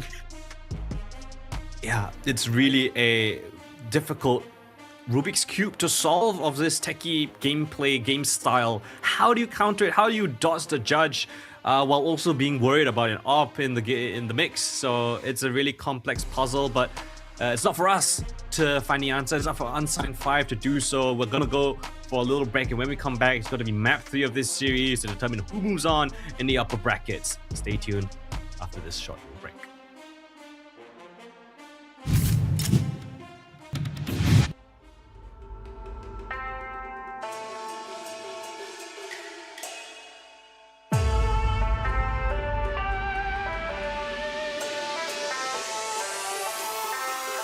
我的精神也很顽强，你掌握不了我是宣扬，天空变化莫测，境况让人深思，快失败了你也都没办法，你的安排像灾祸，在我看来你帮着无奈，你们胜利也不受崇拜。I'm a great, I go way, pop and paving my way through the smoke and the flame and the cold and the rain. Yeah, you wanna be me, but I stand out. You on flat earth looking at my cloud.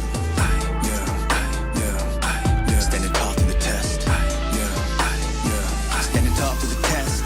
精神也很顽强，你掌握不了我是宣扬，天空变化莫测，境况让人深思，快失败了你也都没办法，你的安排像灾祸，在我看来你帮着无奈，你胜利也不受崇拜。Standing tall through the test. Standing tall through the test. 你看我的 set，就知道我的团队在团结。Team is the best， 他们值得 respect， 我们之间有巨大的差别。连我妈妈也叫我永远的神。我一回家，她说大儿子你很 tough。一直不带不能被取代，比我更努力的人也不存在。到时我起来喝点酸奶，直接出了那战斗。Pray like a wave, pop and pave my way to the smoke and the flame and the cold and the rain. If you wanna be me, but I stand out. You're flat earth looking at my cloud. Standing tall through the test.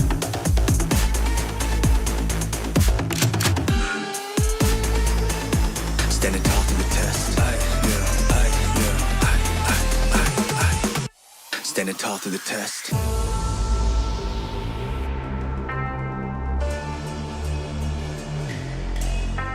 我的精神也很顽强，地球活不了，我是宣扬天空变化莫测，境况让人牵涉，快失败了你也都没办法，你的安排像灾祸，在我看来你放着无奈，你的胜利也不受崇拜。我的精神也很顽强，你掌握不了，我是宣扬天空变化莫测，境况让人牵涉，快失败了你也都没办法，你的安排像灾祸，在我看来你放着无奈，你的胜利也不受。Standing tall through the test.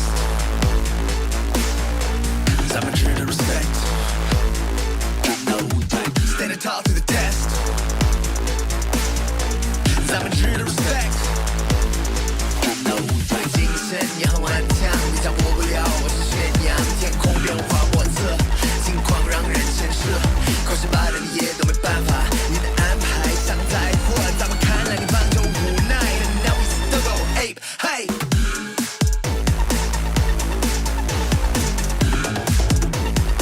Standing tall to the test.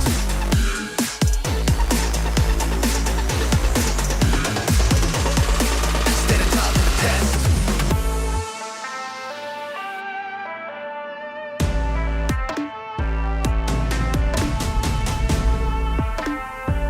I'm a true to respect. Standing tall through the test.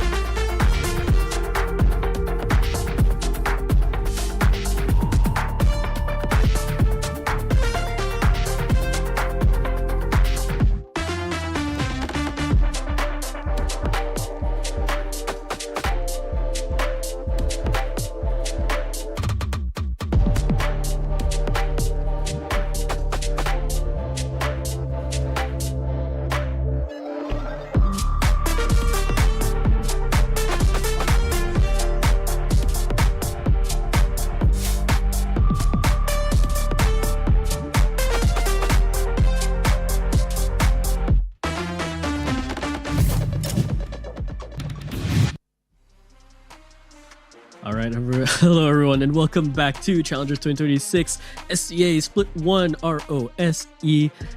Fish Action Party have caused the split of a lifetime in terms of a scoreline. A 1-1 is where we're set at in terms of the map scoreline. We are now sent into Haven and there has to be a Haven found for one of these teams. My name is Locke, I'm joined here with Colden and we are seeing some absolute chaos tonight between these two teams. An upset possibly might be on the table, and it would be quite the big one if Unsigned 5 go down here. Yeah, I think this is slowly coming to our realization as well. This is going to be the last map. A fantastic showing from Fish Action Party back on Split. You know, gives them a lot of confidence now heading into map 3. They know that they can do it. Proof is in the pudding. This is our map vetoes as if you guys are joining us right now, which is the best time to join us, right? Towards the last map of this series. 11-13. Fish Action Party slightly missed out on that overtime opportunity, but then they strike fast and they strike hard on Split. 13-7, convincing on all fronts, both attack and defense sides. And now we head over to Haven. A bit of a middle ground between these two teams, but both pretty proficient, both with a 100% win rate so far in the RoSEA Open qualifiers. Ooh, somebody is gonna lose their streak, unfortunately, here, and quite the surprise to see which. I think heavy-handedly, majority of us have voted Unsigned 5 to get through this. Not to say that we were not believing in Fish Action Party, but I think it's been quite the surprise that Fish Action Party have been playing the way that they have. I mean, it's filled with shenanigans, absolutely. But it is still incredible to see them push the way that they can. Going into the Asian picks, let's see if anything turns out differently here. It looks like we got pretty much a mirror matchup here. Cyphers, Yorus, Neons, Sovas, Omens, all the way. I wouldn't expect it any less. And of course, Fish Action Party. They only have one emote on their emote wheel. All of them. And they're doing it again. Yeah, that should be the logo, honestly. Maybe Yeah. the fish with the tongue out. Yeah. We might Or see a just lot Techie, more of that. like Techie's face.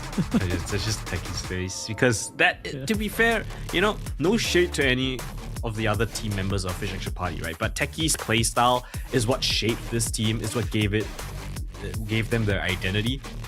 And by all means, you know, if it's working, and if it is working damn well, then, you know, be proud of it. It's a playstyle that not a lot of teams, not a lot of players alone can adopt, and Techie has found an incredible niche, and it's allowing his team to play off of that, and they're doing absolutely fine.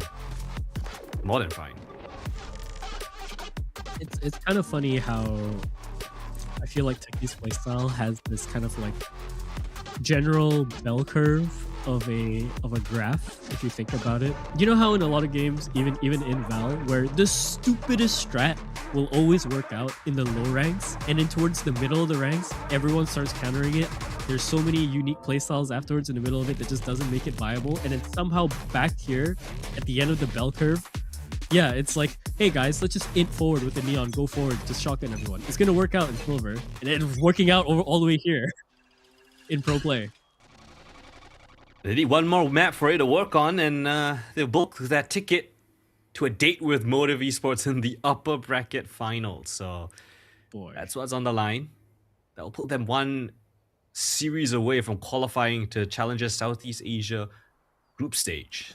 So a lot of pressure rides on this map alone. Fish Action Party starting out on the attacking side. They're covered at Neon. See if Techie can replicate that sort of success. Big fight down towards mid, and look at the kill feed. It's all just Fish Action Party. It looked like Unsigned 5 had the jump on them, but instead it's Fish Action Party that actually get the jump on them. JH, Sixth Sense, where that Ben Wallace could be around there lurking, gets the spam fire through, but still, tall hill to climb. 2 versus 3 now, calling for the assistance. Oh, Goody knocks him out of the server. Vin with the follow-up. It's a 1-2 punch to get Fish Action Party the first round on the board. They're on the back foot. Let's deliver another blow. and it was really rapid for JH to even pull the rotation play there. He goes from spamming the doors, going all the way in to the back here. He hears the footsteps of these two players coming in over into the site, and he's just immediately going for the fight, but they just hold off a second, swinging together, and then they pick him off. It's starting to seem like even JH is trying to like lift up a lot of the gaps here, and he's been doing an incredible job himself just on his own performances in the last 2 maps when he can, but the rest of the team has to lock in a little bit more. Everyone has to find answers for whatever ridiculousness this is coming out from Fish Action Party. Yoru gets sent straight towards sewers with the knife out. Nice little tech there, but he's not gonna bite it. Instead, he's gonna just bite down on his tongue, because that was kind of awkward. Gets caught right in the open. Straight towards the site. Techie's already found his signature weapon. Oh, but Fixie doesn't want better. It's a Bucky instead. Is there gonna be a bit of an issue here on this A side? A Plex in the feed. JH is in the side as well. A Plex with the shotgun jumping around. But Vince with the close adjusts his spray. Gets FAP, the second round on the board. Last bullet too on that Spectre. Beautiful stuff coming in. Oh my god, we might just be getting a Fixie versus Techie Neon shotgun fight, aren't we? Speaking of Fixie, Honestly, I mean, I'm sad. He did have quite a bit of an issue on Split, right? He didn't really see the Fixie that we know and love. Yeah, the Raze wasn't really finding any impact. Even with the utility, seldom did it find any space to clear. Seldom did it really chip away at any of the damage. Sure, maybe he got 1 or 2 frags, but none of those showstoppers landed. And I'll say it again, the one showstopper that he did land was face tanked by a Vito in his ult. Watch out! I'm out of here. See if this Neon will bring a different taste to this meal. As Fish Spike Action planted. Party gets situated on towards that C side, Unsigned 5. Gathering all their pieces. Oh, but they want to take the fight first. Want to control some space. Ben Wallace, fantastic double kill. Focus on towards the window, but that's when Fixie strikes them in the back. It's a lovely pull and push.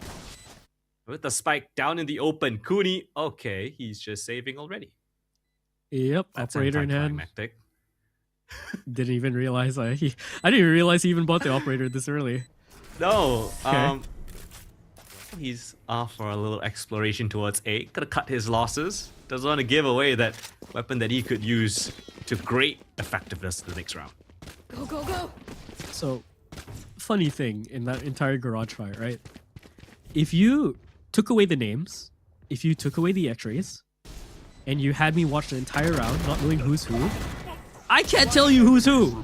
Because I'm watching the same playstyle from 2 teams in one position, Golden. I wouldn't know.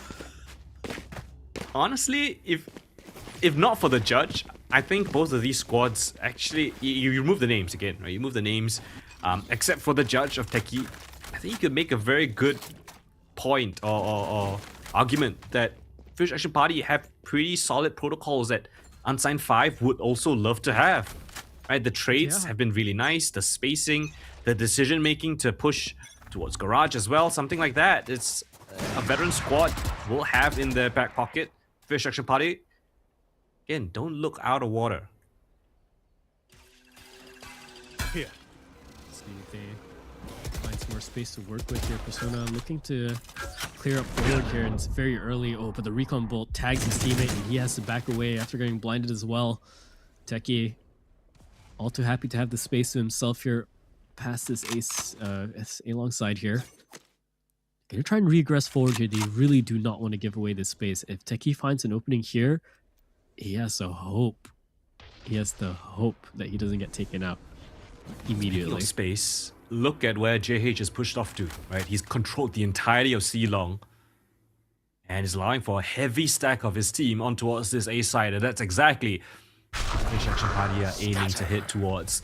From the shadows invested, instantly gets popped by Fixie, so that's great. They only need to focus on forward now, but Techie, he's a dangerous prospect to worry about. Oh, looks around, but Saphira Ghost still able to find that frag. Trades back and forth as the retake comes through. Paranoia hits, but Persona's back outside, holding down the ground for his teammate to come through. A flick swings wide, Persona strikes. Beautiful. It's down to the 1v2. Vin required, God. but Persona strikes true.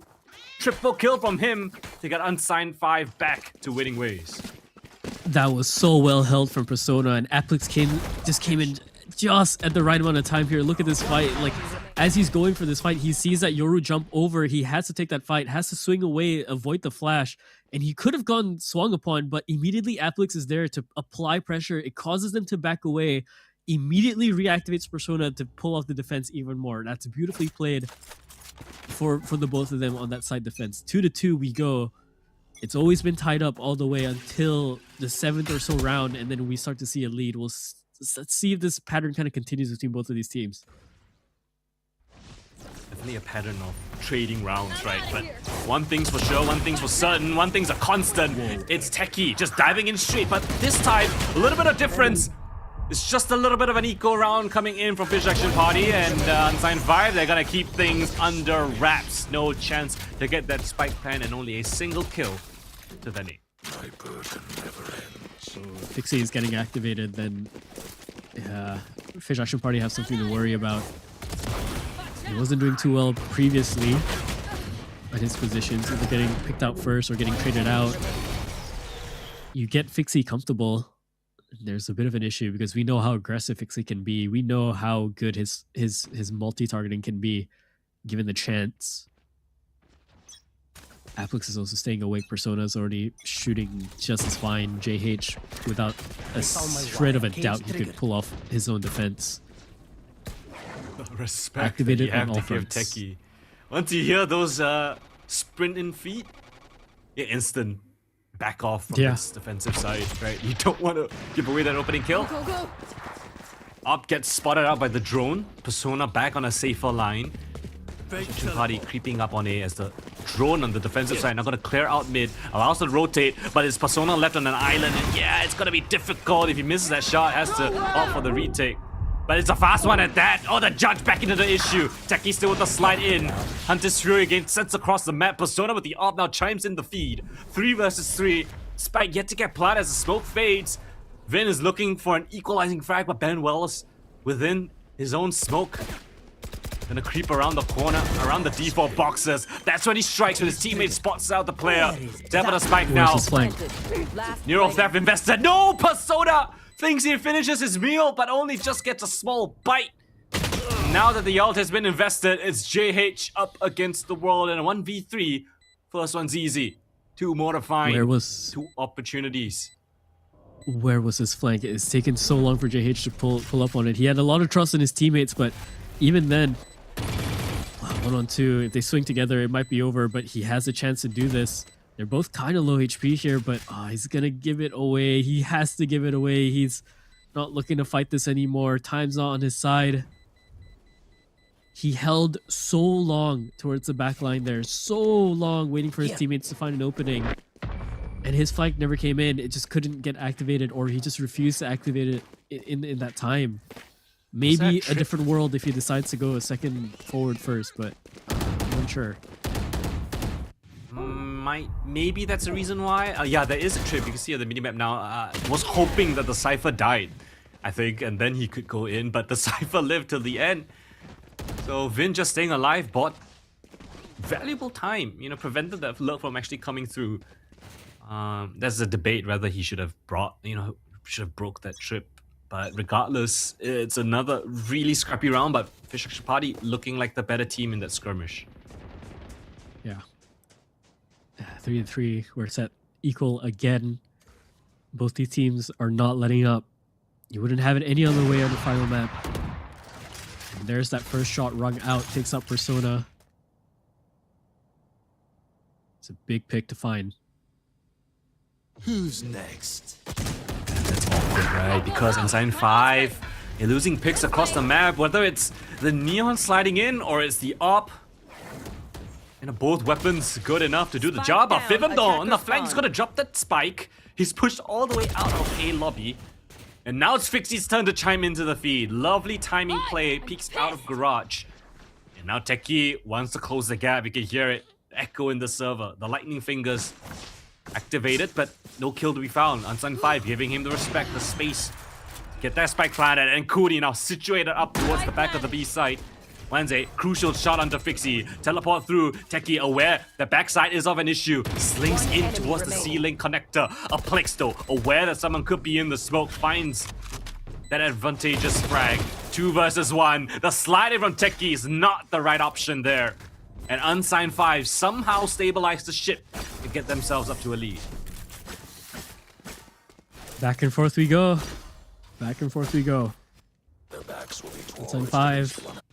A little bit better that round, but again, knocked down all the way. The start looked very, very scrappy. Minimize in the chat just gave me a horrible vision.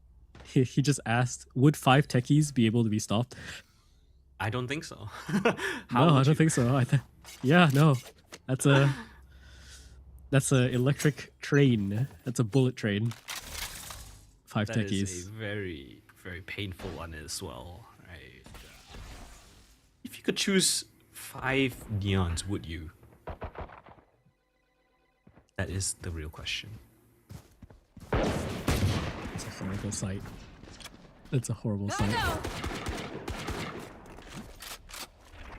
Well, this site hopefully does not become too horrible for Unsigned 5. They've got 3 players leaning towards this side of the map. We've got a very, very deep lure coming in from Techie with the Bucky. If anyone steps across that line of the doorway, you're gonna get pumped full of buckshot. So great map control already garnered by Fish Action Party. How do they want to make use of it? Good punch through straight away. Catch the defense off guard here. Now that JH is left alone. Or just a moment, but oh my god, he still gets him. Techie right past it. It's devious the way he gets these frags, but his teammates are not up to the task to try and secure the space that he got immediately. But no, it seems like the rest of Unsigned 5 are answering back 30 seconds left. forwardly. Finds a headshot. Oh, but has to be careful running out into the smoke here. Into the swing. Flash is there for his teammate to try and secure this last pick. 1-on-2. Do not let Vin pick up this fight. He finds that headshot 1-on-1, 8 HP. He has to land a banger of a shot, but 14 seconds. Fivum can just choose to back away from this fight. Fivum does not have to fight this in the last 7 seconds. If Vin picks up this frag, it'll be amazing, but it's not going to be the case. There was a world, but it's slim. Oh, no. Okay, almost picked up the Bucky in the mess. Yeah, I saw that, yeah. Of course, the Bucky is gonna find a kill in Techie's hand. I mean, he makes a weapon look like the best weapon in the game. Any judge, any shotgun, to be honest. But Vin, credit to him. I think he found 3 headshots with the Marshal. That's one of the hardest things to do, especially in this game with that much chaos going on. Triple kill with the Marshal does a lot of damage, but not the round win. Sign 5, the man advantage gets them that so. Antisuri, invested by Fivum, trying to spot out where these attackers are, but they're all scattered across the map. Think he lands a kill? No, instead it's Fixie to actually capitalize upon all that action. Looks like Fish Action Party have to find a response here. That immediate kill is going to force the favor for them to just fight straight forward here. Techie is looking for maybe an opening rapidly if they can to try and equalize things, and oh my god, they do equalize things. Techie just runs in without any sort of fear. Kill feed lighting up red. Somehow they've lost the plot on this. Fivum is there to try and equalize things back the other way. Persona close range has to be combat op, and Kuni flicks away. Persona 1-on-2 with this op. Has to try and bait this out. Shotgun in hand, op in his pocket, but this is so unfavorable for him. Finds that first shot, flashes out the other way, looks the other way as well. Ben Wallace closes it out. It's close once again, but another round picked up for Fish Action Party, and a timeout called for them as well. Fish Action Party love to call timeouts when they're ahead or after a round win. That's something you don't see every day, but Techie, I love that timing. Knowing that, you know, the defense are all getting situated, all preparing for this retake. He takes the timing play as the dimensional drift gets popped in, slides through, catches a Plix with the paranoia in his hands. And that is just cerebral play coming in for him. The understanding of the small sliver of timings that he has as a Neon to be hyper aggressive, to even up the numbers, to give his team a fighting chance. He'll take it any day of the week. Yeah, hyper aggressive is the play here. And again, at this point, there's no... To some degree, for Unsigned 5, there's no defending against that kind of hyper aggression, right? At this point, it kind of seems you either have to equalize it the same way by sending Fixie out in the same timings, or Fixie himself fighting said same timings, or you really do just have to cope with the fact that Techie's going to be able to get away with one of these rounds just like that.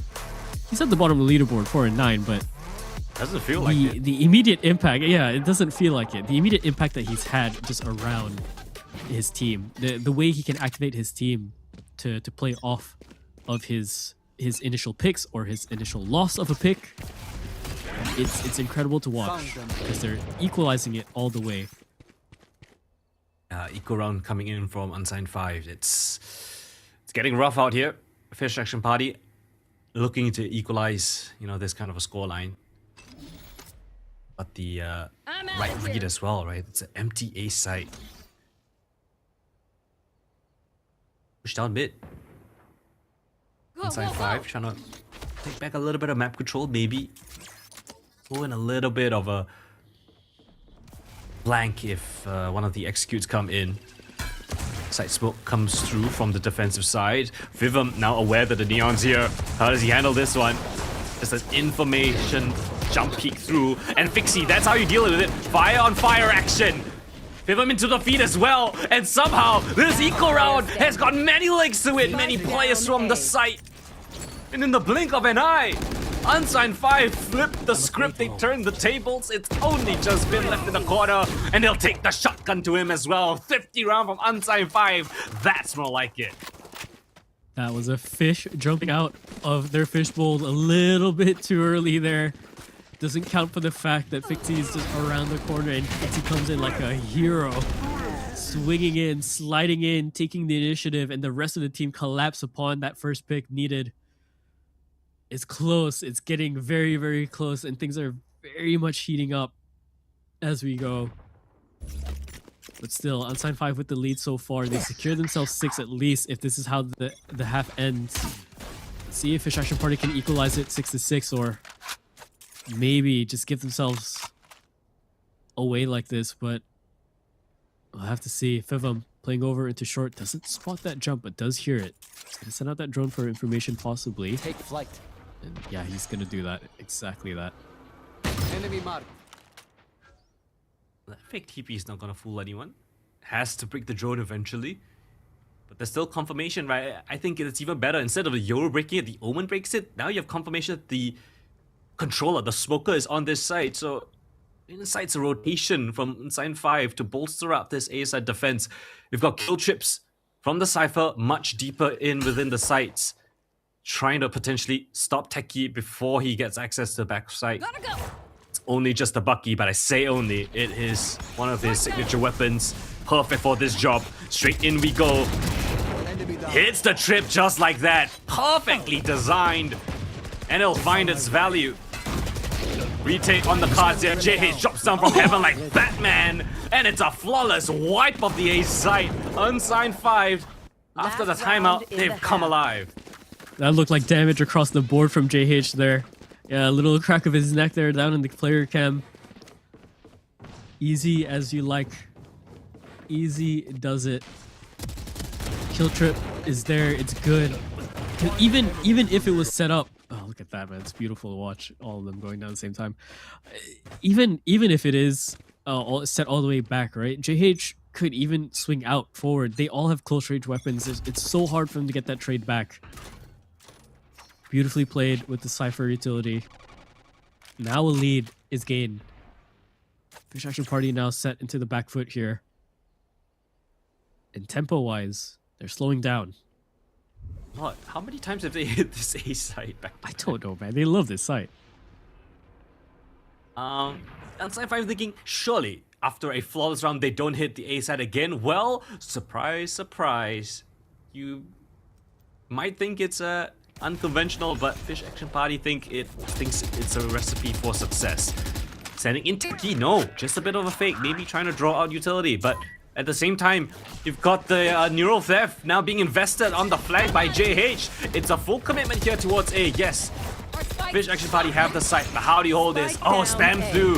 Fivum with a beautiful catch. In their face though. Techie still wants to wreak havoc, but Fivum has dropped down from the heavens. Triple kill from the IGL. Unsigned 5 singing their songs right now as they find themselves double the rounds of their opponent.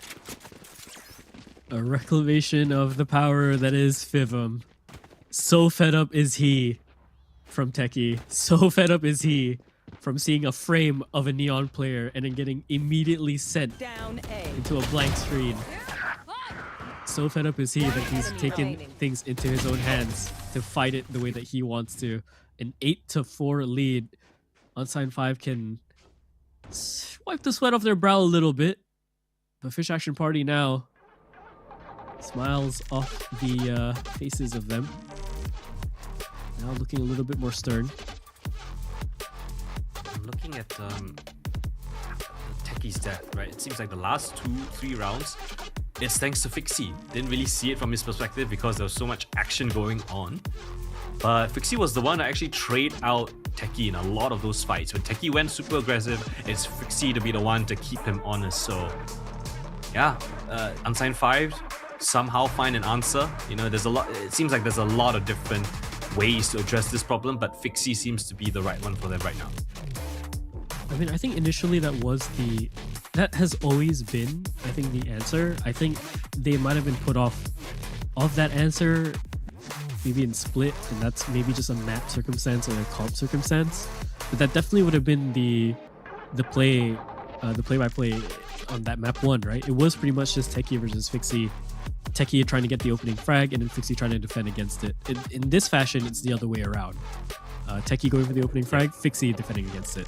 So I think that's how they can still kind of continue off of it. And the fact that maybe Fixie might be a little bit more comfortable on this Neon than they are on the Waylay, I'm unsure. Could be anyone's guess, but it is working. See if Fixie can find that success again. This time he's at the front of this fight. The scan is great coming in from Fibum, but answer back, Kuni and the Neon make their presence known, and that's the immediate call from Fibum to tell his team, hey, let's hit back towards this seaside. It's probably weakly guarded. The Cypher has actually vacated it, so Unsigned 5 gonna find themselves in a 4v4 post plan. Oh, set up the lineups as well for the shock darts, seeing if they're gonna send it away or not. Spiker's already down. A massive rotation coming in for the defense of the Neon here. And Techie's still alive, so anything is possible. That's true. They have to defend this so hard, and they have to kind of space out because they have to catch Techie. Pushing through right past the cage. That's the second one secured for Persona. It's beautiful. 2-on-2 into this post plant we go. Techie and Kuni versus Afflex, and one more. That's going to be Fivum, but both of them land their headshots instead. A 9th round secured. Unsigned 5 are running away with this ever so slowly by taking away this pistol. I don't think the score does justice on how close this map is, but evidently the last couple of rounds, Unsigned 5, they've slowly found their groove. It's looking a lot more cohesive. Persona is finding a lot more impact, and so is the rest of the team. Everyone finding their moments to shine. Fixie answering onto Techie. This pistol round, you know, Techie doesn't have that close range shotgun. It's difficult to do so on a retake setup, so yeah, Unsigned 5 play the range. Crossfire is great. Persona with a great proactive play through the cage gets them that crucial pistol round win. Right. Add to the fact that now Fixie's on this Neon. We're playing a 3 bomb site map. There's so many questions on what he can do, where he could appear. Fixie can play around his team, play slow, play refrag, or he could be the immediate first charge in, and that can come in from anywhere. And he has more lethality and range on it. Persona, ooh my gosh, okay. Heart up in his throat. In the meantime, Techie's gonna be a bit rough. He doesn't get away with it. A flank coming in, a triple one at that, but they can just run away, turn tail, and run towards the other side because they know that every single other option that they have besides this A side is completely open. Massive, fast rotation gonna come in from Techie, and he's gonna try and beat them on the time. I think he just makes it around the same time as well. Techie hears them. Shotgun in hand though, long range. It's not gonna have it. Has teammates around the corner. Fixie and Afflex. Still playing a little bit of, you know, the bullet dodging, but yeah, not gonna do too much there. Double digit secured for Unsigned 5, and yeah, they found their game plan in here, Golden. Yeah, it was really close first half. Second half, convincing pistol, and the second follow-up as well. But yeah, if you look at the rounds that Fish Action Party have managed to get, it was only the first 2 and then 2 more rounds after that in isolation. So other than that pistol, it's only really 2 gun rounds, I guess, that they've won, and that does not bode well, right? Considering that they really need rounds here. And yes, Unsigned 5 again, full force in towards this seaside. They'll find it vacant for the time being. And the question is on to Fish Action Party now. How do they answer? Now their backs up against the wall. They lose a couple more rounds, and they're out of this. Here. Oh, that's a great first shot coming in from Persona. He's been activating the entire time on this map. Drone's gonna come out, he's gonna deal with it, but his teammates are there around the corner. He does get away with the second one before going down himself. Applix is there. What a hero. He turns around the corner and picks up 3 for himself. 11-4. Unsigned 5. There was some doubt to see whether they could pull this off.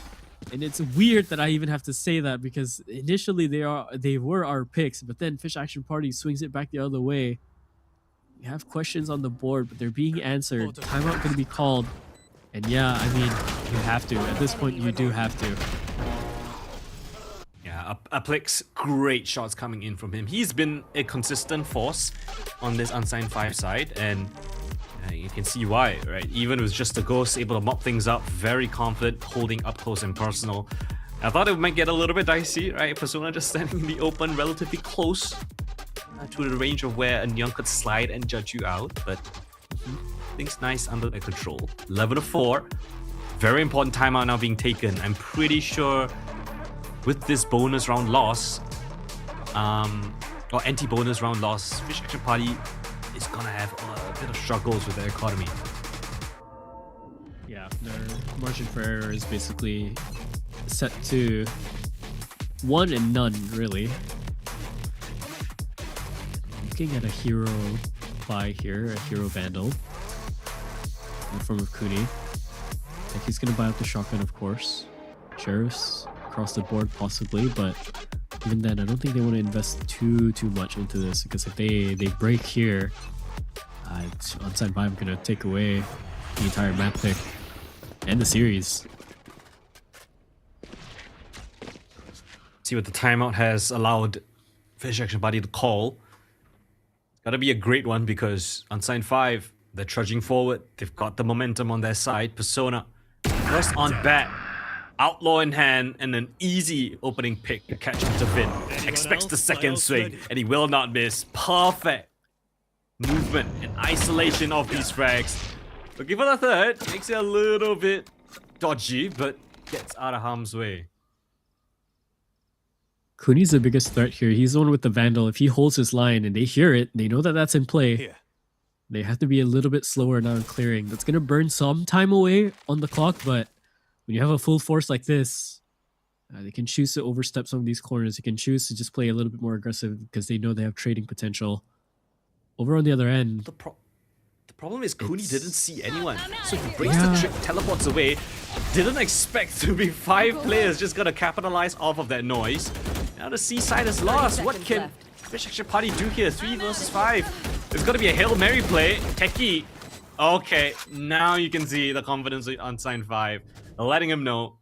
and you're saving. And this round's wraps. Maybe get an exit, but I prefer if Kuni just saves this Vandal over.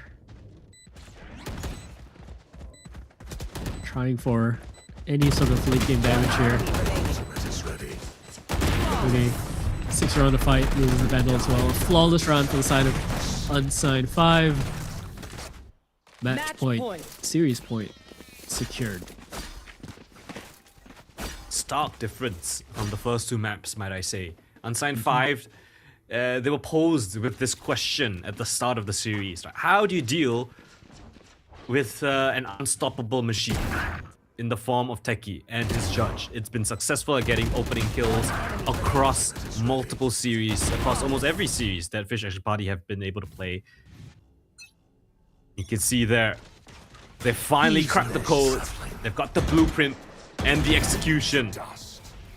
Ben Wallace, though, has something to say about this round. A tap through the smoke, catches onto Fixie. Persona in the mix, back off sight, out of the smoke. Finds an equalizing frag, but Techie still with the judge. Picks up a rifle instead, but the flood retake on the back of the side will catch Persona. Not before he finds 1 trade frag back. 2 versus 2. As the dust settles, Fivum as well as JH understand the task at hand. It's a swift paced push back towards this A site. Who be 2 on the timing here? It might be JH actually. Yeah, there's a pause coming in from the defense here. They're waiting for any sort of advance, any sort of activity, sound to be heard. Cage now deployed. That gives Kuni the information that one is here. Oh, but he slow walks. He slow walks out into that heaven position. He's so lucky he doesn't get his head taken clean off. One enemy Push all remaining. together. They find that headshot against Teki. They read that so well, and now it's left onto the 1-on-2 for Cooney. 33 seconds. They push away from the 30 corner. seconds left. Camera spotted. He knows they're there. 85 HP, no armor. Has to flash himself enemy out, going remaining. through. Gets the first frag, but doesn't get Fivum. He ends the way. He ends it all the way. Unsigned 5 take this series down 2-1. It looked so scrappy at the start, but dominance showed towards the end on this Haven pick. Unsigned 5 come in to the house party and says, it's time for bed, boys. They're gonna close things out with a convincing win here on Haven. They remain the favorites in this, and they avoid that upset from Fish Action Party. It came close. Unsigned 5 did show a little bit of weakness on the first 2 maps, but when they swapped over towards Haven, they had a better game plan. They came in prepared on how to deal with it. Judge Neon, they put an end to the story here tonight. Yeah, and I don't think any other team could be any happier to put a full stop to a storybook than that. Because I think if Fivum had to go through another whole chapter of, oh god, here comes Teki again. Oh god, he has another shotgun. I think he's gonna have nightmares tonight, man. Nightmares. I think he still might get nightmares. He might. You know, maybe he's having a walk in the park in his dream, and then the Judge Neon just slides out around a bush or something. But yeah, regardless, it's a great showing from Fish Action Party. I want to point out that yes, while they did lose, especially on Haven where they were kind of outclassed, they did have really, really crazy moments of brilliance showing up when it mattered, and taking a map out of such a experienced team such as Unsigned 5 is something that they can hold their head high for. Absolutely. The Haven is a bit rough. The Haven's a bit rough, but then you have things that they can show for in that abyss, and then as well in the middle of the map.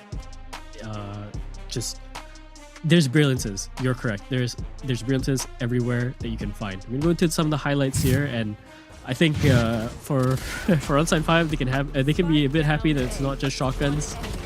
It's a little bit more actual guns, actual shooting, and I think everyone came alive here towards the end. And again, really, at some point, I have to reiterate, if you took away the names, you took away the X-ray, and you just let me watch this blind, I genuinely couldn't tell who is who until I saw the judge in the hands of one of these Neon players. Yeah, both of these teams have incredible players with, lights out mechanics of their own. But I think when it came down to it, when it came down to the nitty-gritty, the understanding of how to adapt was Unsigned 5's win condition. And they were able to really slowly, bit by bit, not without their own issues, break apart the game plan of Fish Action Party. And once they found their groove, once they found that confidence, you could see them going for riskier plays, crazier plays, but at the same time remembering who they are. Look at the energy in the bottom camera there from Applix. He was shouting, screaming. I think he's just as done. He's just as done with these shotgun shenanigans as well. His camera was shaking. Looking over into the stat line here, yeah, Persona's gonna lock in the MVP for themselves. 261 ACS, 3 first kills. Vin as well taking 190 ACS on the other side. Honestly, scoreline wise, it looks quite equal into the halfway mark, and then you can see the fall off in between Bokai and Teki there. Teki definitely had a lot more impact. Do not let those numbers lie to you. Definitely finding his way into the sights and allowing his team to push in, but unfortunately, Unsigned 5 unfortunately for them, Unsigned 5 are going to be the ones taking it away off the back of Persona playing stellar this game. Yeah, shout out to Persona. I mean, he's put on a great performance. We didn't mention his praise too much, and I think it's because there's a lot of expectations on this guy. I think he has shown himself to be one of the best players in our region. So again, yes, he does put on an MVP worthy performance, but to some degree, it's kind of like expected of him. But we have to give him flowers when we have the opportunity. So shout out to Persona, great performance coming from him, finding those opening kills, putting a lot of impact with his utility as well, right? Rotating across the map as that Yoru player. It's not easy. but he does so with grace. Yeah, and we're gonna have an interview lined up here as well. Let's see who we get. We're gonna get some more answers for ourselves.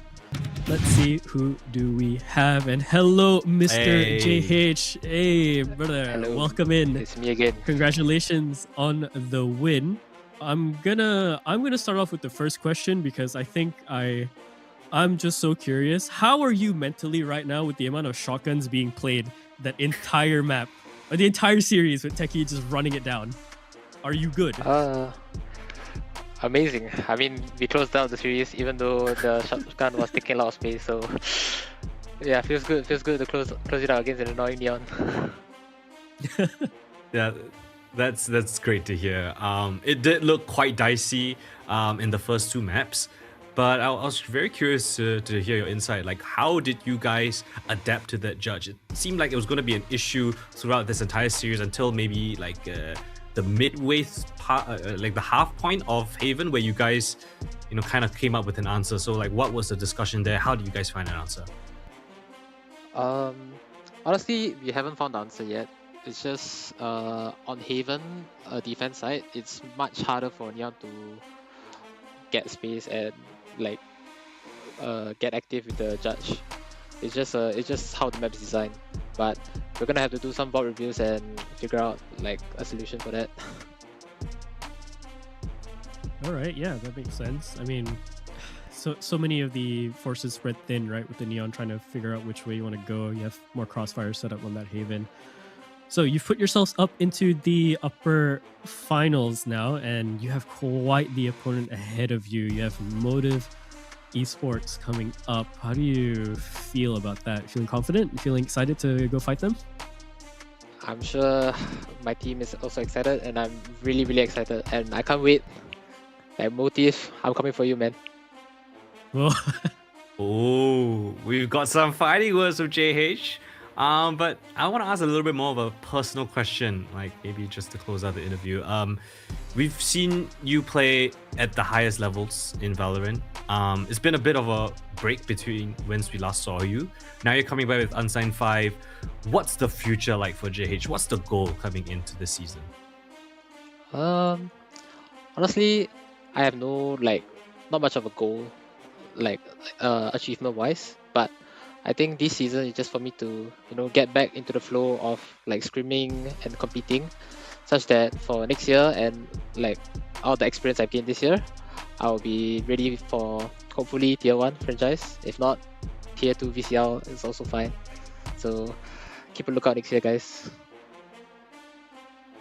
all right, yeah, honestly, I love to hear that. Achievements aside though, this is a big achievement for today. You managed to go through the gauntlet. Again, congratulations. We're gonna finish off the interview here. Hopefully you get some good rest. We're getting really late into the night now. We're getting close there. So thank you again, JH, and again, congratulations. Thank you. Good night, everybody. Right, bye-bye. Awesome. What a chill dude. What a chill dude. I mean, yeah, honestly, I think that's fair for his own personal goals. It has been a while since we've seen JH kind of perform to the level that he can. We know he's such a weapon. First time I saw him, I know he was such a weapon, right? You wouldn't just be simply picked up by some of the rosters historically that he's been in for no reason, right? It's the gameplay that he puts out. It's the cerebralness that you have attached to the player that is JH. But to see such a powerhouse of a player just kind of slowly ease himself back into the nature that is tier 2 competition, possibly gunning into tier 1. I think there's something very humbling about that, and all the best for him. Yeah, it's fantastic to see that he's got that fire in him, telling Motive that they better be ready.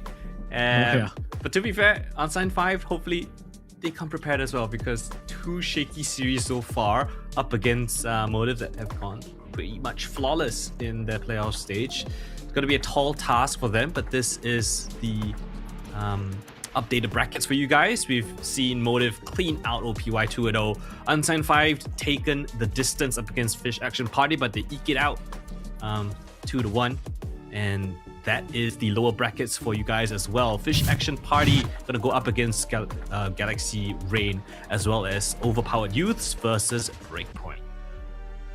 Yeah, we got two SG teams essentially fighting up against the Cambodian and of course Mongolian representatives. Lower bracket narrative. I think we thought today's games were going to be absolutely insane. I think these games with such high stakes, with the players that they have, and that's everywhere down these lower brackets, I think it's going to be even more intense. There's more fire here, I think, than this one. Yeah, and the brackets technically have kind of flipped, so we avoid any of those rematches, right? So fresh matches in that lower bracket. Fish Action Party up against Galaxy Rain, Overpowered Youth versus Breakpoint. It's gonna be very interesting. I think a lot of these teams are pretty evenly matched. So if you thought today's games was close, you know, stay tuned for the next stage of the brackets because it's gonna be an absolute cinema. Yeah, absolute cinema indeed. There's so many questions that I have for tomorrow, and I'm so curious to see how everything's gonna end up. Again, 2 SG teams left, Cambodian team, the Mongolian team. Lower brackets are all set for tomorrow. Hopefully all of you enjoyed today, but tomorrow is going to be even more of fire. I've been Lot, that's Colden. Join us tomorrow, same time, to find out who survives the lower bracket on the Challengers 2026 RoSEA. We'll see you tomorrow. Have a good night, everyone.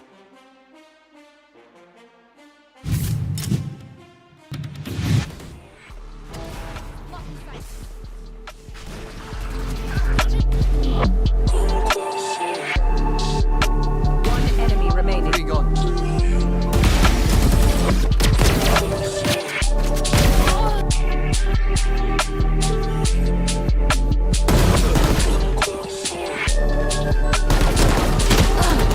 One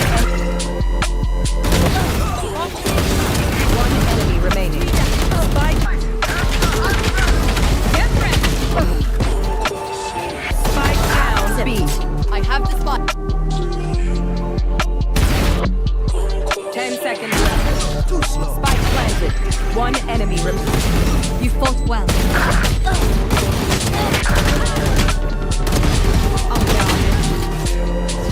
Dead. One enemy remaining. One enemy remaining.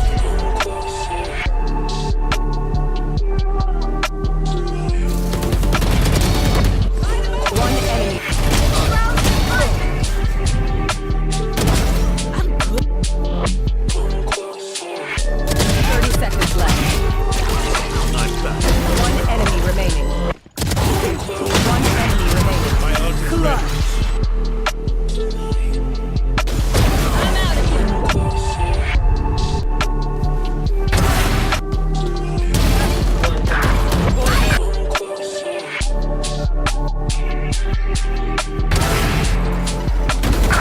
Player standing.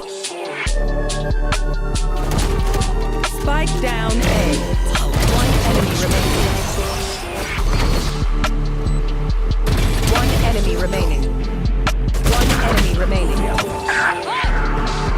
One enemy remaining. One enemy remaining.